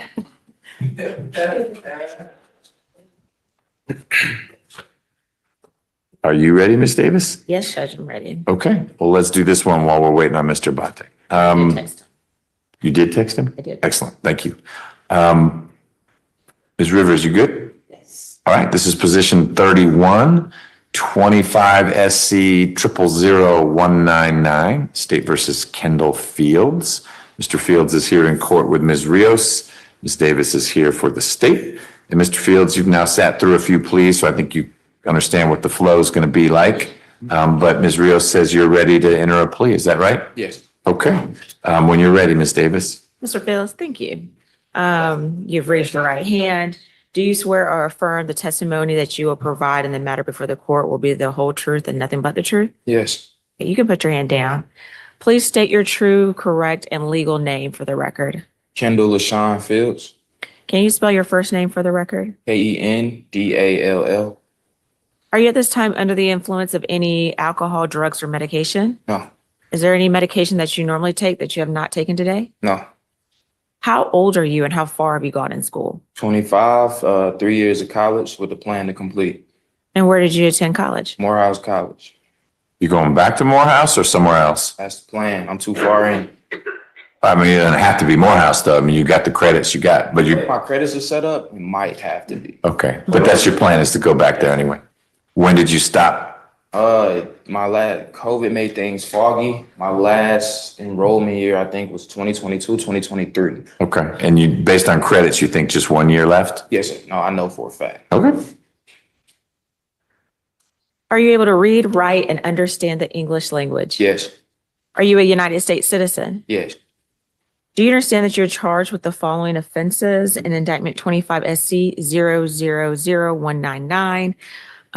Purchase, possession, or having in your control Schedule 1 substance or Schedule 2 substance, possession of a firearm during the commission of a felony, fleeing and affixing materials to the window. Judge, after reviewing the evidence and the video footage of the fleeing, while Mr. Fields was slow to stop, he was not speeding. He did not cause an accident. It meets within the bounds of the misdemeanor fleeing statute. And the state is also going to move to null pros the window tint shield violation. So null prosing the window tint, and then is the count charged as felony fleeing and you're reducing it? I am reducing it to Okay. a misdemeanor. All right. Is that the same code section? Is it a is. different letter? Well, actually, it may be the misdemeanor because I want to say the misdemeanor is section A and the felony is B, if I'm not mistaken.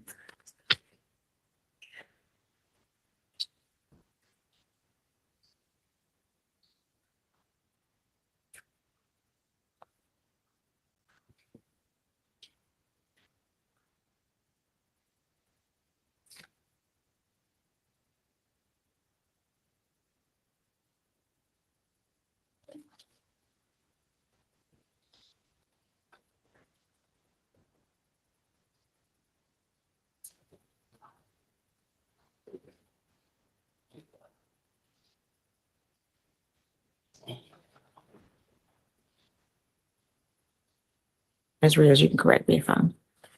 The last attorney said it was a felony, so I was like,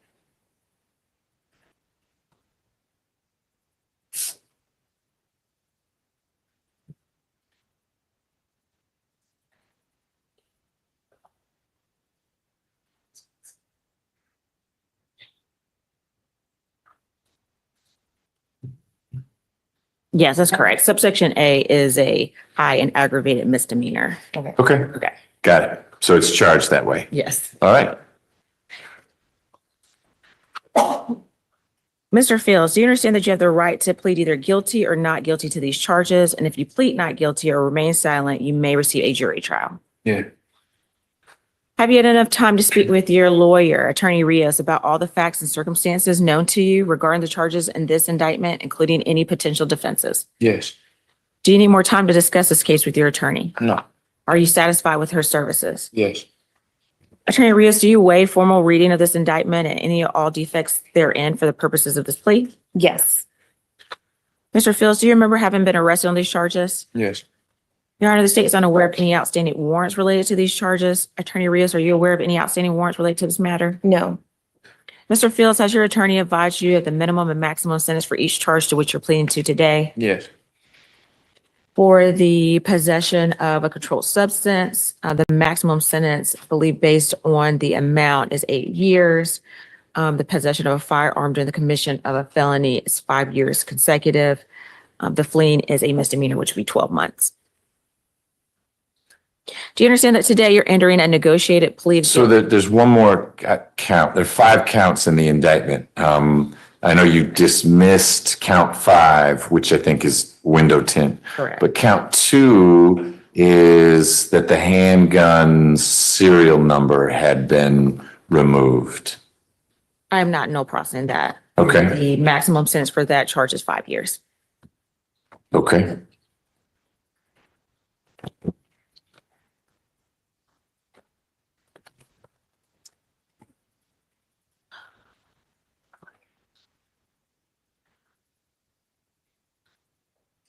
I'm going to ask my question again. I'm sorry, Mr. Fields. Do you understand that today you're entering a negotiated plea of guilty, which means the state will recommend a sentence to the court? Yes. Do you understand the court is not required to accept the state's recommended sentence? That's a plea. It's still a plea. It's still a mistake.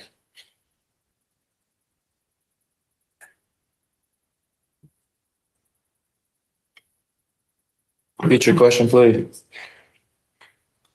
Do you understand the court is not required to accept the state's recommended sentence? Understood. Do you understand the court has the right to sentence you to the maximum possible sentence on each charge? Yes.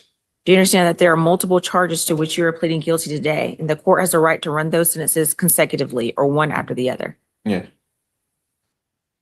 So I just want to correct one thing. It's not going to change where we're heading today. I haven't had many cases with the no serial number on gun, but it's actually 1 to 10 for a firearm. For any other, for a vacuum cleaner or a radio or a piano, it's 1 to 5. But for a gun, it's 1 to 10. So stick with the pianos with no serial numbers.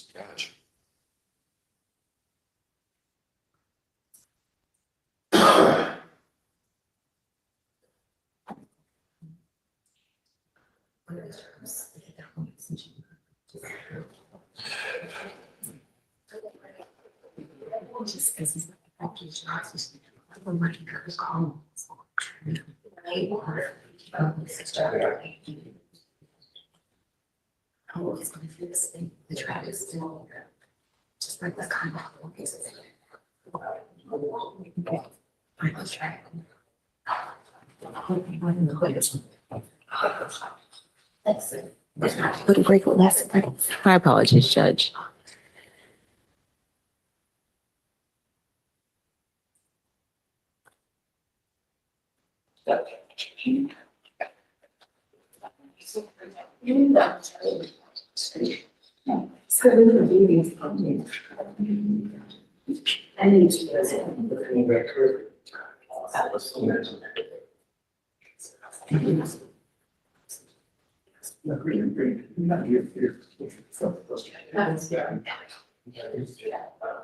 Reckless driving. We're gonna do reckless driving instead, so that won't make your license suspended.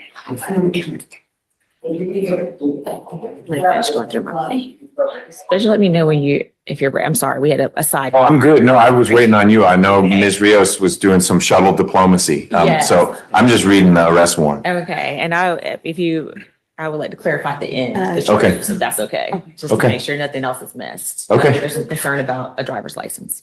Right. Okay. Okay. Do you understand that there are multiple charges to which you are pleading guilty today, and the court has the right to run those sentences consecutively or one after the other, Mr. Fields? Yes.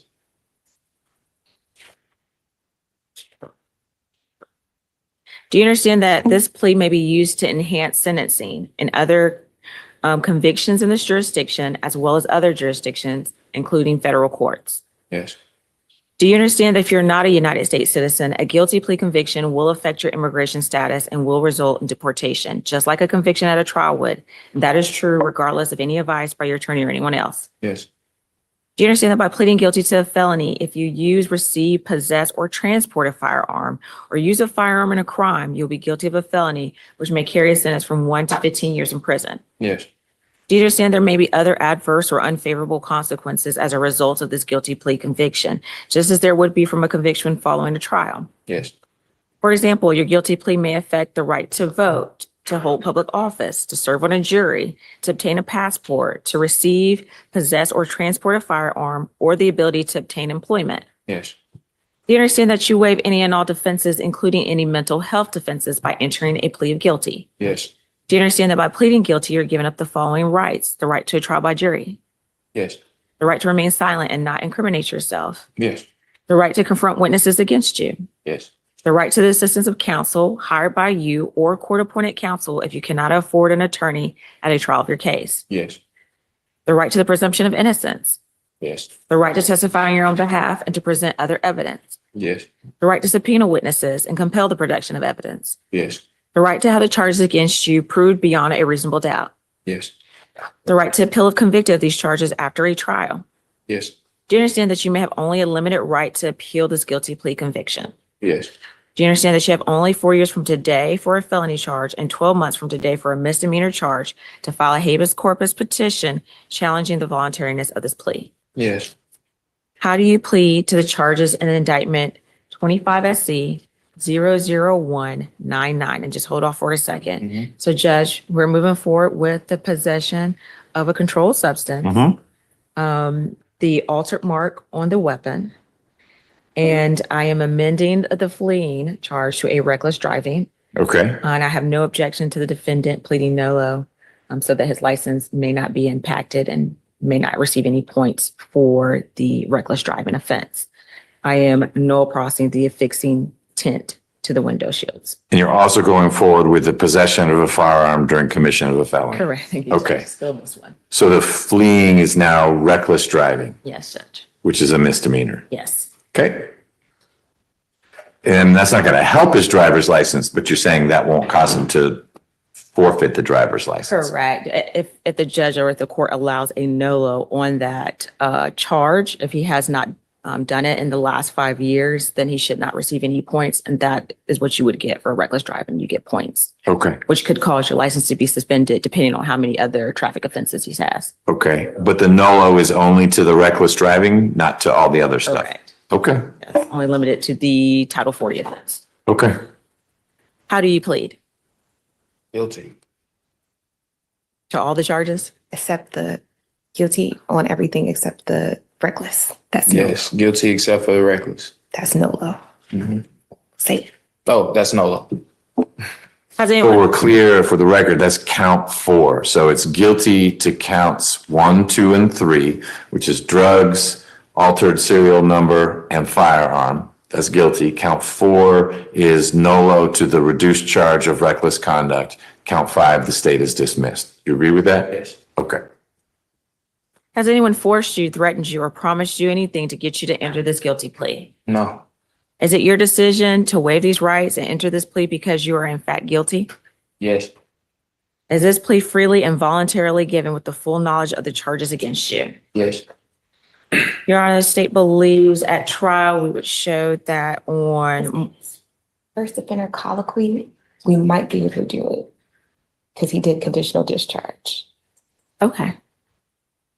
I have the disposition and it says conditional discharge from the other case. Okay. Judge, I believe Ms. Rios, if we can make sure we hear it for the record, you're requesting first offender treatment. Yes, Your Honor. Okay. So Mr. Fields, I'm not done. I still have some more questions for you, okay? Uh-huh.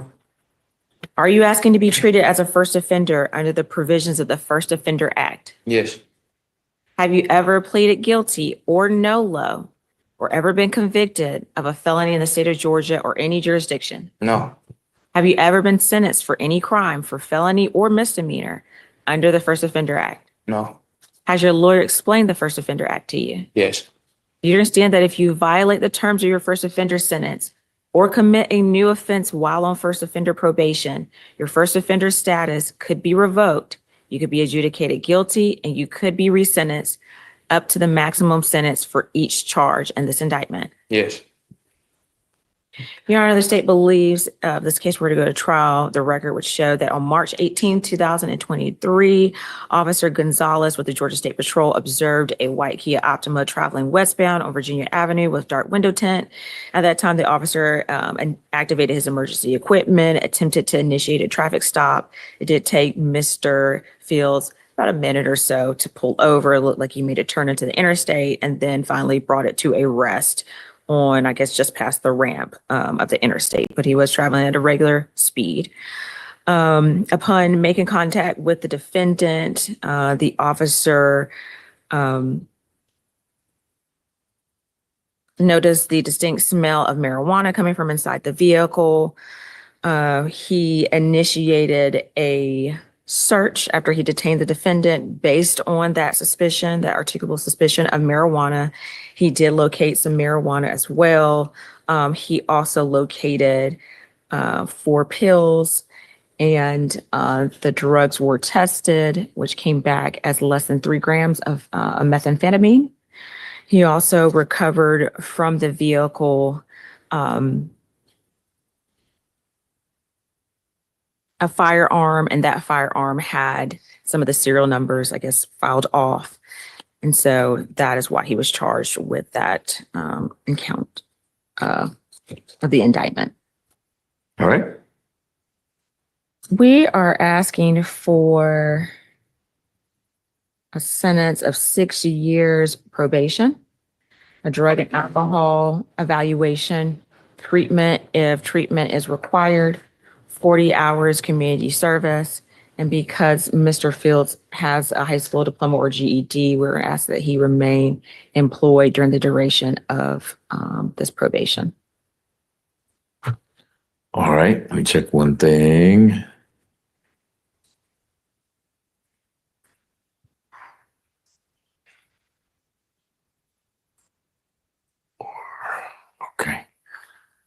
6 years probation, evaluation and treatment, and 40 hours community service.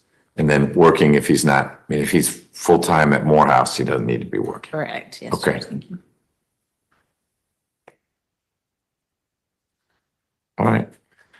Ms. Jackson, what criminal history information do you have for Mr. Fields? Yes, Your Honor. There are 5 cycles. The last arrest was February the 24th, 2024 in Clayton County for driving while license suspended or revoked. He does appear to be on probation in Gwinnett County for possession of marijuana with the intent to distribute. That disposition date was January the 31st, 2024, and the term is for 5 years. He does have misdemeanor convictions. One in 2024 out of Clayton County for driving while license suspended or revoked. One in 2023 out of Morrow, Georgia for knowingly making a false statement pertaining to a motor vehicle insurance requirements. Nothing in addition, Your Honor. All right, thank you. Ms. Rios. Yes, Your Honor. Mr. Fields is 25 years old. He doesn't have any children. He has 2 jobs, which I just provided to you in the pack, that he's working at Metro by T-Mobile at the daytime, and then he's doing Domino's, driving for Domino's as delivery at night. That's why the license thing was so important. He did do 3 years at Morehouse. He is planning to go back. This situation has been a hiccup. He's been trying to make money to attend Morehouse, and that's been hard. He did do conditional discharge in one of his other cases, so I believe first offender is still available to him on this case, because the other case was a marijuana case that he took conditional discharge on. The Gwinnett case, the Yes. 5 years program. Yeah, I had him give me the disposition, and it says conditional discharge, so I'm believing that's not the regular first offender. I think that, well, I don't want this case to ruin his life. He wants to finish at Morehouse, have a career. He's been communicates great with me. He's been a really good client. I think this was just a hiccup, and he's going to do great things, and I don't want anything to prevent him from doing that. Okay.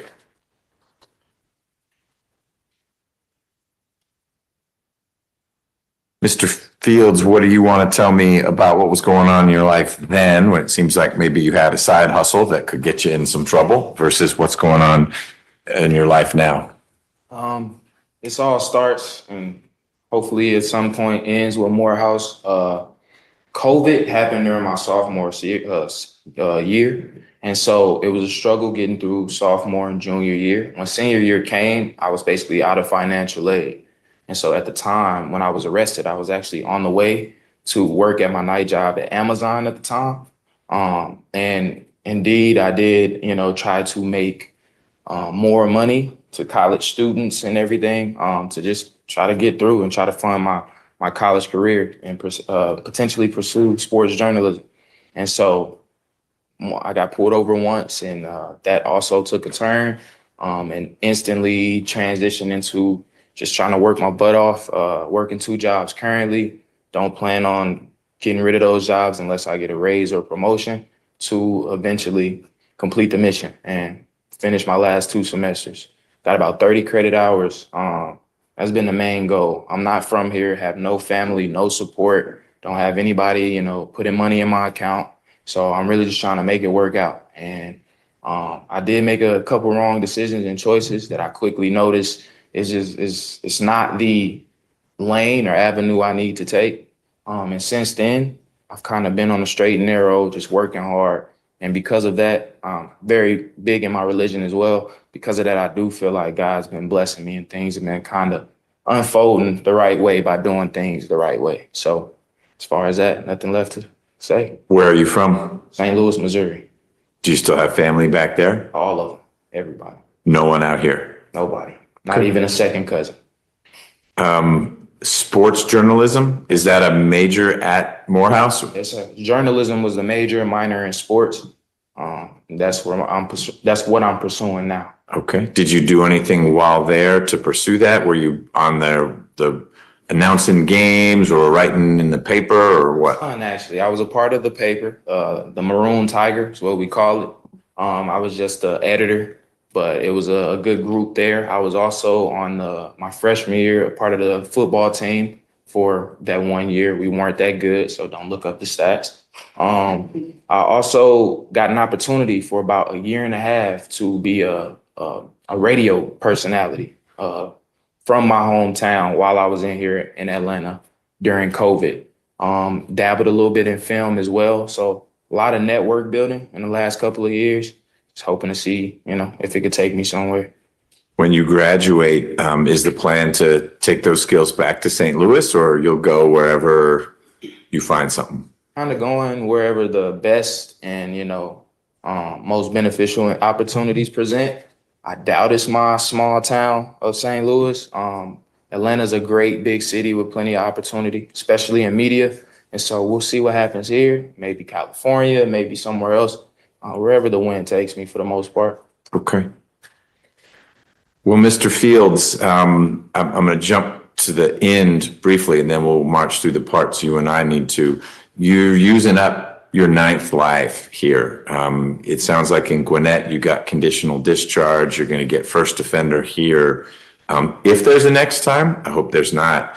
It's an F, as in felony, but it'll be an F as in failure too, because that'll be hung around your shoulders. It will define you going forward, and it's not you.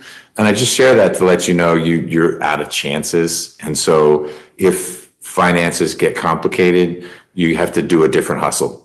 Because if you get pulled over and there's dope in the car, there's a gun in the car, that's a felony, and you don't have another switch to pull to say, wait, give me one more chance.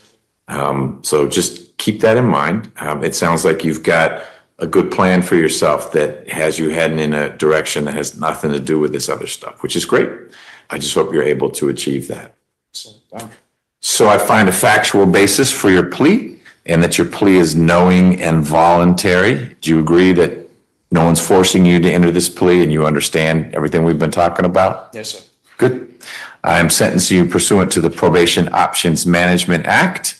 So while you're on probation, if you have a minor violation, I hope you have none, you and probation will solve that. If it's bigger, you get arrested, something like that, that comes back to me. First offender, the main benefit of first offender is that this is not a conviction. So when you're reapplying to school, applying for another job, you don't have to check that I'm a felon box. But you will still be under sentence. And while you are on probation, either for the 5 years in Gwinnett or whatever you get here, no firearms, nothing like that.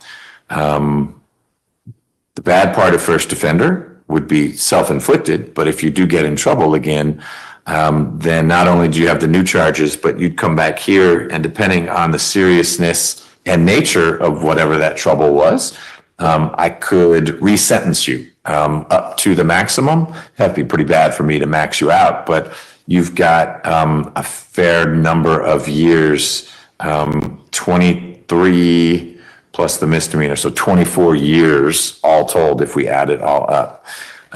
So just keep that in mind.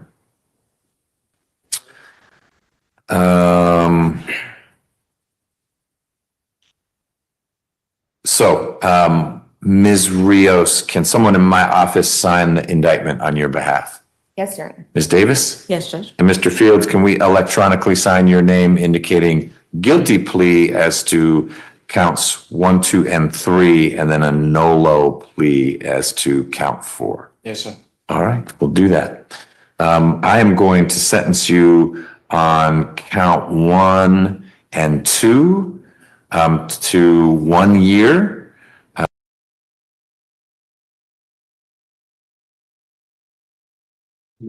We got 11 cases in. Wright was gonna be too late, and we don't have time to wait today, so he's coming tomorrow for Mr. Hicks. Darren Wright is the victim statement. That we can do it within the day, we sentenced him Monday. Say that again now. The add-on, this is the victim statement. They can get a chance to do the report the other day if they want to. So, Yeah, that's good. yeah. Okay. I think it's gonna be super long. Okay.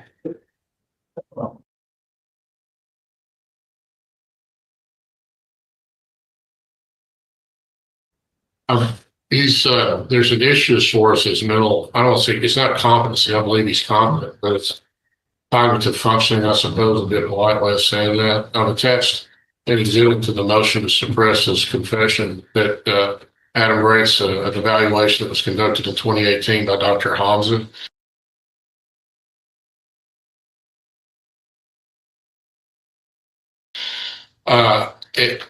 I have two things today. One is I'm attempting to subpoena Dr. Hamza. He's, according to my process server, who does a very good job at this in the affidavits that are attached to the motion for alternative service, he's attempting to dodge process personal service. I filed a motion under Rule 106 of the Civil Code for court approval for alternative service of process by attaching it with blue painter's tape to his office door and his residential door to service perfected service of process of Dr. Hamza. Secondly, I think that since there is an issue regarding his cognitive functioning, as Adam Brady in the Exhibit A to the motion to suppress, I'm asking approval of funds to retain an expert witness to have him evaluated, and with the eye towards having that person testify both in the case in chief as to his capacity to freely and voluntarily waive his rights. Are you appointed or retained? Retained, voluntariness of the statement. And then secondly, as in punishment phase of the trial, as far as possible mitigation punishment against he's convicted. Why should, if you are retained, Because he can't afford an expert. He can afford me, which is relatively inexpensive comparatively speaking, but he cannot afford. I can represent. What you're asking for $5,000? Yes. He can afford you, but he can't afford. Yes. All right. Well, so is he indigent or not?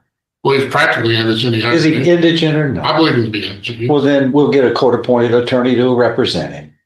Well, he's hired me, but I think that. Yeah, well, we can't play it both ways. I don't believe that. No, we're not going to have the taxpayers pay for your money when you are retained. Either we pay for it all and it's under the court-appointed indigent commission's rules, or else we're not going to hybrid work. We're not going to look at hybrid. I think you're not on the court-appointed list, are you? No, I'm not. Okay. I think that even though you ought to get on it. I don't know, believe me, Judge, it's a headaches that I don't need. All right, but this is hybrid money being spent in a hybrid way. No, hold on, let me speak. No, this has been dealt with before. It's an all or nothing. Either you're retained or you're not retained. If you're retained, you're paying for it. The taxpayers aren't. I'm not going to open the door. Everybody who is retained can then go, I want the Reif-Kimmler rule. My person is unable now to pay for some costs, and the taxpayers, and so he's indigent, but I got paid, and then I want the taxpayers to pay for the difference. I open that door, we'll have thousands of people pulling the same stunt. They will. I'm not opening the door for that. Either it's all or nothing here. I think that at some point I'm going to have an opportunity to put on actually evidence from him to establish that he is indigent for the purposes of the record. If he's indigent, then we'll get an indigent attorney off the indigent. He's not indigent enough. I'm sorry. Look, if you can't pay for your defense, then you got a problem. I think it fits with it. You have a right to a defense. If you can't afford it, then you're indigent. You're going to get I probably allow that, and then we do it correctly. We don't have hybrid paying the money and then you're retained. The auditor's going to get me on that, but I can understand. Taxpayers would go, wait a second, this doesn't look right. And I believe it. I'm a taxpayer. It doesn't appear right. Well, Your Honor, all I can say is that you either want to stay on it or not. That's what I'm going to ask, because I'm not going to pay. I'm not going to have the taxpayers pay for $5,000 when you've been retained. At this point, I'll stay on it, but I would like an opportunity in the future to have him brought over to put on evidence about his financial, and I could do that to his family also, about their financial situation. Well, the same thing is just to protect the record. But I mean, the same ruling will be made. Either it's paying for your representation or the taxpayers. But we don't have taxpayers pay for a little bit, and the retained lawyers get as much as they can from the guy, and then he's out of money. I'm not That looks bad for the jury. I can put all the evidence about what my fee is in this case too. We can do that here just for the purposes of the appellate record. I'm gonna need to put that on at some point. The other thing is, since I do have an evaluation from 2018 from Dr. Hamza, I think he's a fact witness, and I do need to have that motion for alternative service signed so I can get him served, so at least I have him. What is that the report say? It's, in case the test is exhibit A, there's a motion to suppress the confession. Let me look at it. But it's from 2018. That's what I'm about to get. And I don't think his condition has changed since. You're the expert on that? Well, I've dealt with him enough at the jail to confirm what the observations are. But we're talking 8 years. Yes, he hasn't improved. And I think the report indicates there wouldn't be any expectation. Well, who says he hasn't improved? You?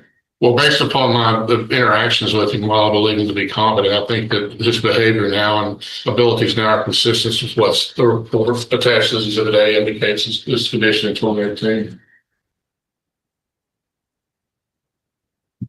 Well, tell me your Exhibit A out of that. Here, the other ones I gave you, Mr. Miller. I reprinted them there at the top.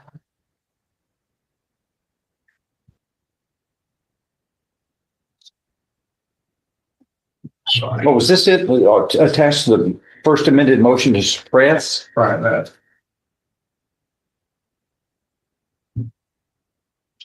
And these are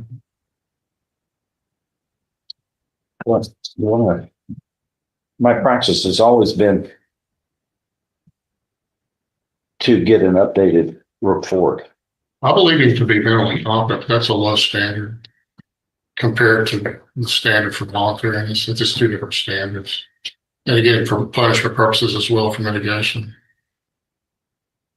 What's the difference in the standards again? Mitigation is more open. No. What is the difference in the law? What are the levels between those two? Yeah, I want you to articulate. What you're saying of competency is that he understands. I'm not talking about your understanding. I'm talking about what the law says. Well, my understanding of what the law is, which is all I can testify to, is that the competency is, does he have the ability to fully understand the charges against him in his own defense, which I believe he does. Now, as far as his cognitive abilities, his cognitive functioning, I think that's as reflected now as reflected in the Exhibit A from 2018. There's no inconsistencies or differences from what I've observed presently. So he's incompetent? No, he's competent, but he's insane? He's cognitively impaired, I believe. Would be the appropriate way to say that. Okay, where is that? Where is cognitively impaired, especially dealt with in the Code of Criminal Procedure or the Penal Code? I think it's well, hold on. Let me finish. Okay. I know you jump over all. You always do that. You want to interrupt so badly. Don't, please. You can't take that down. No, I want to see where the cognitive ability has an impact on competency, on voluntariness, on competency or insanity, and then for voluntariness. I want you to articulate to me where that what the test is for that. Voluntariness is if the person has sufficient cognitive capacity to freely and voluntarily and knowingly waive the rights. There are 3822 rights and Miranda warnings in the context of giving a statement. Or that the actions of the law enforcement looking at the totality of circumstances, including the cognitive functioning of the defendant, are such that they overcame his will and ability to make a voluntary decision, such that you could say it's an involuntary statement. And additionally, there's an additional relevance as far as its cognitive functioning as it goes to punishment, because I think the court recognizes under 3707 that mitigation evidence in punishment includes cognitive functioning, low IQ, that type of thing as it relates to the relevance to the jury. Which is IQ? Well, cognitive function. I don't know his particular IQ. No, let's just talk about this case. You don't know anything about his IQ, do you? Well, I think it may be referenced below.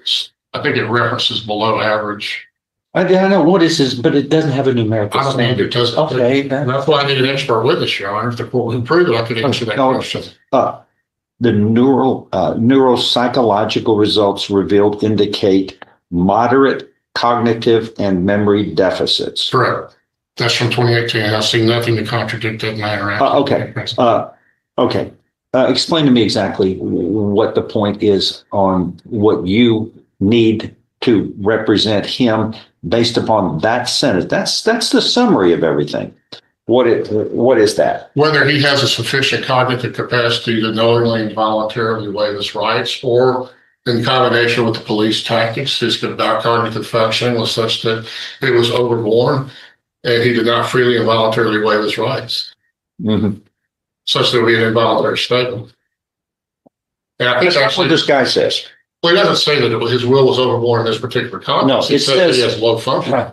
Results reveal indications of moderate cognitive and memory deficits. Well, that's one line. You fit that. Well, I think I have enough cognitive functioning to make an informed decision on whether to waive my rights. All we can do is the four corners of what this is showing. It says overall intellectual abilities were below average performance and below average learning abilities. Client scored well, below average verbal intelligence, well below average to below average nonverbal intelligence, below average composite, below average composite B. Go ahead. I'm sorry. Go ahead. Well, Your Honor, the court's aware voluntariness isn't only a judicial determination, that's a determination that can be made by the jury. I think that will be relevant information for a jury under the Jackson v. Dennis standard to consider and determine whether they're going to consider this confession or whether they're not going to, or whether they're going to consider it involuntary, but they wouldn't consider it. That's a jury question, not just a judicial question. We have file.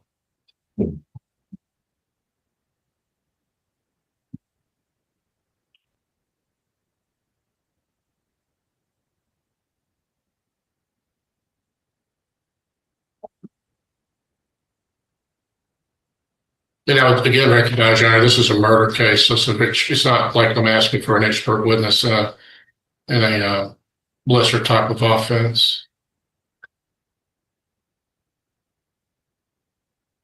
The magnitude of the punishment and the magnitude of the case are such that I think an expert would be appropriate, not only for the voluntariness issue, but for mitigation evidence for the jury and the punishment food.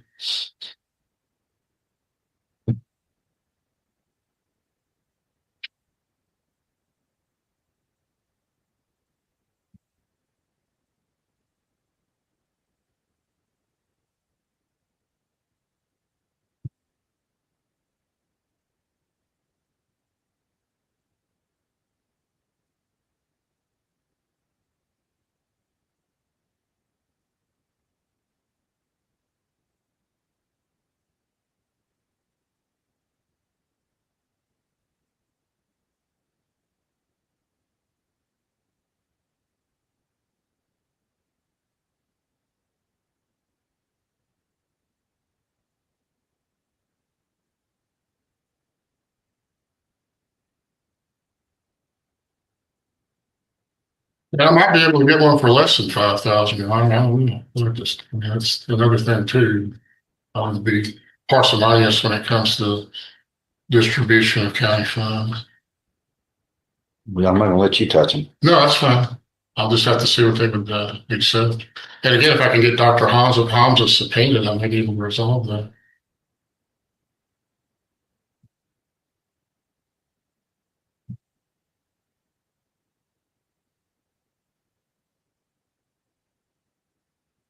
Yeah, I never found this other.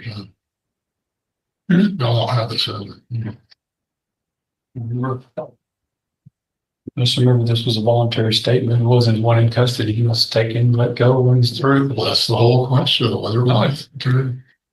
It was a non-custodial statement. I think we can agree to that. Non-custodial. Whether it was voluntary or not, it's a question. It was non-custodial, yes. Just because he ended up confessing doesn't make it involuntary. The lies that he told at first. Well, that goes to your argument. It goes to show that he knows what he's doing. That's your jury argument. Let's see what we got. You led them to the close. I know that. Which is another part of 38.2.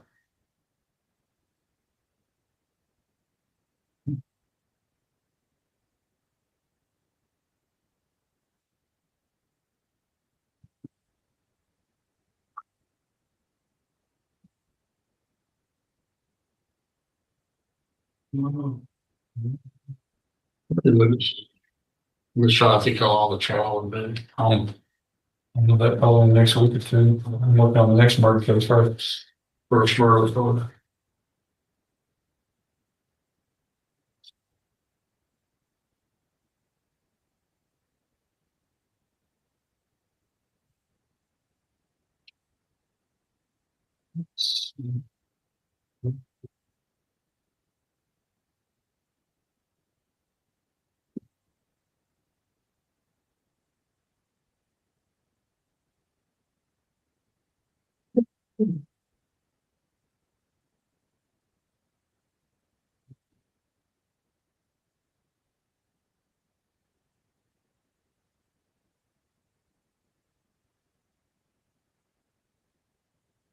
You want to hold your ruling in advance, Sean, and just let me get Hobbs subpoenaed and see where we can go from there.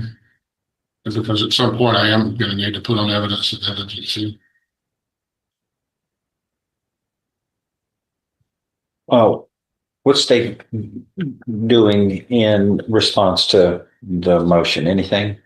The motion to suppress or the motion for, the motion to suppress, it was a voluntary statement. It wasn't one that was. No, he's to the issue of voluntariness that he's centered around. Judge, do you have any, you're going to have a response to that? Do you have a competing expert? No. Or expert? No, do you because intend to?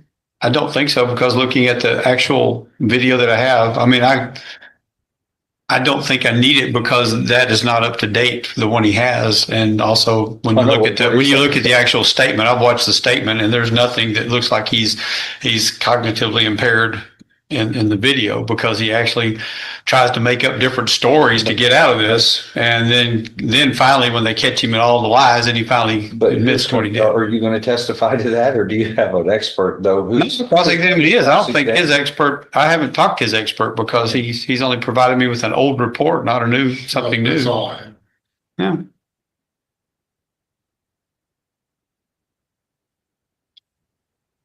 Right now, I'd just like to get Dr. Hobbs subpoenaed, get it served, so if I could get the alternative service motion signed, so I could. How does that change at 7 years old? I get him to go do another one or talk to him about how much he would charge to be an expert once I can. Well, that's going to be on your, that's going to be y'all's problem, not mine. Well, I'll still. But once again, if you can't afford to do that, then he can't pay you to do that. Then we've got to, you're going to either do,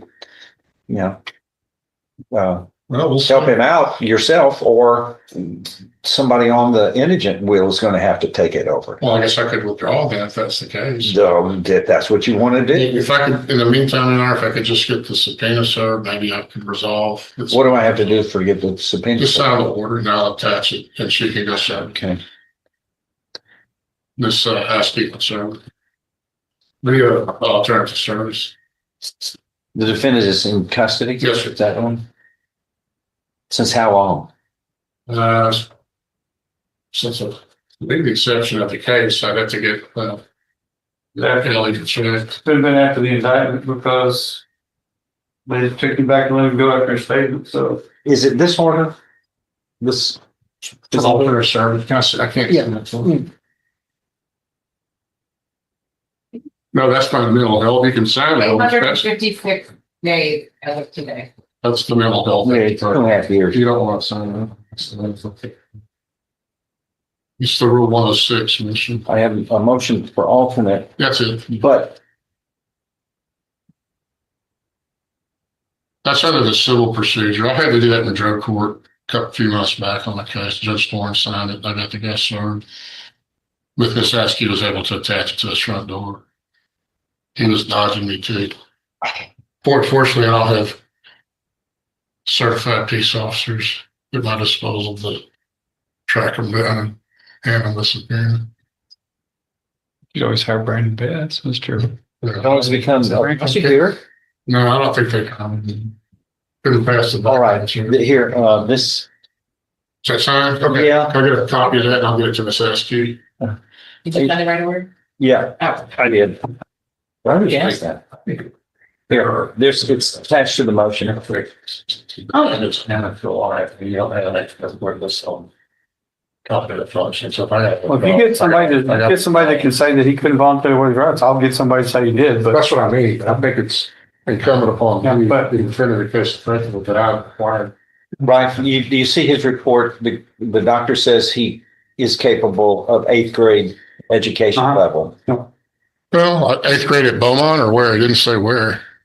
8th grade at Beaumont Central. Remember we had the girl that had graduated that was illiterate?